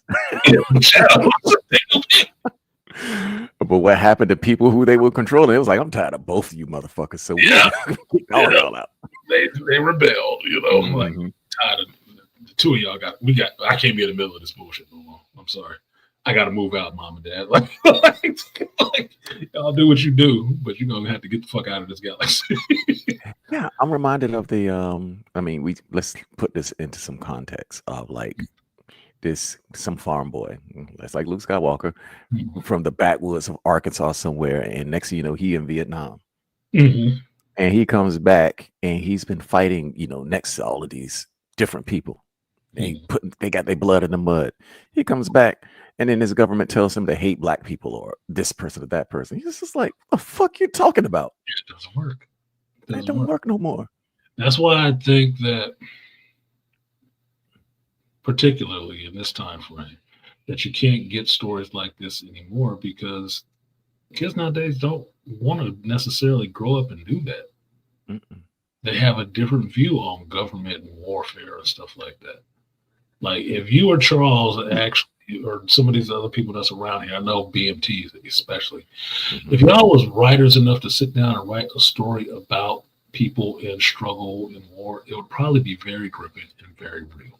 Yep. It would be something that the people in Hollywood right now would not want to make a movie Mm-mm. unless they saw dollar signs around it because it's too fucking real. It's from people with experience, and that's not what they like.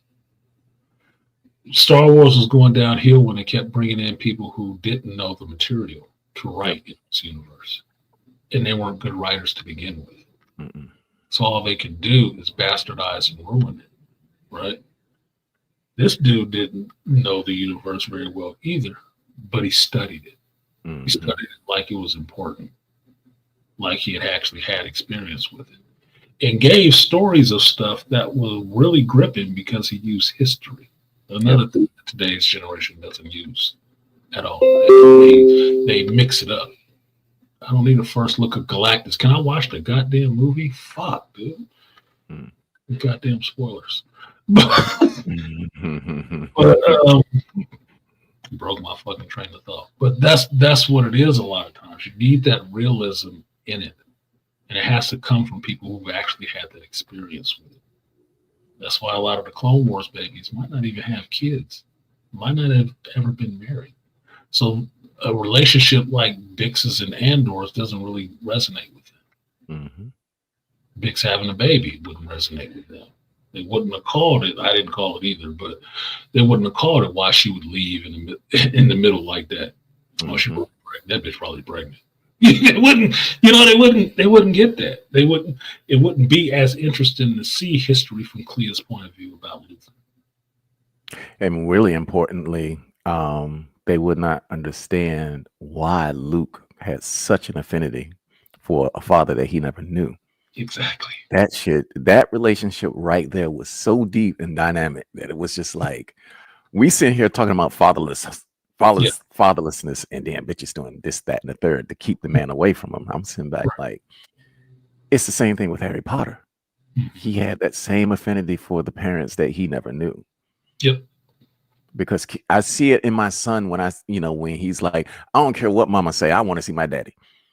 Yes. And to know that children, that especially boys, are like that, and how strong that affinity is for their fathers, and when they do without it, and how they spend a lifetime looking for it. That was Luke Skywalker. Yeah, and it's natural. It's a natural part of human beings that they want to be, or they want to know what they can about that parent. It's natural. The unnatural part is trying to stop that from happening, or say or demonize it in the sense that it's a negative. Yeah. Or the empire saying, no, I'm going to have your son take your place. Yeah. I'm going to use this. Kill your father and you can take his place. Yeah. I don't want to kill my father. I've been looking for this motherfucker forever. Yeah, but he's weak. Kill him, and you can be by my side. And what was Obi-Wan doing? Trying to keep them apart. Yoda said you had to have this conflict eventually because he knew how the Force worked more than most. But Obi-Wan, he was like, But no, Yoda was like, not ready for the burden, were you? Yeah. Mm-hmm. Which is true. It would be a burden to understand and take all of that on. Like, he did all these things. He did. But he was a nice kid at one time. Yeah, he killed younglings, but he suffered for that. He suffered for that. Yeah, because I remember you was talking about Luke facing Darth Vader, and the mask coming off him, seeing himself in the in the cave. It was like, yeah, this personified where Luke's obsession was. With his father, finding his father. And that's who he was. Fuck. This only enhances Star Wars. I will say that. As a whole, this 24 episodes enhances the rest of the movies. I'm not gonna say all of them because some of them are just shit. Yeah. But it enhances Star Wars. It takes nothing away from Star Wars. It only adds to it. And that was one of the things I've been saying about any of this creative work that people do in existing IPs. Add to it. Don't ruin it. Yeah. Just add to it. Don't subtract from it. It adds to it. And it's proven true in all the reactions when you hear people talking about it. Yeah, they watched the season, they liked it or whatever, but they really want to go back and watch Rogue One again. So that is the perfect exclamation point to that season, that it makes you want to go watch those movies. Yeah, it's been a long time since I watched a series, you know, that had all of this surrounding media that was related to it, and then felt enriched by it. It's just like exactly. I keep judging it now on how much conversation we have to have about it. Are we having a conversation really diving into the context of the show and the story and the characters, or are we just talking about the outside stuff, which is all the production hell and what this actor said here on this social media and all what's this messaging mean here? Yeah, I don't even. That's why I don't even listen to it. It's like, okay, the celebrity shit, y'all can have it. Yeah, I don't Show me the movie. Yeah, show me the movie. What is the work? Show me the work. And if the work is good, the work is good. I'm talking about the work more than anything. With this and Sinners, I've talked more about the characters in the show than the show overall from the surface level. About what's going on with the characters in the show. And they both had compelling ass characters. That's why they can give you, at least with Andor, they can give you an epilogue of 8 or 9 characters, and you care about every one of the motherfucking characters they show. Yeah, you want to see where they ended up. Like people get geeked about Partagas killing himself. Partagas was a villain. Yeah, but you care. Yeah, like, he killed himself. Fuck. Because he was so brilliant. He was brilliant. He was so smart. Not smart enough to stop himself. Yeah. I'm sitting there looking at him like, man, if this dude was the head of the KKK, we'd just lose. He had the propaganda on lock and the intel. It's like the right. But you know, when I think about that, I think about men such as von Neumann and what's it called, the guy who did the bomb. You had John von Neumann. You had those World War II guys, the highly intellectual scientists, right, and politicians who were really guiding things and, you know, working within the fog of war and figuring things out. You know, that's the reason why Dan Carlin's Hardcore History was such a great podcast, because he delved into that. I'd have to hear that, because I like, you know me, I like people who actually fucking think and think on a little bit higher level and are intellectual. That's more interesting to me. Partagas was that dude. He was that dude. Yeah, Oppenheimer was another one, brother. Yeah, was another one. Right, but Kissinger was another one. I mean, you can keep going. There were no really dumb characters in this at all.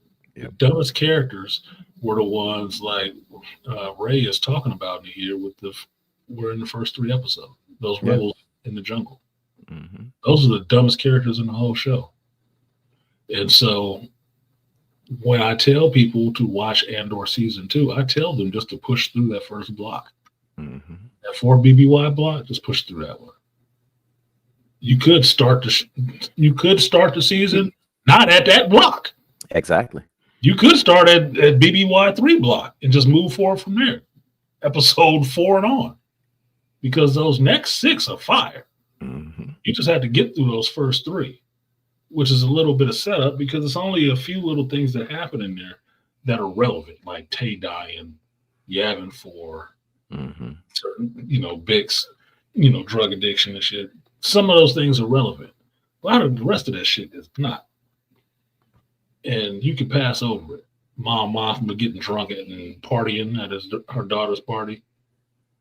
Oh, yeah, I saw that as she was the delusion was starting to fade. Yeah. She lost her daughter. Mm-hmm. They had a falling out after that shit because she tried to do the opposite of what her mama did, which was set her wrong course. And her daughter took issue with that shit Mm-hmm. and didn't want to talk to her mama after that. We're like, no, okay, you kind of fucked up. you doing the wrong thing, mama. Yeah. And mama went out there He and got told drunk them. at that dance. I Yeah. thought it was stupid, but it was not as dumb as people playing rock paper scissors. Yeah, that was stupid. I was like, y'all can't be this dumb. I was like, were the rebels really this backwoods? Oh, apparently they were. but Apparently they were. but I'm glad that the following episodes redeemed that, because now you gave more definition to why there had to be Luthians and Mon Mothmas, and you had to have this element, this leadership class come in and like, look, we're gonna own y'all into something sharp. Right. We will take this raw metal Mhm. and forge it into something that can actually be used and useful, Mhm. other than just fucking around here in the jungle getting eaten by things and fighting with each other. Ironically, they had to become more like the Empire in order to do that. Right? Interesting, isn't it? Like, Yeah. you have to be regimented as the Empire. Yeah, you need some fucking order. So all order ain't bad, okay? Like, the Emperor had a point to an extent. Like, yeah, you do need some order because otherwise these people are stupid. They probably end up killing each other anyway. But Yeah. that overstep, that overcreep is the problem. But that was the sharpest contrast between the rebels and the Empire, because where the shit that Cassian was doing, just taking off and going Yeah, and getting results, he'd have been killed for that in the Empire. yeah, that's not gonna be happening. The reason why Andor could do that and come back and say, I'm gonna be in trouble because they ain't playing at the same stakes as the Empire. Your ass would have been killed for the Empire. Exactly. I mean, goddamn. Vader choked a motherfucker out for coming out of light speed too quick. Yep. You came out too close. Gave away our position, mother. Yeah, motherfucker. Had the whole plan and you fucking get that motherfucker on the phone. Get him on comms right now. You even talk to him. You have failed me for the last time. Bro, he didn't even give a chance to apologize. No, it was over. I'm done. I'm done dealing with your shit. There it is. First and final warning. That rigidness has always been, again, we see this in Andor, that rigidness is their downfall. Mm-hmm. The rebels, they could be flexible. Yeah. They could be forgiving. They could be all of these things. Pathetic. They can hear your story out. Okay, why'd you do it? Mm-hmm. Well, this is why I did it. This is what I learned from doing it. Okay, well, maybe we'll let it pass this time a little bit. Yeah, because they wouldn't have been successful in getting those records had they not backed up the group that went there. No. Yeah, they No, depended. It's such a symphony. It's like, wait a minute, these insubordinates have led the way. And what Mon Mothma do? She turned around and she smiled and it's like, yeah, we gotta go now. We gotta go now. Thank you. Yeah. I was listening to one dude's review and he was talking about they wanted to make a list of all the things that could have happened and gone wrong just to get it to where it got to, and the rebels getting the plans and taking the Death Star out. They say, if it wasn't the Force, none of this shit would have worked. If one thing did not fall in place to the correct way, it wouldn't work. If Lonnie came out there and said, no, I want money, or decided I'm not gonna tell Luthen this shit, they wouldn't have known shit, because the rebels didn't know shit about this Death Star, none of this stuff until that moment. And even when the information was presented to them, they had to fight to actually listen to it, because initially it was like, nope, don't trust Luthen, nope, no fucking money, nope. You're in the brig, you're confined to quarters, so we ain't listening to this shit, whatever the fuck. Yeah, he was like, dude, the reason why all this is here is because of Luthian. What the fuck you talking about? They wouldn't have believed that there was anything going on until the Death Star showed up to blow that place to shit. Exactly. Too late. Like, We only need one reactor. Just use reactor one. Yeah, that's not a moon. Like, hell, dude. They wasn't even believing it. That's what was making me so irritated with these motherfuckers. Like, these people are so goddamn dense. Like, you're not here. That's why I'm glad the characters in the story said it because I was saying it at the same time, watching the shit, yelling at the TV. Like, you motherfuckers wouldn't be here without him. You wouldn't be here without Luthien. Oh, thank you. God damn. They heard me. I was pissed. Like, he was Sheridan before he was Sheridan before he became a card, and they talked about Sheridan. Oh, the blessed Sheridan, you fucking idiots. Yeah, it's like, come on now, see the dude doing the dirty work. Yeah. And Luthien he was taking on all of that emotional weight, all of that emotional baggage. Yes. He took it all on and aired it. And because of that, I deal with a little bit of him having cracks in this season. Right, that's true. When Clea had to get him back on track. Because if I think about it in the sense of how much time has passed, he's been doing this shit for. He's an older man now. He's a much older man now. Because Clea, when he met her, when he started doing this shit, was really young. Maybe she was 8 or something like that, or maybe 10. Maybe 10. At this point, she a grown-ass woman, damn near 30. This has been like 20-so years. Yeah, he might be cracking under the weight of this shit. Like, you know, so much of this stuff going back and forth and juggling all these plates and shit like that. Like, oh, these motherfuckers don't like me anyway. Like, fuck them. I'm ready to call it a day. Yeah. Tell them what the fuck they get with this galaxy, man. It's time to check out. Close up the shop and pack up everything, you know? Like, I get that now from that character. Like, he was resigned to it. And he was down for it forever. From the infancy at that point. So. Yeah, nobody leaves that shit unscathed. Nobody does. Nobody did. Not even Mom Mothma has. I noticed the rebellion is all over the galaxy working on plans for war. To hell with the Empire. Yeah, it was all over the place. Crass, crazy ass, almost died. He stole that shit whatever you call that thing.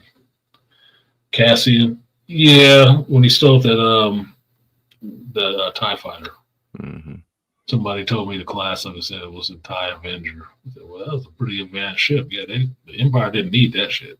They didn't need that. Good thing you stole that prototype. And that was for me. That was all the Firefox moment. That's all. Yeah, that's what that was. That's what it was. I said it's Firefox, dude. It's Clint Eastwood stealing Firefox from the Russians. What I did like about that scene though, when him stealing the ship, was there was no Mary Sueing about it. No, like, you don't know how to fly this motherfucker. Yeah, you don't know how to fly. Good thing this is durable, because I'm like, he's gonna bring that shit back fucked up.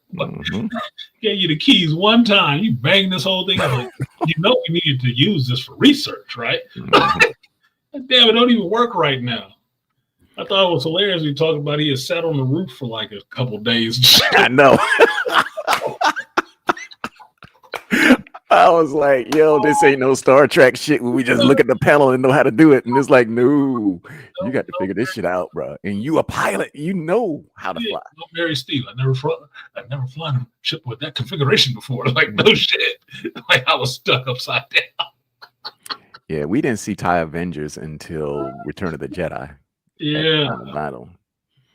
That was hilarious, and that was in the first 3 episodes. Yeah, exactly. That was great. So there was good stuff in it, but mostly it was a yawn for people. It really dejected people from the show. It was off to a rough start, but I think it finished strong. I did. Even with a subdued ending, it finished strong. It wasn't no explosions. It wasn't no Spectrum theater. It was very intellectual, very emotionally heartfelt, and well reasoned, and just linked up and moved on with the story. Yeah, I would describe it as a crescendo that single note that ran you silently into Rogue One, like graceful. It's like, graceful little lead up, and it was cool, and I liked it. I don't think the show will get its actual just due from obviously detractors of the show. Anybody who just wants Star Wars to be flashing flashing sticks and force powers. They'll never watch shit. They'll never like it. They won't. And that's what you don't have to. I do. I thought it was an awesome show. I'd watch that shit again from season 1 on to season 2.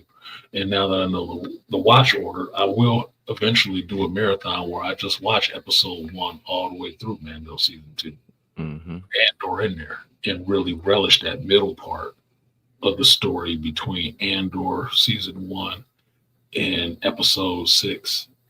Like, that's a full story. It's not even the same writer. There's a perfect block of storytelling in between there. So that's the reason why I did not like the final battle in episode 3 between Anakin and Obi-Wan, because I always thought that the fight lasted too long. Yeah. For me, its emotional weight petered out midway during the battle and then peaked again at the very end when he had high ground. As opposed to the fight between Anakin, Qui-Gon, and Darth Maul. Yeah. That had weight all the way through that battle scene.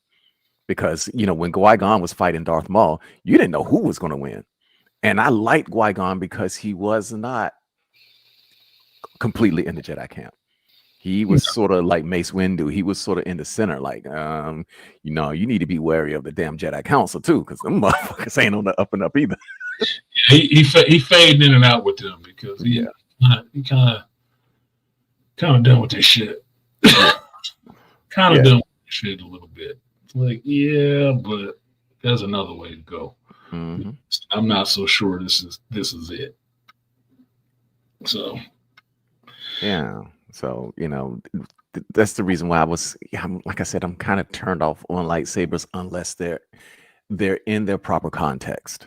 And for the Jedi, the last thing you want to do is ignite your lightsaber, because that means you failed. You failed at diplomacy. You failed at whatever it is that you need to do. De-escalating the situation, whatever you call it. The lightsaber at that point is supposed to be like Wolverine's claws. You fucked up to this part to get to this. Yep. Now we got to get to this part. Okay. But with Sith, it's all on sight. So yeah, it's like, if I can't manipulate you and control you, you just got to die because you just a pawn that refused to be moved. You are with the dark side. I don't with the dark side. That's just what it is. They're gonna get into their beef right off the bat. Yeah. So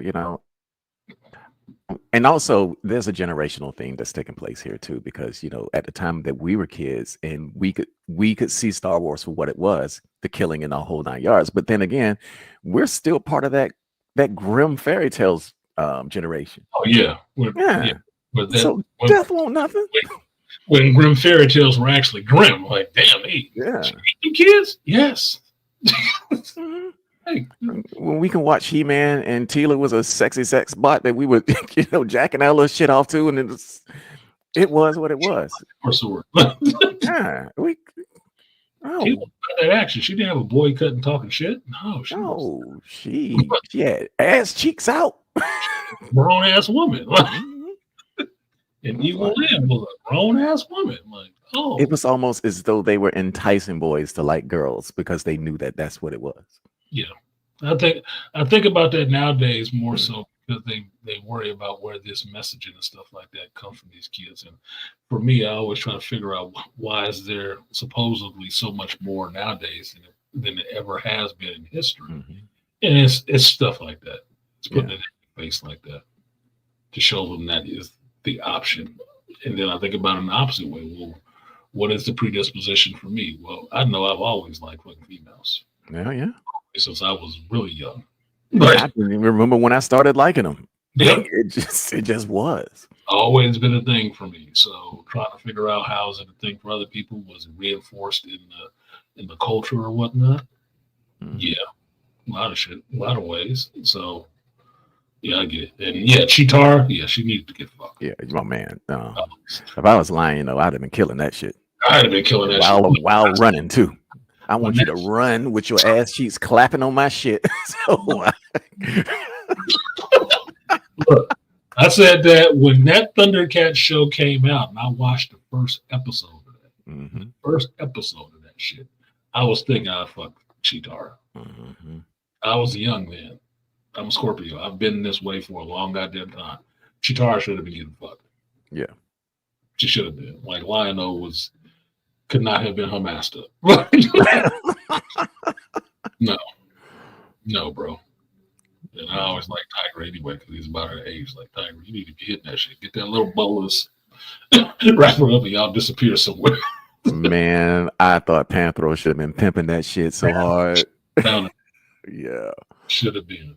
He's like, Tiger, Chitara, get in the Thunder Tank. We got somewhere to go. I'll show you these new equipment I updated it with. Make these upgrades. I got a nunchuck here without a chain. You want to touch I fist them with nunchucks for a reason. it? Yeah. It's so, Sex but toys. that was the era we grew up in, though. Mhm. The And era- parents knew it, and they were like, okay, the boy Yeah. likes girls. Good. It was the same thing in G.I. Joe. I mean, but you like Scarlet because she got the red hair or whatever. Mhm. But Lady J had the body, didn't it? Yes, she did. Lady J had the body. Up Mhm. top, down low. She had hips and she had chesties. Yeah. Short haircut. I can rock with that. She was in for the scrap. Cover girl was a pretty face. Yeah. So it was always there for our childhood in the 80s and Gen X's. The chicks will always look like females. They Mhm. were attractive. And did feminine shit sometimes. And they could fight. So it's not surprising that disposition of kids from that era are like, yeah, they like a woman with a little bit of fire. Mhm. A little bit. And they all the move. cartoons were that way anyway. All of them were. Mhm. And why we have such, disdain in some ways for little girl looking characters with Mhm. sassy attitudes and shit. Like, what? If you don't shut up, somebody should have Yeah, there's a lot of angled shit taking place these days because I remember we had lolly characters. I mean, because Wally Kid was lolly. Yeah. And also remember what was it? Wheeled Warriors. They had a little plant girl. Yep. That shit did exist, Mhm. but it was not in some of these cartoons that we got nowadays. The shit is so hyper focused. I'm sending back like, okay, now this shit is suspect. Yeah, it's very suspect to me. Hmm. It's very suspect. You could have had the little young girl character in there, but she wasn't the main attraction. Exactly. And now that's what it is. Yeah, and most of the times when you had those characters back in those days, she was either the risk or she was sort of like the heart of the group. It's like this is the one we need to protect the most. Yep. Mhm. Exactly. Like, okay, something has changed, and I'm not really feeling it. I don't know if I should be in this party anymore.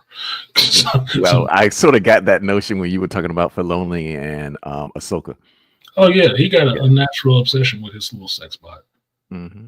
Yeah, you keep throwing her in there. The best thing he did was have Rosario Dawson play her.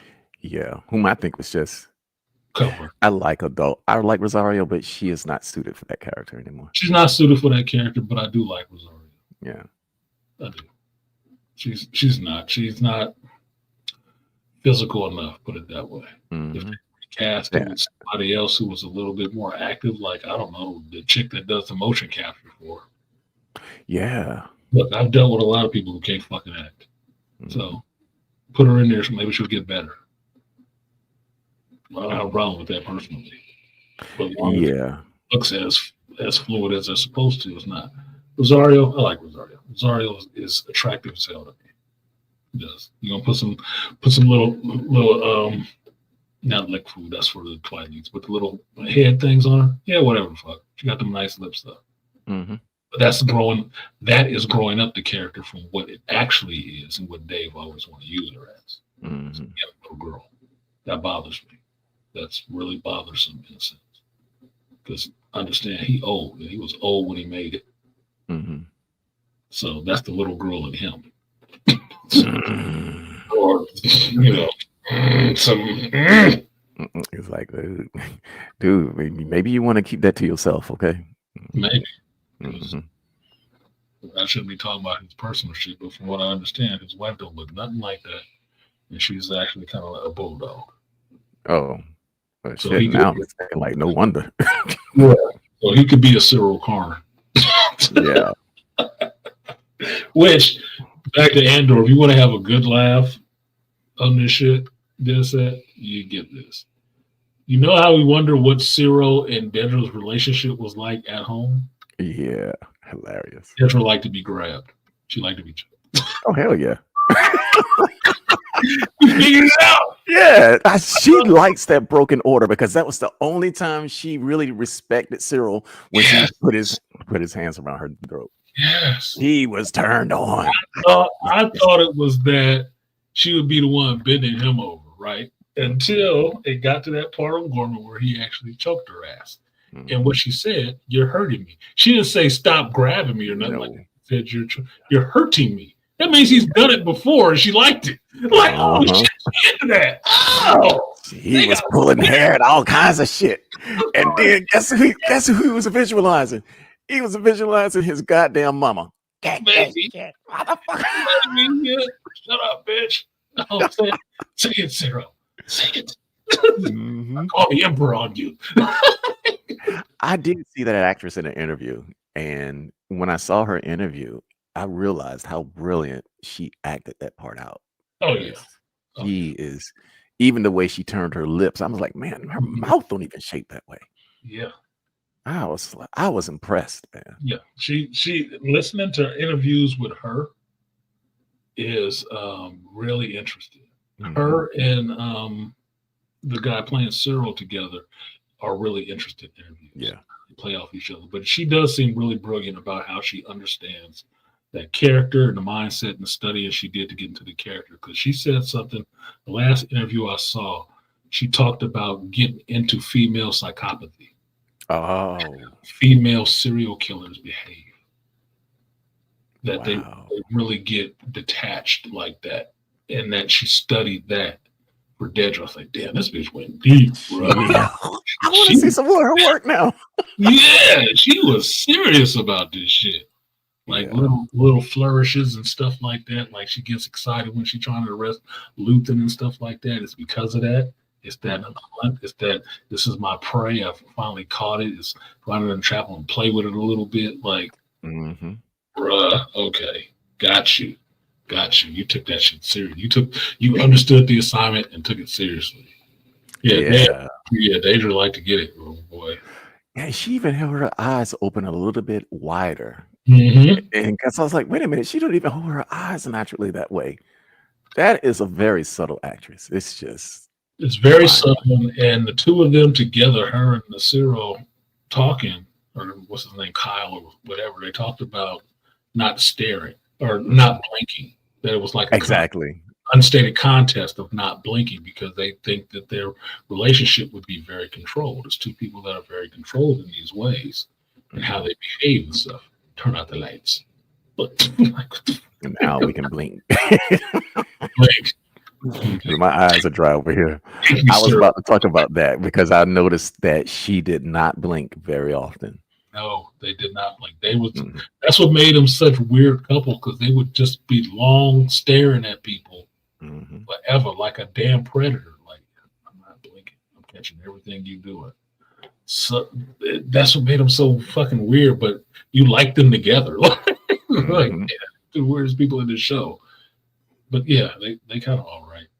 And you forgot for a minute that Cyril could go until he grabbed her.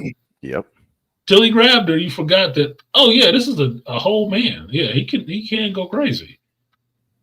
Because you've seen him in the first season, he saved her. He was fighting the people off. Exactly. So he got that aggression in him. Like it's there. It's just contained. It's just cage fury for a while. He turned off the lights, that motherfucker was probably choking and smacking and all kind of shit. Oh, weird. The things she did outside of the Empire's purview, she was a freak. Yeah, she was a freak. It hurt me, girl. But in a way, I think she needed that too because she was so buttoned up and she was so striving for the Empire. But with Cyril, I can cut loose. He can make this shit shake. And that was the thing. As soon as he did that, she gave it up. She gave it up immediately. She immediately submitted. I'm like, boy, that's trained behavior. that was the safe word. You are hurting me. I ain't hurt your ass enough yet. Yeah, yeah, he's serious. This ain't play. He's serious this time. Mhm. Yeah, I had a lot of respect for Cyril's character though. Yeah, yeah. And he could have been like a one note, simple ass simp character that you wrote off, but he was actually really good. You felt good for him finally seeing Andor, Mm-hmm. but you knew it was going to go down. You knew it was Exactly. and then when he's whooping his ass, you find yourself cheering for him. Like, yeah, kick his ass. Mm-hmm. Because you went through a lot of shit. You went through a lot of shit after this dude. And then him getting taken out, you feel sad for him. Like, oh, that's fucking sad as hell. Yeah, and what was really interesting about that is because you got to really see how moral Cyril was, Yes. and that his whole idea of order was driven by a sense of morality that he had. Mhm. Whereas the Empire was just like, we're gonna control you motherfuckers, so y'all just gonna get stepped on. Yeah. That wasn't Cyril. He wanted to be a part of something. Mm-hmm. Give me 1 second. I need to go grab this DoorDash at the door. I'll do your thing. 1 second, guys. Okay, I will sit here and talk to the chat. Let me see. The senator looked good when she had that golden. Oh yeah, I agree with that. Let me see. That was Ray Hama. Hama Force. Oh yeah, and they had to put in that grape scene in there. Oh, why are you rolling your eyes at that about the grape scene? I think we talked about that already. Let me see. Artisan, the acrobat. Yeah, in the D&D cartoon, yeah, she was hot. She had nice legs and a fat booty. That's how I know you in our generation, Malika, because you remember shit like that. Yeah, like the chick that was on Thundar the Barbarian. Oh, hell yeah, man. Princess Ariel, boy, she was thick as fuck. Yeah. Not to be base, but she had hips and she rode bareback on a horse, nigga. Yeah, she did. Man, I had it in for Evelyn. And I had it in for Evelyn too. But yeah, because I just wanted her to turn around because it was the way that little shit that she wore went high up that thigh. And I was like, man, I know that shit looked good from the back. you know why Skeletor keeps her there, right? I'd always had this thing. I was like, man, Beast Man, turn that shit up. Beast Man, go beast me. Yeah, Beast Man, he was hitting that shit. Maybe he wasn't hitting shit. Yeah, well, Skeletor was holding him back, but He said Cheetara just needed a shave. Nah, man. No, she didn't. Smooth. It's fine as baby's ass down below there. Exactly. She needed sheepskin. Her aerodynamics was on point. No shit. Sorry. Sources was hot too. Yeah. Oh yeah. Chick that one wear had the boas and stuff like that. Yeah. Yeah, we from the era of short skirts, leotards, and shit like that. That was Gen X. Yep. You know, the new She-Ra where she got, like the long white tights on under the skirt. That won't us. No, that wasn't us. That was like Wonder Woman with pants on. Like, what the fuck is that? Oh, dude. That's part of the wonder about Wonder Woman, that you can see her. You can see all this skin and stuff like that, but she's probably bulletproof, maybe. Anime held on to that shit. We do got some anime that's starting to dial that back, but still a lot of the mainstream stuff, they still on the culture of short skirts and shit like that. Yeah. Which I could care less one way or the other because I'm a grown man now and I just don't care. Mm-hmm. But what I don't like is when you try to insult me with the lack of physics. Yeah. And explain that for the good people, the lack of physics. Oh, okay. Okay, let's take an anime that fully fleshed out, like Kite, for instance. Kite didn't care, but Kite was borderline.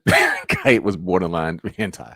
I mean, it had the few sex scenes that it had they didn't cut the shit. It was what it was. Mesofort was another one. What we got here. Howdy ho, Negroes. Hey, what's up, Charles? The Falk is with us. Yeah, Sakurai. Yeah, it's making Falk be with you. Yeah, so we we didn't, like I said, we were grim fairy tales type of kids. Death, nudity, you know, s- little boys with their dinglings hanging out, holding up trucks, and like Superman rated PG. I mean, think That was about our that. generation. The first Superman movie, Hmm. and also Dragon Ball. Dragon Dragon Ball was Ball another was one. Yeah, Dragon Ball was famous for that shit. I mean, even with the Bulma panty scenes and yeah, the Goku butt ass naked. yeah. Tarzan: The Legend of Greystoke was another one. Uh-huh. Yep. That little boy was Like, stark naked out there with them gorillas. I Yep. mean, yeah, a lot of people forget about '80s anime, boy. That Yeah. was some of the most brutal shit you could ever watch. Hmm. Fist Fist of of the the North North Star. Star. Yeah. I mean, Ninja Scroll. Yep. I mean, a lot of people. Like, if y'all look at the original Devil Man, y'all be fucked, man. Oh hell, Devilman Crybaby. They didn't chance it. It was modern, but it was just like, okay. That original. Oh, that shit was not thing. Mm-mm. When Yeah, they I put a did. fucking when they put a fucking arrow through that chick's head. Oh, and Yeah, decapitated her. yeah. Angel Cop was another one, and it's. I mean, we can go down the list of all these animes of how graphic they were, but people need to understand that these Japanese people were making this shit for mainstream audiences. Yes. Hmm. In the So theater release. in the theater, kids watching, everybody's watching. Theatrical release shit. Yep. It's kind Yeah, of I've funny. go It's ahead. kind of funny what I noticed. We censor so much shit, but we also have the most violent people in the world. Yeah. I I think think I because you go censor ahead. so much. I said I think it's because you censor so much shit that you make it out of the ordinary for somebody to do that kind of thing. Mhm. When it's not, it's normal in some ways. Hmm. Yeah. That's why it's hard for me to have certain conversations with people because I know that I live in a different planet than most people. Hmm. It's like, have you ever seen death? Death. Maybe. I've said, look, sometimes you walk down the street and you're on patrol. All you hear is like six gunshots, and you go running down the street, and you see those six gunshots well placed in somebody's forehead. Mm. Rookies always make me laugh because they're about to throw up. And I said, yeah. And it was like, yeah, this is how you know you want to be here, right? Oh, it's not just a check, huh? Hmm. I said, Not just getting to have the gun and the badge, huh? uh-huh. What am I supposed to do? Good job. Let's get to it. Yeah, I remember telling my mom, like the first time I actually saw the guy get shot, and then he was laying down on the ground dead, and I was in high school. I didn't say nothing about it. And years later, I told my mom about it, and she was like, "You actually saw something like that?" I said, "Yeah." And it That's wasn't what. that most of us saw it. It was just that I happened to be at the club on that day, and shooting took. It was in Norfolk, Virginia, but shooting took place. Somebody got killed. It was a brother, and that was that. I didn't Yeah, know the guy, but I Yeah. saw him. that was Yeah. the house party I was at, Hmm. where people shooting off the roof, and the guy behind me got hit in the neck and died. Yeah. Mm-hmm. Yeah, it happened. Well, I You know, mean, it happens. When I went to Iraq, man, ooh, the stories I can tell. Hmm. And people always ask me, "Are you okay?" I mean, defined okay. Yeah. Are we? Like, I mean, look, it's like I tell people when Logan, the whole save the children shit. I have to remind them. It's like, look, man, nature don't care about your goddamn kids. Okay, they will get worked over too. And when you're at war, kids will get worked over. If you look in the Bible, okay, who do you think was dying in that flood? Everybody. Mhm. Okay, so this whole thing about actually, I was having a value This is me and my sister again. This is the conversations that we have because she's a pediatrician. She is a save the children type of woman, Say the truth. and I'm sitting back like, okay, well, children represent potential. Mm. I get it. Yes, we want to save the children, but children can't make other children. Adults can. Okay, and adults, you're past potential. You're now a practicing human being. Okay, for good or ill. You already mastered the language. You're strong enough to manipulate the environment, and you're old enough to create more children. So, when it came down to it, it's like, yes, I want to save children, but at the same time, right now, in certain situations, adults are just more important Mhm. because they can always make more kids. But kids, very young kids, are dependents. And again, Charles, you and Artisan both know that this is some black pill shit because most people, and she didn't fail. She's like, I think that you are seriously deranged. I'm like, okay. Just seeing some of the world. I'm like, yeah, you've seen some serious shit as a doctor, and you see the outcomes of abuse. Yeah, I will grant that, but it's just a stark reminder of the differences between the world that men have to live in and the world that they have to live in. Even when they see this shit, they don't see what leads up to it or the down and dirty that gets us there. So I'm like saying, if I'm in a war-torn situation, I begin to understand why that child is expendable to that terrorist, and why he will strap bombs onto him, because it's just like liability. Yeah, it's like, this is the use that you have. You're gonna drop their guards, number one. Number two, you're dependent, so you're draining our resources, and it's gonna take you years to become useful. So, boom, there it is. I hope this don't get you tagged. No. So I mean, it's just a conversation about the facts of the situation, and people who've been in war and soldiers and shit like that understand it. It's just what it is. But in a certain way, as kids, because of what we watch, we sort of got some foundation of that. Yeah, we are not. We weren't coddled that much. No, we weren't. Gen X, get the fuck out of here. What is coddled? Yeah, we weren't coddled. Get your ass down the street. Don't come. We look at that like, oh, I wish I was coddled. Yeah, tell me about it. It's kind of funny because the oldest millennials really relate more to Gen X than the second half of millennials. Because you didn't get coddled. Shit, you took your ass down the street and got robbed or got beat up or fought.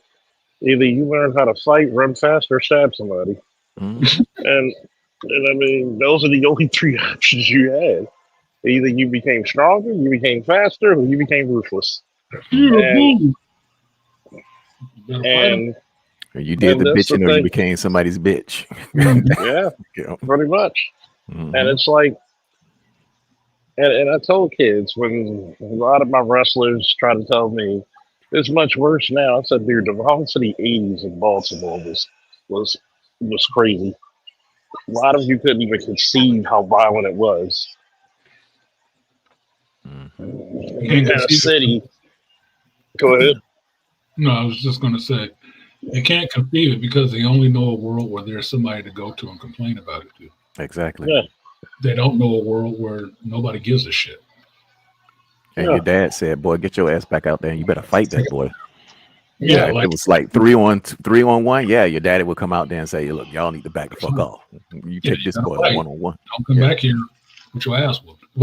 Yeah. And that's part of the issue right there. You got to talk with your words. Sometimes words don't work. When words fail, what do you do? What if you don't want to talk? And it's like a thing too. Run away? What if I can't run away? Then what? It's like I told this one chick. She said I can do everything a man can do. I said, please stand it up. And do it accurately. Yeah, spell your name in the snow without getting your legs wet. Yeah. Please. And the craziest about it is, I said, this is what men got to do. Men got to sacrifice the struggle every waking time they get up out the bed. There's no big, strong, strapping guy who's going to pay our bills.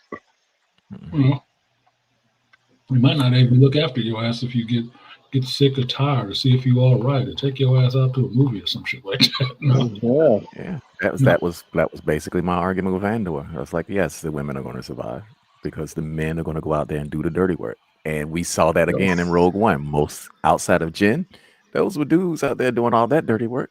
The fighting and dying. Yep. It was Melshi and his crew. Mhm. That's why I said men have to give up their power. Mhm. well, women are smarter. I said, okay. What if men say, okay, be smarter, fight this war? Huh? Okay, then stop saying it. Yeah, the whole smarter thing, it's like you can be as smart or as intellectual as you want, but the rubber meets the road when you have the ability to exercise that in the real world, in physicality. Mhm. Being abstract don't mean shit unless it translates into the physical world. You said that, and I was thinking about these artist chicks. It's like, yeah, they're real conceptual, they're real spiritual, and all the rest of that shit. Mhm. You know, apocalyptic situation. What they gonna do? Exactly. So look for the They go biggest, back to what strongest you motherfucker they depend can find. Yeah, That, die, or become a food item. exactly. And what do women usually do? Which is the reason why I call them the ultimate survivors. Mhm. They latch on to the strongest men they can find. Yep. That's always been how they survive. The conquering man, what is it? Kill all the men and boys Mhm. because we gonna mate with these women and and continue this shit. Mhm. Doesn't require cooperation. I said that before. I said if you think women are so loyal, why is it in these older times when these foreign tribes will go after each other, whatever, where'd the women end up? Mhm. With the conquering dude having his babies. Exactly. She's singing your praises. Did she split that motherfucker throat in the night after he got finished laying down with her? No. She was a good woman to him too. So get over it. Exactly. And Yeah. she gonna Next raise France. that baby with the same devotion that she raised yours with. Her Exactly. son just got killed by this motherfucker. And what she say? Exactly. But what was it in The Last Samurai? When the husband died, he did his duty, you did yours. Yep. She's gonna give me some babies. She's gonna give him some babies, and she's gonna raise them motherfuckers. Exactly. Remember France? Anybody? World War II? Yep. What did the women do? Got on task, got on program, What's the Ukrainian women doing now? getting on program. Getting on program. That's nature right there, bro. That's, I mean, to the victor go to spoil. Yeah, and they are the spoiled. Yeah. That's it. You know, That's how you- front. There's a small segment of y'all that will be out there in the front with the men, Mhm. but you wasn't fucking them anyway. So No. worry about it. The rest of y'all will be back there waiting to, give the victor some drinks Mhm. and a soft spot to lay in. How many black women did that during slavery? Come on now. And I ain't mad at them for it. I'm like, okay, y'all had to survive too. Mm-hmm. You don't want those lashings, so you can get that pussy up to them. We gotta go that far back. We also Civil like, rights. Civil rights. Jim Crow. Mhm. Yesterday. so I'm getting ready to close this out. I'm almost at 6 hours, and I still need to pack my clothes and get my ass up closer to this fucking airport. Okay, My brother. flight is at 5 Where Five. you headed? in the morning. Where you headed? Where you headed? Pennsylvania. So I'm going Oh, shit. for Oh, shit. it's just a work conference. It's only 2 days, but I get a day of travel in between there. So I'll be back on Friday in time to do a stream on Sunday. But I hope it ain't Scranton. what's that? But I hope it's not Scranton. No. I heard the weather was kind of shitty over there. It's Melford or what, Melford or whatever the fuck it is. I'm forgetting the name of it. It's like that, Melford. It's like 40 minutes outside of Philly. Hmm. So I thought I was going to be able to go surprise Malika. It's like, let's go get a cheesesteak, nigga. And I want to see them Rocky Steps. It's 40 minutes outside of Philadelphia. I was like, if I don't have a car, I ain't going to make it. So maybe I don't want to bother Malika. Like I was there, nigga, but reasons. If you were in Maryland, I would get you a dead set to come to the cigar lounge. But a Oh, dead set. I Yes, show up you know, in Maryland. I I ain't show up. doing no cigars. Y'all will have me out there hacking like crazy. Yeah, I can take one cigar. I haven't had. It's not as it's not as bad as you think, man. Yeah, I can have one. Hmm. Yeah, I think it is Medford, Malika. I think I've been to Medford. Hold on, let me see. Because I can tell you if there's public transportation out that way and, all kinds of stuff. Because one thing we got about the East Coast is that our public transportation is better than the rest of the country. You think so? Huh? Yeah. San Francisco's public transportation is really good. You don't need a vehicle. Oh, I'm talking about, between the states too. So, okay. yeah. Yeah, all the way up mostly from Boston, all the way down as far south as parts of North Carolina. You can get it. It's a stale thing. Here we go. Let's see where it is.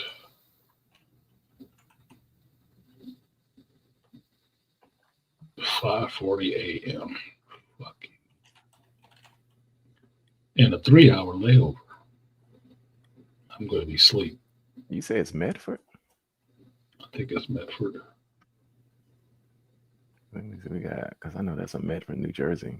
But Malvern. Maybe that's it. yeah, Medford, PA. No, I don't have. That's not the hotel information.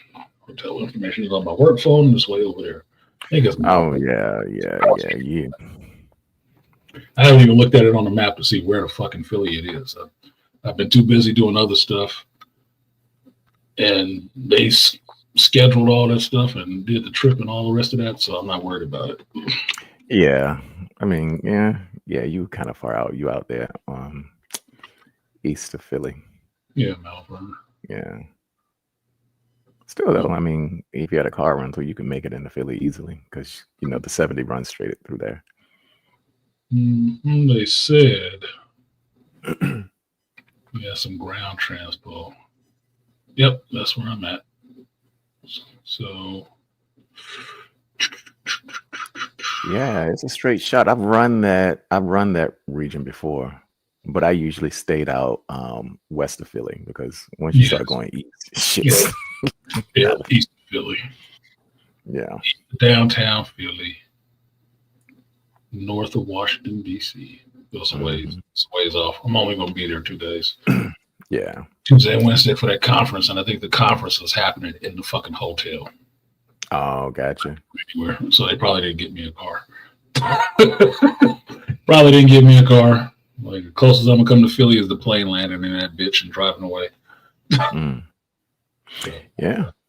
I mean, like I said, if you had a little bit of time, because like I said, it's for us, it's within the region. It's 2 hours. Yeah. It's 2 hours or less. I would 45, 2 hours. 40 minutes is not anywhere. That's driving in traffic. Right. Yeah. To someplace, so it doesn't seem like it's actually far. I'm just thinking about it in the sense that I'm there for a day or so. I don't know how long this conference is going to go during the day. So it's probably, let's say, 8 hours during the day. Then at night, 40 minutes. Did they give me a car? If they didn't give me a car, I'm not going anywhere, which means I'll be stuck in a hotel around there. And I'm going with my facility director. Does he want to go to Philly, get a cheese? It might be fun. Try to expose his ass to that shit because he's kind of awkward. That'd be fun for me to see him uncomfortable. That shit would be hilarious to me. Tall ass white dude like. Yeah, well, it's safe around here. Yeah, it's a shame you can't land in. I mean, because once you like in Philly, it's cheap to go like down to Washington D.C. or up, anywhere in that region because you just jump on the Amtrak and go. And then once you get into like Baltimore and you catch the Mark, straight into DC for like $9. Pretty much. Yeah. If you caught the Mark in Baltimore, I'll make sure to get on the loud horn and be like, brightness. Brightness has returned. The sun has risen. The sun has risen. Yeah, because once you get to Baltimore with the MARC, you're in walking distance from my house. I walk to the MARC train all the time. Oh, Yeah, I walk there and I catch the train down to DC. yeah, that is one of my places that I haven't been. I've been there, but I've never been under my own steam there, which is why I didn't see what I wanted to see, which was in DC, because I had in-laws that stayed in Maryland and in Frederick, Maryland, and then I was around North Carolina, Raleigh, Durham. But I was with family who was driving, so we didn't get to go everywhere I wanted to go. Yeah, you ain't visiting DC unless you're getting on the metro. Yeah. It's not a visit until you experience. Yeah, DC's like one gigantic. Here, like, DC's like. Did you ride BART? No, then you ain't had the full experience. That's where life happens. Yeah, DC is like one gigantic right-hand turn. Yep. That's all it is. That's all it is. That's like Atlanta. Like people joke about the peach trees and shit like that, and the peach, all these different peach trees. It's just a circle, man. You're just driving around a goddamn circle. Yeah, that's all. That's all the Beltway is one big circle. And but like I said, once you get on the once you start taking the train and going everywhere you need to go, and then getting out and walking and getting into the culture of DC, it's got its magic. Okay. Yeah. I mean, still, even today, even though I liked it better back, before it got gentrified, it still has before they came in and ruined everything. Yeah, I mean, I will grant this: it's safer across the Anacostia than it was back in the 90s. Well, maybe I'm stupid, but and guess what? We try to keep a little bit of that Marionberry for you. Hey, I don't need it. Boy, God can keep it. It's all right. Yeah. With the African American Museum, well, I don't know. Like I said, the environment in DC right now is a little bit tense because of the firings, and it's a Democratic stronghold, and they don't like none of that shit that's taking place. Look, I know this shit is going way bad. That people are really up in arms about this because my mother keeps texting me and my brother news clips and stuff. She retired. And she is really invested in this shit. And I'm like, Mama, why? It works its way into every conversation we were having. We were talking about movies, and she kept bringing it in there. Oh, and this motherfucker Trump. I'm like, oh, goddamn, here we go again. I want to hear about this motherfucker. Yeah, I want to hear about this shit, Mama. Like, oh, fuck. Told y'all my family think I'm a Republican. They keep talking to me like I'm a Republican. I'm like, I don't even care about him or this shit. I don't care. Why did you keep bringing this up? Oh yeah, well this was it, and this motherfucker. Like, I got to get a 5-minute side story about some shit that got to do with politics that ain't got nothing to do with the conversation we having. Yeah, look, I fucked around and told them, I say, look, I don't give a fuck about the Library of Congress. Why do I give a fuck, Mama? A lot of people losing their jobs. She was significant, though. I will agree to that because my stepdad, he retired from the Library of Congress, and I used to go up there, and this is. It was a nice. They were doing great things. There was, of course, in the federal government, you got a lot of Black people who get employed there, and I never met her, but in this area, well, in the DC area, she was legendary to that ilk. The people who dealt with that subculture, Library of Congress, academic research, things like that. Yeah, she was known for that shit. So when she got fired, through an email, these motherfuckers were like, what the fuck are you doing? You took away one of our most competent people. Yep. And that's what my mother was telling me about it. Yeah, that sounds fucked up. Yeah, they had the head of the African American Museum out here. He had to resign because he was being pressured by the Republicans. I'm sitting back like, and they'd be like, well, what about your boy Trump? You voted for him. I say, yeah, I voted for this chaos. That's exactly what I voted for. This chaos, what we seeing here, because what he did is he just removed all doubts that anybody had. This is what it is. Yeah. Anyway, but I ain't gonna get into politics. I can't defend all that shit. And I'm not going to. Why would I need to? I was like, no, I didn't vote for that part. But Yeah, since when did we vote for anybody that they didn't do some shit we didn't like? exactly. Yeah, It always happens on both sides. So yeah. I was like, y'all got this shit fucked up. I don't even know Trump because they call him my boy. I'm not. I don't even like the motherfucker. that's why I keep saying my family keeps talking to me. It's mostly my mother. Like I'm a Republican because I don't agree with some of the Democrat shit. So because I said that shit at one time, at one point, one time, they think I'm completely a Republican. And I had to tell my uncle when he wanted to get mad at me and have an argument with me about this shit that I'm not even a Republican. Mm-hmm. Oh, well, you said such and such. I said, that's just common sense thinking about it. Yeah. You know, if you're not with me, you're my enemy. Sit asses. We said, I'm just dealing with the information that's out there. And I'll listen to anybody give me their spiel on the information. And I'll make my own determination. If it don't agree with you, it just don't agree with you. Fine. we just sat here and spent the last couple of hours talking about Andor and the Force. By that conversation, you can tell where our minds are. Mhm. We ain't for either sides because those are two sides of it. Republicans, Democrats, conservative, liberals. Two sides of extremes that neither one of us endorses. Right. So And that was what I was saying was the bigger Tony Gilroy made a political statement without, doing all the dog whistles and everything else, without the dog and pony show of it. He was able to do that and tell you a decent story where you can look at some of these things in history and contemporary times, but it wasn't on the nose trying to say it. And this is Trump. This person right here is the Trump person. I'm like, oh my God, it's so lame.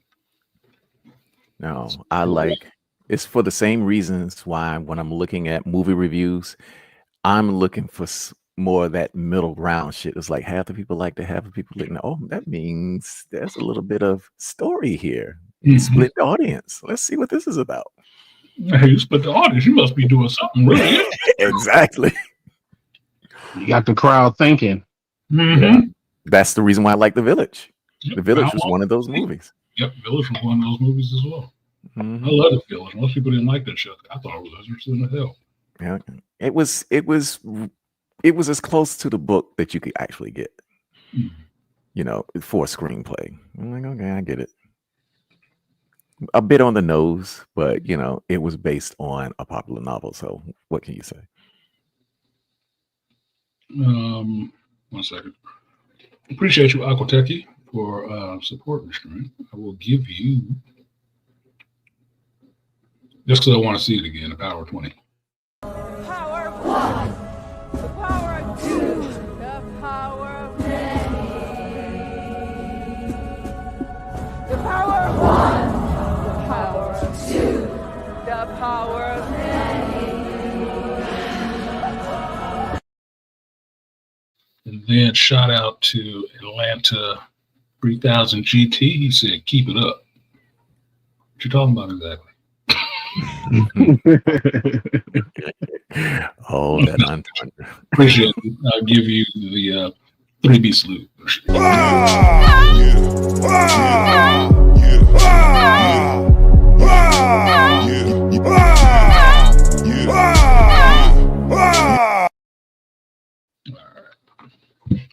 What's up, Beast? And Charles came back. BC nerd. I like that. Come on, y'all get it in. What's going on, y'all? 30 minutes left because I'll close this out at 6 hours. So you got. Sorry, I was at the doctor. Make sure my wrist is straight. Stop jacking off that way. You'll be all right. You must be watching He-Man. What? Killing that shit. Purple tongue doing it that way. They gave you a wrist brace. You hurt yourself. I mean, ironically, I have a wrist brace, sir. So you stiff-handed it. Stranger danger from now on. I'm gonna tell you that that's like my dad told me, boy, make sure you use plenty of grease. Wow. And my mom was like, what you telling that boy that was that? My dad took him out. You know what the boy doing in there? I was a boy once. Yeah. Yeah, no rug burns. Yeah, my dad didn't give two fucks. He was like, I know what you're doing. Just shut up and get on with it, because if your nuts is empty, you ain't out there trying. Do it right. Don't hurt yourself. Don't hurt yourself. That's a father for you, bro. You know, that's just don't be between the mattresses. Rug burns, wood bird burns. Mm-hmm. Oh my gosh. So what was you really in the hospital for? No, it's this this workman's comp injury that I got my wrist when you know, and now I'm gonna have to have a back and forth because now they at a point to where I think they don't want to pay anymore. I'm like, yeah, my wrist is still fucked up. You do know that, right? Just because you took me to your little bullshit doctor don't mean my regular doctor is not saying something different. Exactly. Very true. So how do you hurt your wrist fisting? Bro, I'm gonna like this. How can I step away from my own dick? Yeah, how does that work, sir? Can't step away from it, but you put it down. What am I supposed to do? Just uncorkscrew the motherfucker or something? Put your hands and your shallywhackers up. I mean, goodness gracious. It's like, it's almost as though, like, sometimes I think I went through some type of male menopause, because I mean, it's just like in the last 2 years, I'm like, this motherfucker been like a teenager.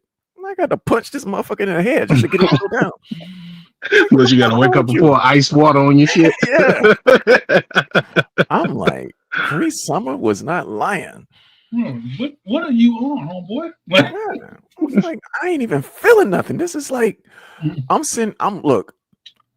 writing a motion for my case or some shit like that, and this motherfucker come peeking. Like, hey, what you doing up there? And I'm like, fuck you mean I'm doing up here? Shut up. Well, That's down. I can tell you, I spent my time hanging out with somebody I was a little interested in, and she got down on the floor and was doing something for her back because she has a back problem, right? Fully clothed. He put the legs up. That motherfucker was like, hey. I'm like, what the fuck? Exactly. Jumped up like Kendrick, peekaboo. Yep. What are you doing around here, sir? I saw something. What's going on up here? Like, not what you think. What the hell are you doing around here? Came out snapping. Hey, the party. What's up? Where the party at? Yeah. Yeah, the worst one is like when it rises like a red lightsaber. Yeah. See, that would happen before my second wife and I got divorced. It was the last few days she was here, and she was wearing some yoga pants. She was laying on the ground. Just playing with the daughter, and then she came up cat-like. Ass apple doll out, and I'm sitting by like, this is how every adult film scene starts off. Mm-hmm. In the living, she was in the living room on the couch, right? No, she was in the basement. See, that's what I got. Dead set. Motherfucker laying on her back with this little, back roll under her butt, with her legs up in the air. And I'm like, oh, that's doing something for me.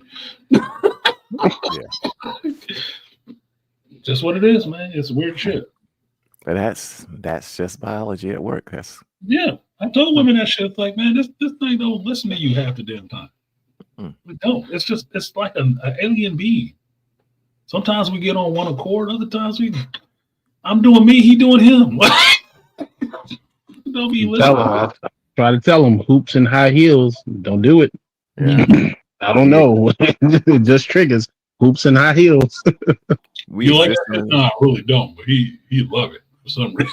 Yeah. We exist under the tyranny of chemistry. And it's just like, I ain't got no control over what this thing is doing, but when it's ready to go, it's ready to go. Yeah. I'll tell you the worst part that could ever happen is when you're in roll call. Come on, so I put this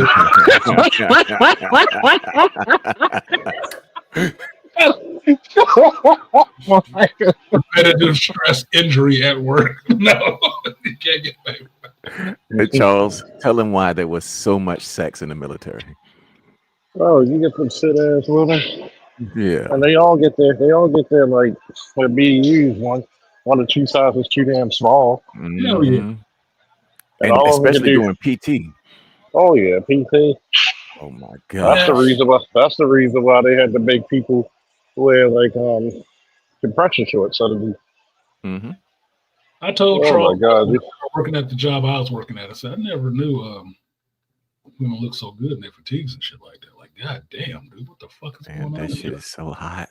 It is. I'm like, bruh, I'm not even here. I'm not even part of your regiment. yeah, Yeah. you can imagine. You can imagine why. Like, good god, and you're just looking at the most fittest people on earth, Hmm and I mean, there was people like Look, people don't realize how good a shape I am until I'm out of uniform, and it's like it actually happened to one of my majors. Came in to drop a report because I went to the gym first and I dropped off a report because I didn't want to lose it and I didn't want to re-rate the bitch over. So I said I'm gonna come tomorrow and drop it off on my day off. So I'm wearing a V-neck shirt and everything's the pump's still on, so everything's like veined out. hmm Oh, And the superhuman. major and the major, who was a female at the time, was built like an Instagram model, Mm. and she knew it. Everybody else did too. And when you can make a person like that stop and ask you stupid questions, do you work out? Not really, ma'am. And just joking with her. And she was like, wow, that is incredible. And it was funny because I was like, it was funny as hell. no, I have my white whale at work, and I say she's a Mhm. white whale because she about 5'9", 5'10", this white chick, and I catch her at different times, um, going to this same eating spot, like it's the DFAC, right? Mhm. Getting food and stuff like that. And she'll come in there with her spandex and stuff on, fresh from the gym. And I'm like, God damn. Mhm. She got too much going on. She got Mhm. a lot going on, firm and in place, because she be working out. Mhm. I'm like, where the fuck is this motherfucker from? She gotta be country. Gotta be country. You don't have no tall ass white girls with that much ass and titty and stuff. You don't. She even pretty and got long hair. I'm like, oh my Yeah, God.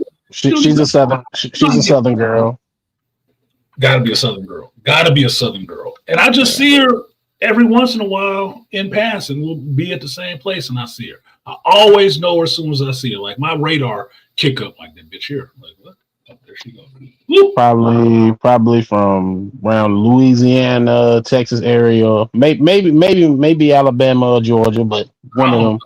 Whatever they do there, they do it right. And she taking care of herself.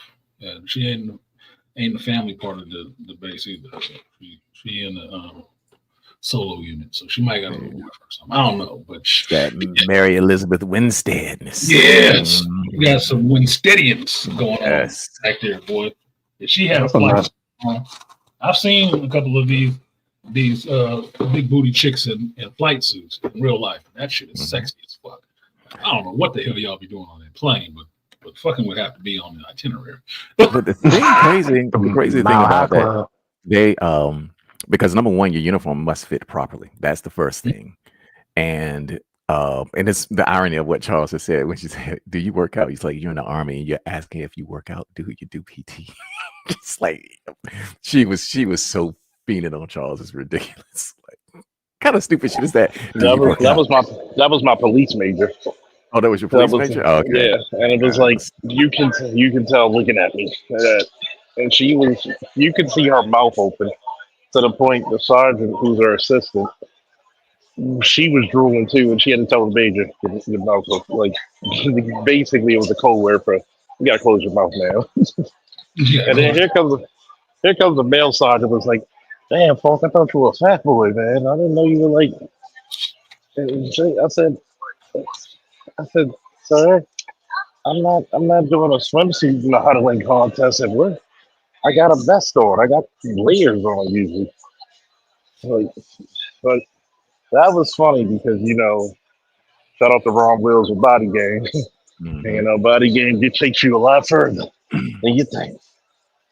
You ain't gotta look like 80s Hulk Hogan, but good God. At least lift something more than your feet. Pick up heavy shit and put it down. Yeah, man.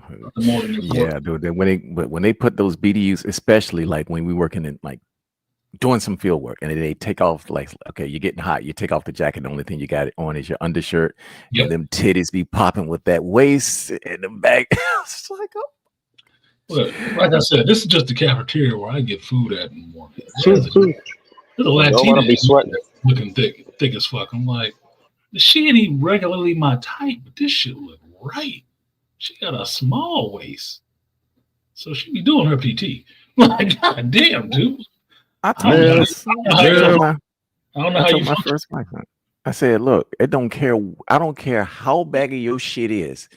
And these Muslims got that part wrong. It's like, because if we can peep that you got a little figure or something small going on, we're gonna get turned on by it. There ain't no amount of drapes that's gonna change that shit. No. Mm-hmm. I go to X that shit that men can see through your clothes, no matter what you're wearing. You know that, right? We know how to watch you the way you move to see how it's hugging in certain spots, how it moves on your body. You know. I already know what you look like. We already know what you look like naked. We just ain't seen it for ourselves yet. But I said it like this: why do you think them anime characters is always a running joke where the pervy anime character knows the woman's bust size or dress size and all those stuff just by looking at her? I'm gonna hold my glasses up. She's a 34D and all. I said that's some real shit. It's true. That be sit down once we get the measurements right a handful of times and get it explained. We can look at you like I can tell you. I've done it to a couple of girls. I said, yeah, you about this. How do you know? I said, I just know. We've been training on that shit since we were like 3 years old. Exactly. I'm a female enthusiast. Never underestimate the power of the heterosexual male to peep out some pussy. No. Yeah, I learned how to tell her. I learned how to tell her when the chick is wearing camo or not. It's like, how do you know? I was like, motherfucker, I've been doing this shit for a while now. Look, I played League, right? And there's a new chick playing on one of these teams, and she is not a single mother, but she got that mom body, which not many. She's fat. She just got some healthy, thick legs, right? And she kind of looked like the other chick, but I could tell what kind of underwear they was wearing.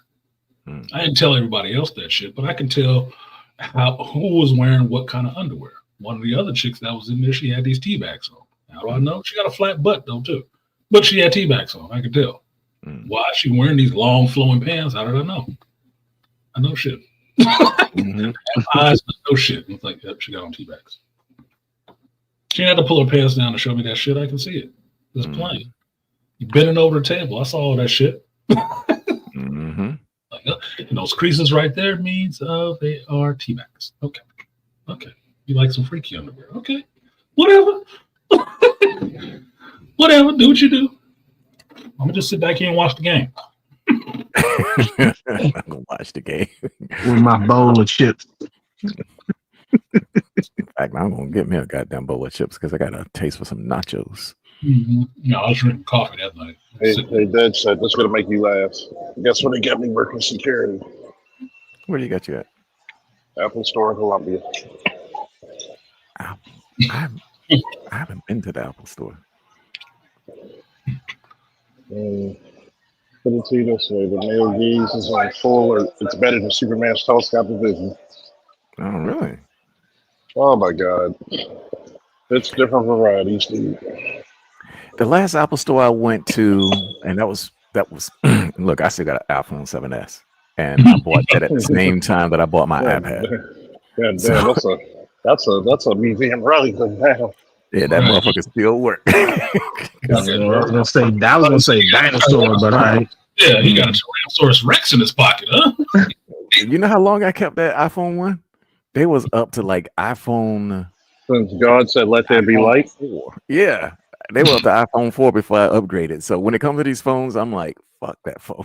But that said, is your ringtone the Jurassic Park theme song? Nope. He probably got Moses on the speed dial. My theme song is "Rangers Are Forever." Look, I don't even like iPhones. I got one newer than you. How the fuck did that? Bro, look, this is the last iPhone I'm buying because the next one is gonna be an Android. Might as well be. So yeah, well, everybody knows my ringtone, and I get to tell who's a geek because if they hear my ringtone, you start seeing men and women start smiling at me. They was like, that cartoon was the shit. If they know, if they know, you like, this is the wrong fucking crowd. You know, Look, that's how you know. the deal is with this iPhone is that I'm like it needs to be upgraded. Like I'm like two upgrades behind when it comes to, you need to upgrade the software. Like, fuck you. You ain't taking no more security from me. And I'm not agreeing to no more shit. So, and it's illegal for this phone to stop working because I won't upgrade it. So, so fuck you, motherfuckers. This shit got number 2 on it, and it keeps on saying, it's gonna upgrade at whatever midnight. And I was like, let me make sure I run the power down on this motherfucker, and then hit remind me later. Yeah, I am a stickler for that shit. Keep reminding me later. Well, that's the thing. What did they just say? It's not Apple, but it's Microsoft. But our facility director was telling us about the new upgrade for like Windows 11 that's coming out tomorrow. Mm-hmm.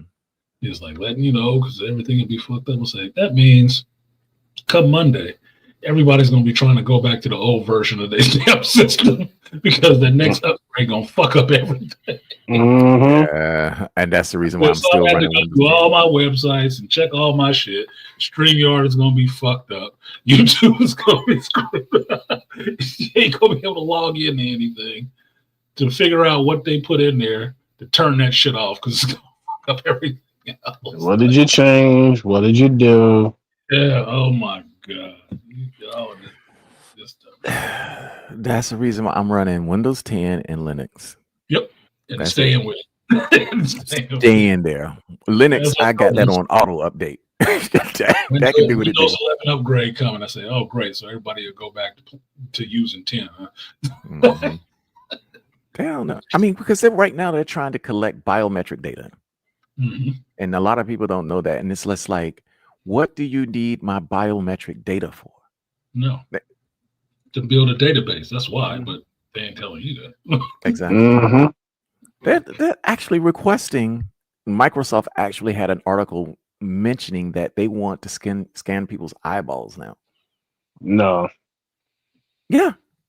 That's the type of shit that they're trying to do. Wouldn't that be cool? Didn't you see it in the movie? Wasn't that cool? You don't need that information. Who got a hold of that? Why do you need it? Yeah. That whole thing, like my dad was like, I wanted to try a Microsoft security protocol that uses your thumbprint or, your fingerprints. Mm-hmm. And I was like, Dad, you do know they storing that shit, right? Mm-hmm. And you do know that they work with the Department of Defense and the Department of Justice, right? Mm-hmm. You ain't getting away with shit. I need to preserve my theory. I need to be able to do my dirt. My empathy for my theory. I need to be like naughty by nature, doing my dirt all by my own, sir. I don't need no. Exactly. That's why I shake people's hands with gloves. Mm-hmm. No, ain't getting my shit. I need to make it hard for law enforcement to come catch my ass. Shit, don't look like Gattaca out here. You gotta carry a personal vacuum and clean up everything. Everything gets wiped down and vacuumed up. Like, nope. Our new system, our new key system, they did with biometrics. Because the key fob, they said, oh, that was not accurate enough. Let's say, why do I want to be putting my fingerprints on this shit? And I wasn't the only one that was trying to use his middle finger. Mm-hmm. Oh, you want some biometric data? I got some biometrics for you. Oh, you can't use that when somebody else uses it. Motherfucker. I use the other finger. No, I ain't about that. So I will continue to use old shit. I'm like that guy on YouTube who wanted a 65-inch dumb TV. And he finally found one too. And it won't buy any major brand. China made that shit. But basically what he was trying to do was circumvent paying extra for Netflix's 4K. Because it's like I'm getting 4K on my computer anyway. So he ran that shit into his TV, and Netflix downgraded that shit. And he was like, "This some bullshit." Mm.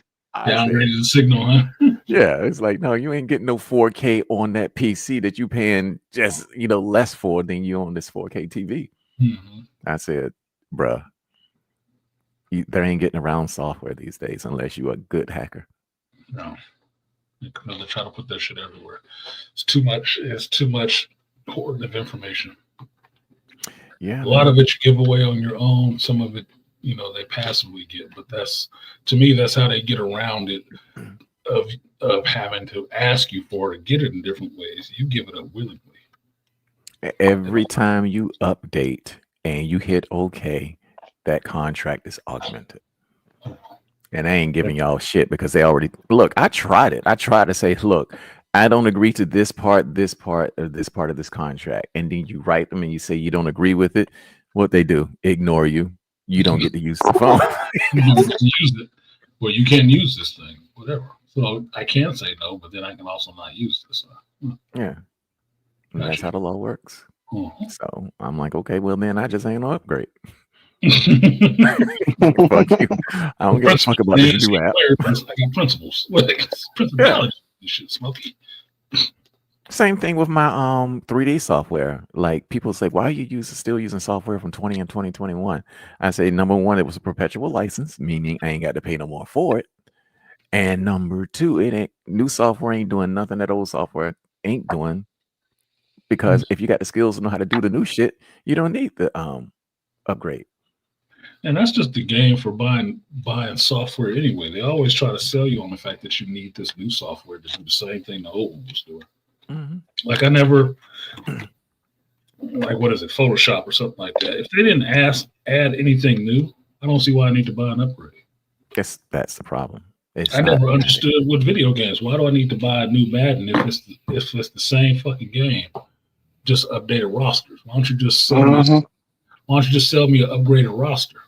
Yeah, DLC. That'll do it. DLC download for the roster, then I have Madden forever. No, I got to buy a whole new game every year. Unless you're getting better graphics, which they could do for downloads. Yeah, that should have been sports games. Should have been the first and only games that had DLC all the time upgraded. Mm-hmm. That's changed. It changed every year.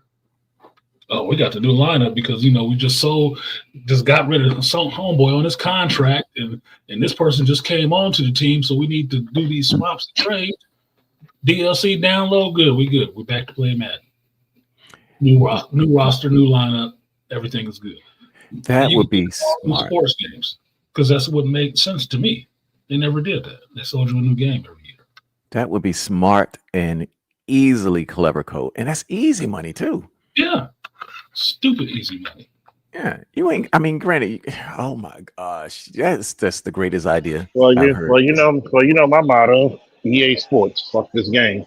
Fuck this game. Yeah, they never learned. I said that's what happened with the later UFC games. They all tank. I said because it's the same fucking game. I said you're doing the same moves with minor tweaks and adjustments to the inputs, and that's about it. Updated UFC roster. Or then you'll turn around and sell us the older former fighters, call it the Legends pack, and you want to sell it to us as DLC. I was like, yeah, this is why I bought the new one. I quit after 3. I didn't buy any more. So what are we doing here? But that's also the reason why, like, remember StarCraft, and remember Brood War was an expansion. Yes, it was. But when you get into like Wings of Liberty, Heart of the Swarm, now you're paying full game prices for the same thing. Yeah. Even though you can still play all 3 races. Yeah, you can still play all 3 races. It's still the same game. It's just another part to the story.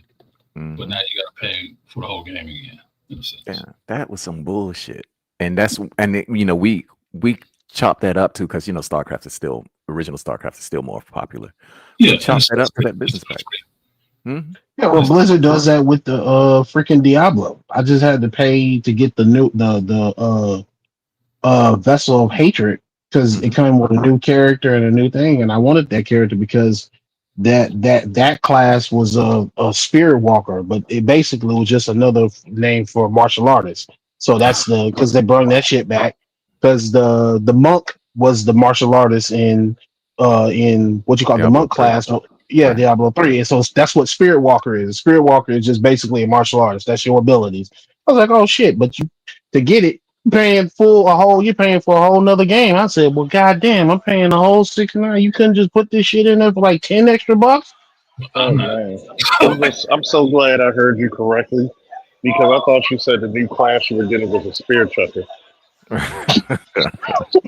Oh my All god, I'm right. glad No, I wait a heard minute. that. Wait a minute, Charles. Wait a minute, Charles. The spirit walker looked like a damn Native American. So so, Mhm. so I ain't really too far off. You're not too far Really? off. That monk class was fire in Diablo 3 though. hmm You could do all kinds of shit with that character. That I that mean, that was the mid range. You can fight long range. You can fight close range. You can take out. That's why I like that. That's one of the reasons why I like that class, as opposed to me choosing either the wizard or the barbarian. Because right. either one of them, wizard was only good for fighting characters at long range. The Mhm. barbarian was good for wiping out enemies at close range. The Mhm. monk, you can take out everybody. Yep. Insane DPS, man. Mm. Yeah. So that was my idea for that shit. Some upgrades make sense, some don't. When it gets into games and stuff, it gets expensive. If it's not a really an improvement over the old game, I don't see why I need to pay that much for a new one. I But heard all. Go ahead. you know who mastered that? What was it? What's that game I used to play? Xbox. No. Uh, Grand it's Theft Auto 5. It survived no, three game systems. Three. no. It's Warframe. Warframe is free to play, Okay. but you Yeah. can buy the deal because you know you got the fashion packs and you can buy the DLCs. But most of your DLCs are free to download.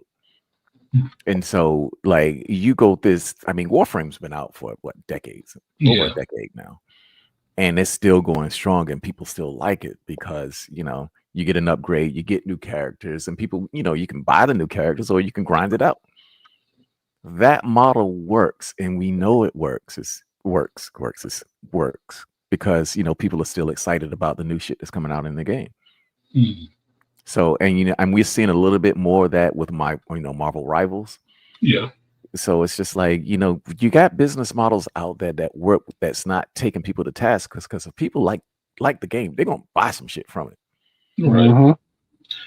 My thing was always, especially with games, is that the prices just kept going up and people kept clamoring to it as the prices kept going up. I don't Yeah. believe a lot of this stuff needs to cost as much as it's costing.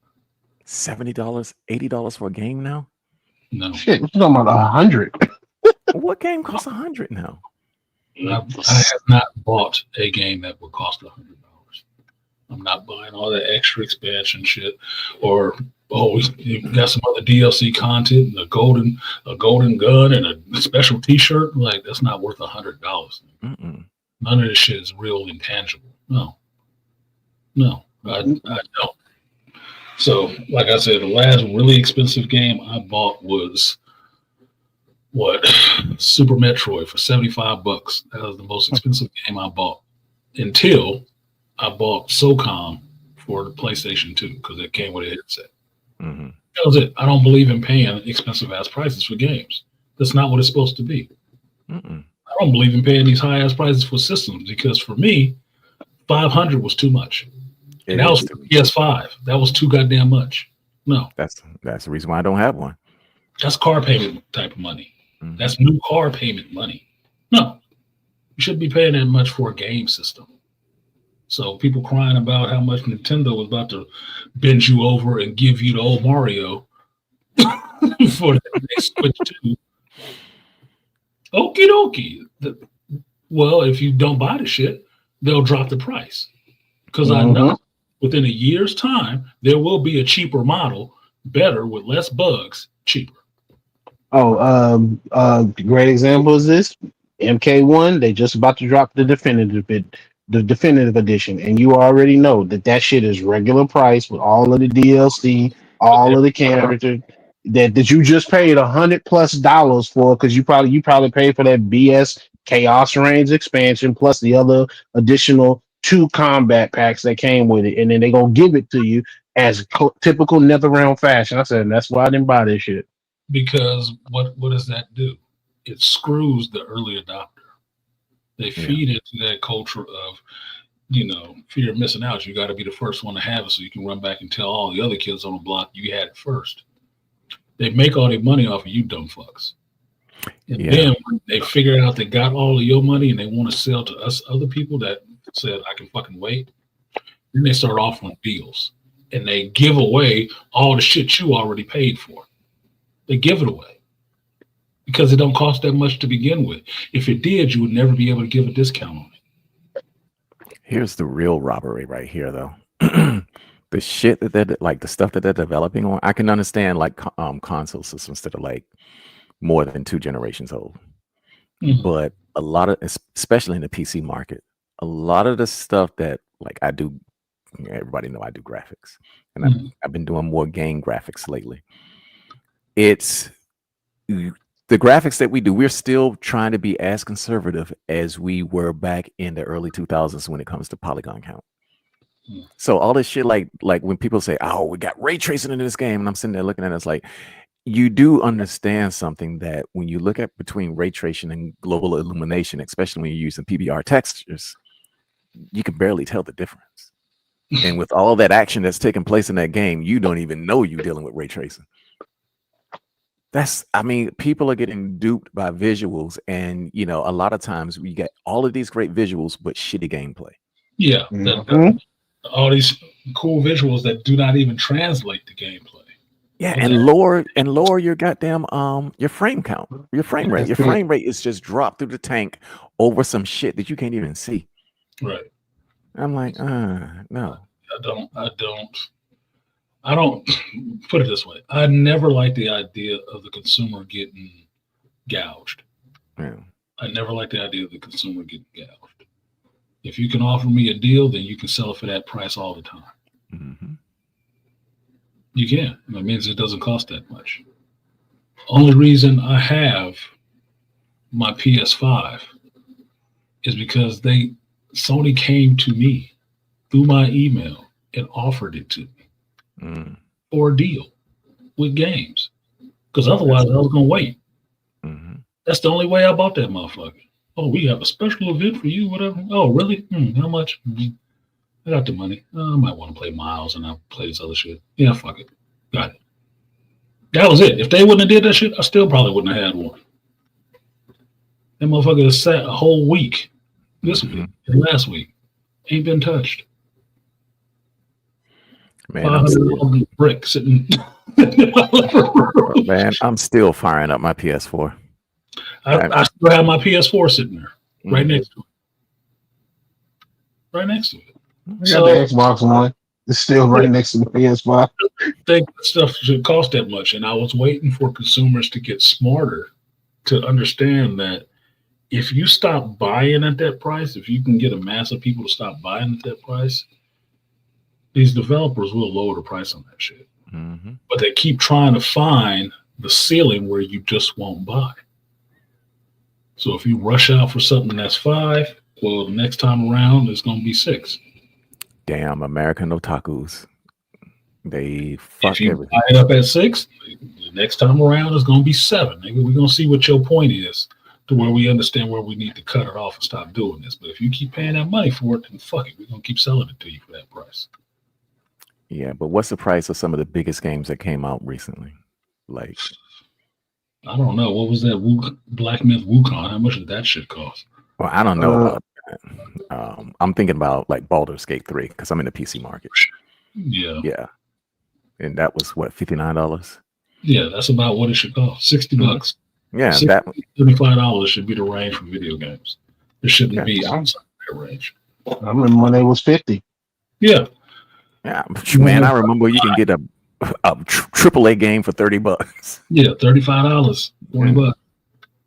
Because my thinking is this, especially with video games, yeah, you improve the technology and stuff like that you can put into the game and the story and all the rest of that shit. Yeah, that's all well and good. But you're still supposed to be trying to sell this to kids at some point. Or parents who are going to buy this for their kid. You have an easier sale at like $60, given the economy, than you do at $80 to $100. I like wrestling games. I like the NWO. I was not buying WWE 2K, whatever the fuck, with the NWO pack for $150. Fuck Hell you, no. Hulk Hogan, Scott, everybody. Fuck all of them for that. No, I'm not. And then the regular game was like still $80. Go fuck yourself. No, I'm not buying that shit. No, I'll wait for it to come up on my wish list when you're trying to sell it for like 50% off, which Yes. And then means it'll be, real price. and then the game is usually incomplete. Yep. That's one And big that's problem. the other thing, Beasley. They're always incomplete. That's why you need all this DLC. All the DLC and updates are an incomplete game getting spots filled in. Mhm. That's all it means. You never finished it. You never finished the fucking game.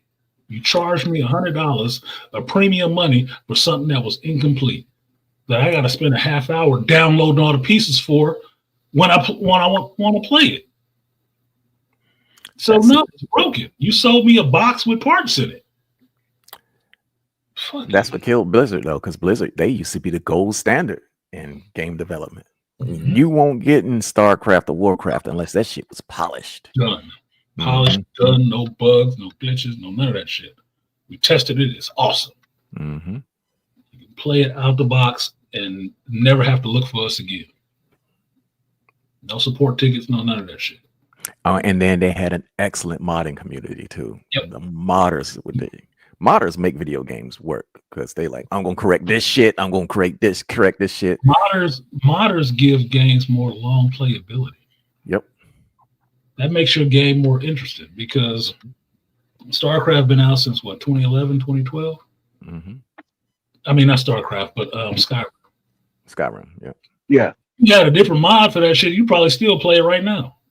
Man, look, I played We got Skyrim. the Game of Thrones mod. You can play as Jon Snow. Really? I'm down.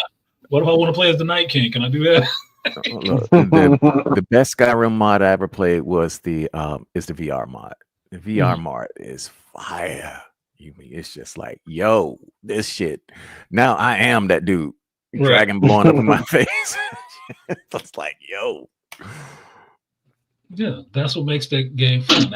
That's what increases the fan community and the long playability of that game. That's what fuels repeat plans of it. Mm-hmm. Or just if you find them rare folks like me, I just don't want to finish the shit because I like playing it so much. I don't want to finish it. It's just a fun to slip into. I still play, and this is an old game, Dawn of War, Soulstorm. Old strategy games. Strategy games, they sort of went out of fashion. You know, you don't see them much anymore. Because motherfuckers don't like strategy. Yeah. One of my favorite Warhammer. games of all time What's that? was Kessin 3. Yep. Kessin 3 was the shit. You had the wartime strategy map and the live action. Give me back Kessin, damn it. I think they're missing a market with the strategy war, with the strategy game genre. Because I ain't got the chops to make a video game. I can make the hell out of some graphics, but to code it, and you don't even need to know how to code now because Unreal Engine would do all that shit in the blueprint system. But you know, it's to create a video game from scratch. Man, if I partner with some motherfuckers like that, I would be on that strategy train like a motherfucker. Yeah, I like strategy games, especially like real-time strategy, because it involves something else than button mashing. Mm-hmm. That aspect of it. I'm an older gamer. I don't want to just mash buttons and see motherfuckers get lucky. I want to know you actually have some skill at doing this shit. Which is what made StarCraft great. You need it, but it's just a motherfucking weeb. These kids, and they got that. What is it? 100 actions per second or some shit like that. I'm saying, like, I'm maxing out at something like 30 actions per minute.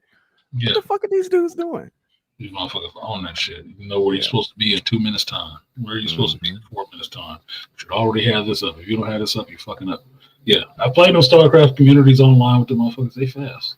I'm like, I haven't played this in a while. I'm still trying to learn the keyboard. Oh, where are these motherfuckers coming from? And then they get hairy quick. what kills me is that they'll harass you with one character or two characters while they're over on the other side of the map building, and I'm sitting there like, Yes. I'm just trying to get rid of this motherfucker. Yes, that's a tactic. That is a tactic. I hate it and had to learn, and I do it. I will build somewhere else. I will build a remote station, float it over there, and land it to just be doing this over there. And I'm gonna put all these troops right here, so it's gonna look like this is the main force. But way over here, we building the secondary, man. Come on, build up secondary. Hotkey. Come on. Oh man, I remember it. What was a game that was like that? I remember it was a computer game that my uncles got me into, and that was back when it was PC. It was a Star Wars game, and they showed me for like a good 2 hours how to operate because you can build up your little city and all this other stuff. You can. I said, and I remember I was like, and then out of nowhere he got attacked. His place got attacked by some damn Jedi's. I was like, what the hell? I said, oh yeah, you can get your Jedi temple up ready. You got to build, but you got to get. He said, but you got to get to a certain level and build your town up first before you can even get the Jedi. Otherwise, you never gonna have the characters. Everything you have to build specific things and some orders to get up to that point where you can have those. Well, I want flying ships. Well, you got to build this first. Maybe you need the reactor. Maybe you need this. You want regular ships that go really slow? Or do you want troop haulers? You need something different for that shit. You got to build to outstretch on this. You need to get these resources because you need gas, crystals, and this other shit. And you got to defend yourself. So you're going to need some soldiers, dude. It gets into the whole minutia, like playing SimCity, of how you operate and manage these resources and use strategy to defeat your enemy. Because you got somebody on the side of the map that's doing the same thing you're doing, but they coming to kick your ass. Yep. Or you get really savvy, you playing like 4 or 5 different people at the same time doing the same shit. It's hairy. It's great. And when you're trying to tier up to get the tier 3 to get the good shit, and they harassing the shit out of you, keeping you at tier 1. It's just destroying all these. I sat at that freaking at his laptop for a good. He said, "Damn, you still playing this?" I said, "Look, they keep attacking me and destroying my little town before I can even get it started." It sounds like StarCraft because that's exactly what happened in StarCraft. Yeah. Because like what I do, I'm just saying it's not that big of a deal because I'm sure other people do it. What I do in StarCraft is I'll put some harassment troops out there, but I'll come behind and start attacking your supply depots. Mm-hmm. Because if you don't have enough supplies to support the troops, you can't build more troops. Exactly. So if you had like a 200 cap or something like that, and each one of your supply depots take out another 10 or 15 or 20, then I'm destroying them. I will drop motherfuckers off, and that's all they doing over there. It'll be 2 dudes. It'll be 2 guys. That's all they doing is taking that shit out. Or taking out your little drones that go and grab resources for you. Because if you ain't got them, you ain't getting no resources. Then I ain't got to worry about the rest of that shit. But that's strategy. That's figuring out, man, this motherfucker build up way too goddamn fast. I'm going to go get him. Well, if a man don't got resources, he can't build. Exactly. There's some art of war shit going on in the StarCraft. If you can't eat, you can't have troops. Man, another one that implements those strategy is park builders. Like one park builder. I never really liked the park builders until I played Jurassic World Evolution and just building up that part. Because if you don't have everything right, one thing they guarantee you is like, your dinosaurs will break out. And when you don't make sure you have them electric fences or have the teams, the ACP units and the park rangers, everybody's in place. And if you don't have it or a storm hit, your people, them guests want to get wiped out. Yeah, that's like playing StarCraft because StarCraft is, you built a soldier. Well, that's good. Did you give him any armor? Did you give him a better weapon? Because certain things don't go down from just these regular shots. You might need something little more beefy, like bombs or flamethrowers or something like that, because you got a lot of stuff out here. So how are you fortifying your position and building up at the same time? How do you manage these resources and stuff? That's all it's about. It's resource management. Resource management. And learn your it's taking too long for him to come back with these resources, man. We need something closer. Mhm. And look, and then one of the things that they put in there is you work with three different things. You work with security, entertainment, and the science things. And based on the missions you select, it can ruin the relationships with the other two or all of them, and to where they'll be sabotaging your part. So I had the entertainment guys sabotaging the damn power generators, and that's how the damn Raptors kept breaking out. I was like, oh, well, let me just do some more work with the entertainment. I'm worried about the security. My relationship with the security team is great. Yeah, see that is a damn that is SimCity kind of logic. Straight Yeah, up. that's SimCity. Yeah, Like the you war click on shit is it's like because here's one thing that a lot of people failed on, especially in any strategy game, especially StarCraft. Warcraft was the same way. You build up a little army, you send them over across the map because you like, yeah, I'm gonna go there and whoop his ass, right? It Mm-hmm. takes because you are fortified in your position, you wipe them out, and then you unfortify and send your army over while they're trying to replenish, and you Yeah. get wiped out just like that in a counterattack. It is brutal. I'm sure I showed this to you guys before, something like this to you guys before. Here, I'll show you this. This is funny. Now this Oh, is Protoss. yeah, this is a short for StarCraft, right? And I just watched like half a second of him. I saw what was going on. Watch the tactic that he used.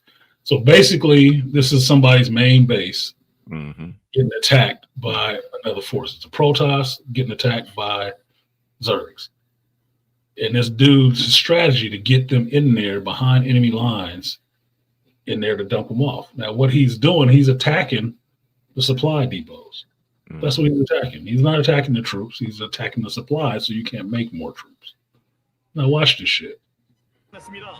Unleash the Omega drone. Woo! Damn. All right. It's over. Unleash the Omega drone. That motherfucker used one drone that had the hatch ability, I guess, that they were all loaded up on one drone. And he went in there, and then all the rest of the drones came out. And then they just start attacking the Protoss drones and their supply depots and everything else, just swarmed them like, holy shit. If I saw that happening on the screen, my heart would be jumping like, oh, what the fuck? Well, that is some annihilation wave shit. But the key is that drone had like just one cannon up, he'd have stopped that drone. Yep. Yeah, one he cannon would would have stop that stopped. drone. But he let that drone run all the way through there and wasn't thinking that it was going to be a problem. Yeah, that was a mind game right there. Oh my God, it was. Oh, that was God. You got mind fucked because those were hatchlings. Oh my God, yeah. God damn, I would probably punch my screen. Those are just creatures that farm resources. Yeah, that's it. They just farm resources. And usually, if you get down to just them, it's already known the fight is over. You lost already. That motherfucker used them as an attack squadron. The imagination on some of these players is ridiculous. Man, that's something that you would have to see it to believe it. And once you've seen it, you're like, yep, that'll never happen to me again. Fuck you. Come this direction, man. Kill that shit. I don't give a fuck what it is. It was just a drone. Kill it. And what is it? Remember Artisan, what they used to say like early in the StarCraft universe? It was like no attacking for 5 minutes and no attacking for 10 minutes. This is like dudes like, no man, this war start as soon as the game start. I'm sending them. Game start, the war has started. It is yes. Oh my God, you don't sleep on nobody. No, especially anybody from Koreans. Korean players. Koreans are sick. Like this shit right here. Look, I'll show you. Look at them siege. Then I'll start around and get out of here. Oh my gosh. So 100 Marines versus 20 siege tanks. Everybody attacking. Oh wait, I turned the sound off. There you go.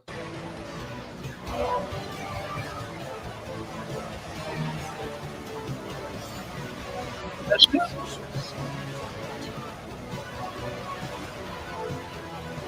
Now, it should be said the motherfucker made 1,000 Marines. Wow. That's a 1,000 lot. Marines versus 20 siege tanks. That's a lot. People who play the game know that's a lot of goddamn resources, dude. Yep. What the hell? Yeah. You built nothing else? Just the siege tanks is expensive, but no, this is what they was doing.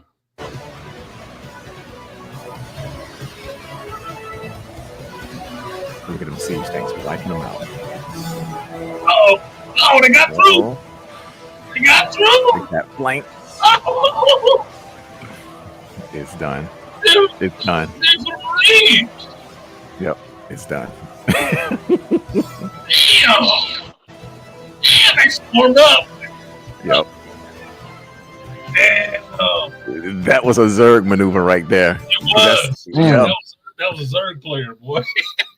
Because that's the thing about Zerglings. Once they surround you, it's over. That's the reason why you need fire bats. Yep, it's done. Yeah, that was Zerg. That was probably a Zerg player playing Terrence. That's dope. That's man. Where'd you get that from? I'm gonna watch some of that shit. Yeah, that was just a short that came up. Mass Zergling Flood, StarCraft 2. Yeah, 100 Marines, 1,000 Marines versus 20 siege tanks. Shit. What was the name? Winter StarCraft is the dude's name. Yeah, StarCraft in its heyday was this. I still love StarCraft. I haven't played it in a while, but it's one of those games that you can always go back to and enjoy and have fun playing. And in some ways, the longer you've been away from it, the better it is to come back to it because you forget some stuff. Yeah, Like if you're really good, it might not be a challenge to you as much. But if you've been away from it in a while, you have to get good again, and that's more fun. Yeah, Especially it's really for people who, you just now building up. It's all in the first 2 minutes, and then you got a fucking scout out there running up in your territory. Like, motherfucker, who are you? Where'd you come from? Follow him. I don't need you seeing what's going on in my base because they read that shit and it was like, okay, now I know how to attack this motherfucker. Yeah, mind your business. What you doing over here? You ain't supposed to be out here yet. Yeah, that's when you see people building up quick as hell. Like, God damn, they own it. I gotta get back here, man. We gotta move. We gotta relocate and start fresh because this motherfucker gonna be here in a minute. That's the thing that I did also love about StarCraft, even going back playing Wings of Liberty, Heart of the Swarm, and Legacy of the Void. The story was written well enough, and I liked the characters enough that when I went back and played it, it was like rewatching a movie that I love to see. Yeah, their cutscenes are good. I didn't play Legacy of the Void. That was the one I didn't get. I didn't get that one. But all the way up to Heart of the Swarm, well, that's fucking story. Love them characters. Man, Kerrigan was badass. Oh, God, she was the Queen of shit. Blades. Yeah, Queen of Blades. The idea of Cerebrits and the Overmind, and from how that went over from StarCraft 1, and how she had her ascension. Oof, man, that was A+ writing back then. It was good writing, good sci-fi writing. Like if you were making a show on that to come on a series, it would be interesting. You'd watch it, you'd be into it. But I think that's what that kind of stuff was for, because they told a story and the gameplay was just part of it. But the story itself that bound all of that world together was so interesting. Yep. And at the time, Warhammer, which it was based on, they were kind of slacking in the game department, and they had some good books because I did read about the Horus Heresy. But now the Emperor's back, and I'm sitting back like, man, I got to catch up with this shit because the Emperor's back. Yeah, I never got into Warhammer. I understand this place, but I never got into Warhammer. Just like I said, geeks of all kind of things. Nobody gets into everything. Right, that's true. It's impossible because some of it don't align with what you into. I just didn't get into Warhammer. I know what it is. I just never got into it. But StarCraft, I was into that shit. I was loving it. I was well into StarCraft because it was just, I think for me, it was StarCraft over Warhammer anyway, because Warhammer, the universe was so goddamn dark. That universe is fucked up. It's real fucked up. StarCraft, at least you dealing with, Omega level aliens and shit like that. Right. There's some hope in StarCraft. There's hope in StarCraft. There's humans that, just living their lives. Yeah, the Watch Jim the Raynor story is good. Cinematics, yeah, you'll get the story. It's Mhm. especially with Heart of Wings of Liberty and Heart of the Swarm. It's a deep story. Really deep story. A lot of political shit in there too, especially with the fucking parents. Man, I love Arcturus Minsk. Oh my god, that's what I'm thinking of. Woo, that he's a fucking boy. Him and Tarkin could have some drinks. Yes, sir. Him and Tarkin could have some drinks. Oh, you did that, but what about this time on this planet? I did, right? Right. They can swap stories. Yeah, the way he left Kerrigan, I said, holy sh! That shocked a lot of people. Yeah, They were like, did he just leave Kerrigan on the planet? Oh, yes, shit. He did. Yes, he did. Pull out. And Kerrigan got her vengeance. Yeah. Leave Bro. me, I'm gonna get your ass for that. I'm gonna get man. your ass for that. I can And then talk you about see, Star. like with Babylon 5, the Mhm. place of telepaths. And that shit. Yeah, I think the StarCraft did telepaths a lot of justice, especially with through the lens of Nova and Kerrigan. It's just like, bruh. Yeah, Nova was a good character too. I liked her. Yeah. Man, Nova was gonna be my girlfriend. My wife. She was just, I'm not into blonde chicks, never been, but she just had that je ne sais quoi about her. Right. And she was just like, I'm a black pill bitch and I want to kill Kerrigan because of this, that, and the third. Like, Nope, she got left. That's just what it's gonna be. Yeah, that Yeah. shit was awful. I'm gonna get out of here, man, because I got a deadline tomorrow myself. Yes, sir. I gotta get stuff packed up and out of here and on the road to my mother's house so I can get to this airport in the morning. Somebody Yeah. told me not to sleep.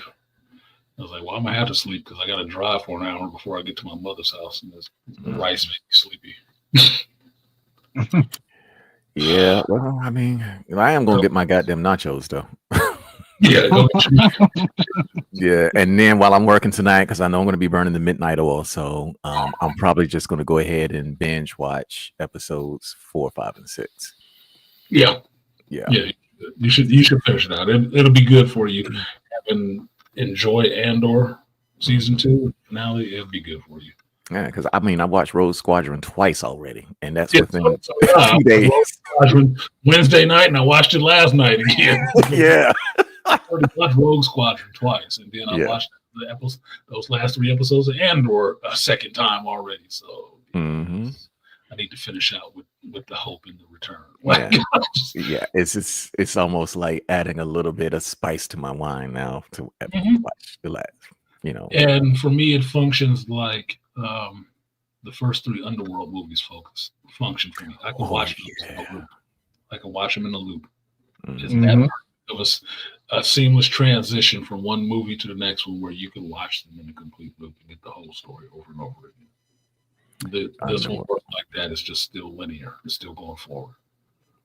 So Underworld is where Kate Beckinsale became my waifu. Yeah, same thing. Yep. Like Celine is cool, yeah, but I want Kate Beckinsale. Yeah, Celine was cool, but Kate Beckinsale, yeah, she can get it. Yeah, she turned it up in Van Helsing. I felt Van Helsing. He felt Van Helsing's pain when he accidentally killed her too. I was like, hey, she was badass, killing vampires and shit in that too. Come on now. I couldn't get into Van. I mean, granted, I loved her character. I saw that in the movies, and I was like, is this a joke? And there was a dude in the theater laughing so hard that it was almost disturbing me. But I was like, dude, I understand why you laughing, because this shit is terrible. It was terrible. Yeah, but as far as her, Kate Beckinsale herself, it's that she's got that classic European beauty. Yes. You just when I see European, I'm thinking Kate Beckinsale, I'm thinking Dido, I'm thinking women like that. Yeah, some posh. Yeah. if you listen to interviews with her and how she is, she's fucking kooky. She seems so down to earth. You probably have a decent shot with her. Yep. Which is funny as hell. And she'll be freaky. Like, Yeah. down. Let me go to LA. Yeah. Yeah. She's Get you out somewhere.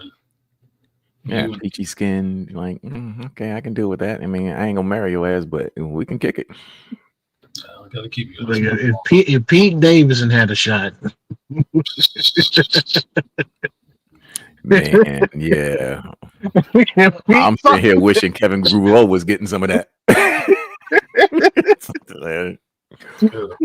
Because Lynn Weissman got it. He ain't a big dude. He ain't a he just a director. Like, keep it working.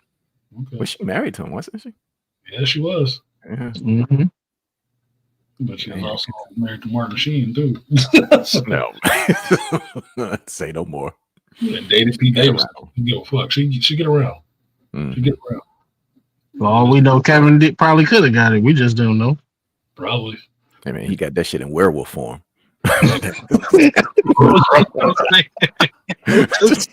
Reyes was ravaging that shit, right? And he was biting her all on her shoulder and shit, and it was healing. And she's like, get it. Yeah.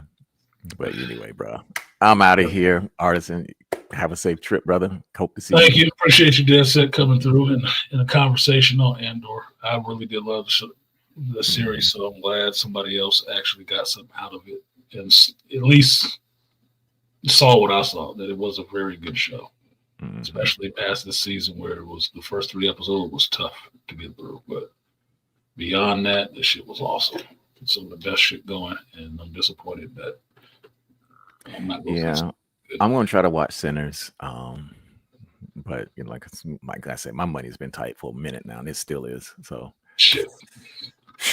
Yours, mine's, and everybody's, but I watched it because I wanted to see it. I had to see it. I didn't want somebody to spoil it for me. I did. So I just had to do it. Bought the bullet. That was one of the sacrifices. Yeah, because I ain't going to the movies without getting popcorn, my goddamn all my little snacks, and I'm going to the one that got drinks, and I'm gonna have an orange dreamsicle. God damn it, I'm gonna spend $30 there on top of the ticket price. No, pretty much. Yep. So know the feeling. I will spend the money to do that if I need to. But since I don't think anything else, well, no, we got next week. We got Mission Impossible: Dead Reckoning coming out. And then Ballerina should be coming out soon too. Okay. Check those out early. You said the Ballerina? Yeah. Okay. I'm gonna have to look that up. Yeah, that's in the world of John Wick. Ana de Armas. Oh, gotcha. Scaroma from John Wick's group that trained him. See, I didn't get past the. Well, we'll talk about that later. Anyway, I get you. A trailer for it, you'll get the idea what's going on. I don't think you need to know any of the other movies to get what's going on in there, other than the fact that it's in the world of John Wick. John Wick is in it. She is from the same group that trained John Wick, and at a point, they send John Wick after her. Oh, and it's Ana de Armas, who's a cute little Latina. I forget what her nationality actually is, but she's Cuban. She's Cuban. Okay. John Wick type action for her size. She ain't overpowered and punching people up through the ceiling and shit like that. No. Okay. She's doing some actual clever movement and action and stuff like that to do that same kind of gun fu shit. I'm like, damn, that look kind of. Oh yeah, I like her look. I remember her now. Yeah, she was in that last James Bond movie. Okay. Had a good action scene, and she had a good action scene in The Gray Man. Her action scene was reasonable. How you do female action scenes in movies? She got her asses kicked, but she whooped some ass. You know, so that's been my little crush on her. You know, little facts. I wasn't mad at Ben Affleck when he was with her. I wasn't mad at all. No, she's cute. Oh, so she was in Blade Runner 2049. Yeah, she was the AI. Yeah, Yep. Yeah, she was in Knives Out too. She was the lead role in Knives Out. Oh shit. Yeah, I'm gonna keep an eye on her Yeah, because cute. she's got Little press. short cutie. Yeah, little short cutie. She might mess with your Penelope Cruz fetish, Beasley. So She does. I'm not even gonna lie. She already does. I mean, Just I put it like this. Look, no, I went more into her background. I learned that she learned how to speak English through acting. When she auditioned for the War Dogs movie with them with what's the fat kid that was in the what's his name? um, no, what's it? Not Noah Wiley. God damn it. The kid that He was was in super bad. yeah, him and a dude that played Mr. Fantastic in the Fantastic Four movie. When she was in that movie, they said she didn't speak English, and she was actually worried about losing the part because she didn't speak English, and she learned speaking English through learning the parts in that movie. So that's not, so yeah, she does mess with my Penelope Cruz fetish, Mhm. Look, ain't especially nobody when ever. she was in deep water with like I was like, yeah, you letting it get around, Ben, and I wouldn't. He was killing people in that movie behind her too. I was like, okay, Ain't nobody ever gonna mess with my what you call it, the chick from Dust Till Dawn. Selma Hayek. Salma Hayek. Ain't nobody gonna No, knock her off of the can't, throne. can't mess with my girl Selma. Selma. Check out her Sports Illustrated cover she got coming up. She's in Sports Illustrated. Said, when did she play sports? I don't give a shit. One of her most Just let her get compelling out. stories.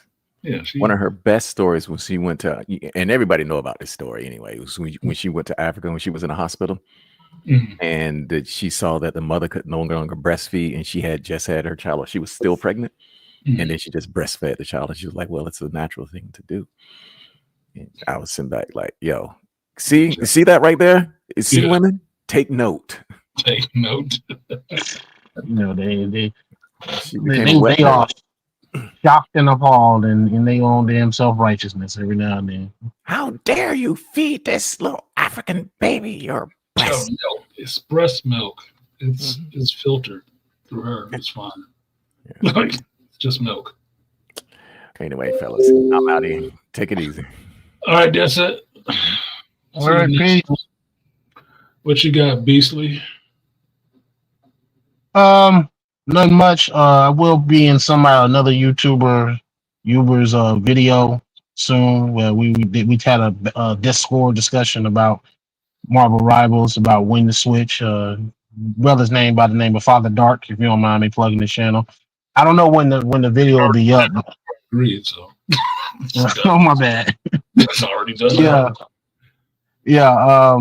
But we talking about when to switch, when is the proper time, and like one of the things we were all talking about, like because you got guys at different ranks and different levels, and asking a teammate to switch, and how pissy some people get, and they get in their egos and everything, and a lot of times one of the things me and the others said really is just communication, and nobody wants to communicate anymore when they playing on the game. So that's what that's one of the things we'll discuss. So, but other than that, that's what I got. Cool. Yeah, I haven't played Rivals in a while. I went to a resident's house this week and I listened to him talk, and I realized he was playing Rivals. And I asked him, I said, "You playing Rivals?" He said, "Yeah." I said, "Okay, I can tell from the conversation." And then the way he was talking, I'm like, I hope I ain't played against this one of these motherfuckers I had to block that was talking shit, because he was talking a lot of shit. I was in the house listening to him talk to shit. I said, I'm remembering his voice, because I ever run across his voice on a mic, I know exactly who the hell it is. I know exactly who it is. So I tell us that, so maybe come to your house. I know where you live. You live. This sounds like so and so. When I told him, and that's exactly why I haven't played in a while. Liking a new season? I wouldn't know. I haven't played it since they put Emma on that shit with a big legged ass. So I haven't played it in a while. For that reason, this is fucking only being irritated. and I haven't had time, so they kind of work together. But yeah, I think there's another. The season about to end, or the new season is about to? Mid season next Friday. You're gonna get new map and Ultron. Finish out the Hellfire Gala. Yeah, I don't know what Ultron has to do with the Hellfire Gala at all, but okay. Where's Blade? I'm still pissed. Where's my Blade? I told you, man. He chilling in he's sleeping with Wakanda. I need to sleep in Wakanda. I need to get up fighting. I need to run Punisher and Blade consecutively, back to back. Get you with the long shotter, and then jump in there with Blade and just get the up close wet work. And they did drop a new legendary skin for Punisher in that little Asian style that they got for a couple of the characters. Yeah, it's a legendary. So that means you get like when you click on it, you'll get like the emote. You'll get all like the intro for it. And they dropped also the X-Men retro X-Men uniform for Namor. Let me see. Let me see what that is, because I want to see what that costume look like. Because I did want a new costume for him. I like the MVP. It was pretty cool. It's like he on top of like a mountain, and then it's like all these like little demonic hands, and he just blow it up, and he just sit down and just chill. I'm like, oh shit, this Punisher right here. Legendary. Because my Punisher is almost at Lord. But Yeah, it's got the It because it is legendary. The banner move. He looked like a samurai. He looked like giant fucking Robo. What the fuck? Is that Marvel Punisher's new skin? Okay, let me mute this cross promote just in case. I have to blur that shit out later. Is this the costume? Mm-hmm. Yeah, he looked like a samurai. That has guns. The gun samurai. The one that and shit or whatever. Or that's kind of cool. Interesting. That's purple. I thought we would have got some of that Doctor Strange shit, or the Punisher when he was dead. Could pull guns and shit out of his trench coat like Felix Magic Bag and shit. Had angelic weapons. Okay. Yeah, he looked like a samurai. Yep. Okay. Not exactly what I would have went for, but all right, whatever the fuck. It is what it is. All right, let me get out of here so I'm not rushing all fucking day. Got you. Damn, I gotta watch LFG tonight too. Gotta watch LFG tonight. All right, y'all. Thank you, Beastly. I'm gonna go ahead and sign out. Oh, all right. Peace, man. Peace, man. All right, folks. So that's it. That has been the show for today. I will be back, God willing, in California next Sunday. So you'll see me on the stream. Again, I don't have to stream while I'm away. So until then, this has been the Hero's Journey. I do this every Sunday from 8 a.m. Pacific time until I feel like stopping. We talk about geekdom life and everything else. If you haven't checked out Andor Season 2, the first 3 episodes will be boring. But the next 9 episodes will be fire. Especially the next 6. So understand that, special advisory to the viewer, and watch good television. Watch good streaming shows to understand what good actually is, or great, I should say. To understand what great is, watch something like this so you understand. So you'll have a context to grade other things by, because that's what Andor does right now. It makes everything else that Disney has done in Star Wars look like shit, like superb levels of shit, outside of Rogue One. You can tell the difference. I'm telling you this, if you're watching this, you're not looking forward to an Ahsoka season 2. You may not be looking forward to a Mando and Grogu movie or Thrawn trilogy that Dave Filoni is going to do. You won't be looking at that shit.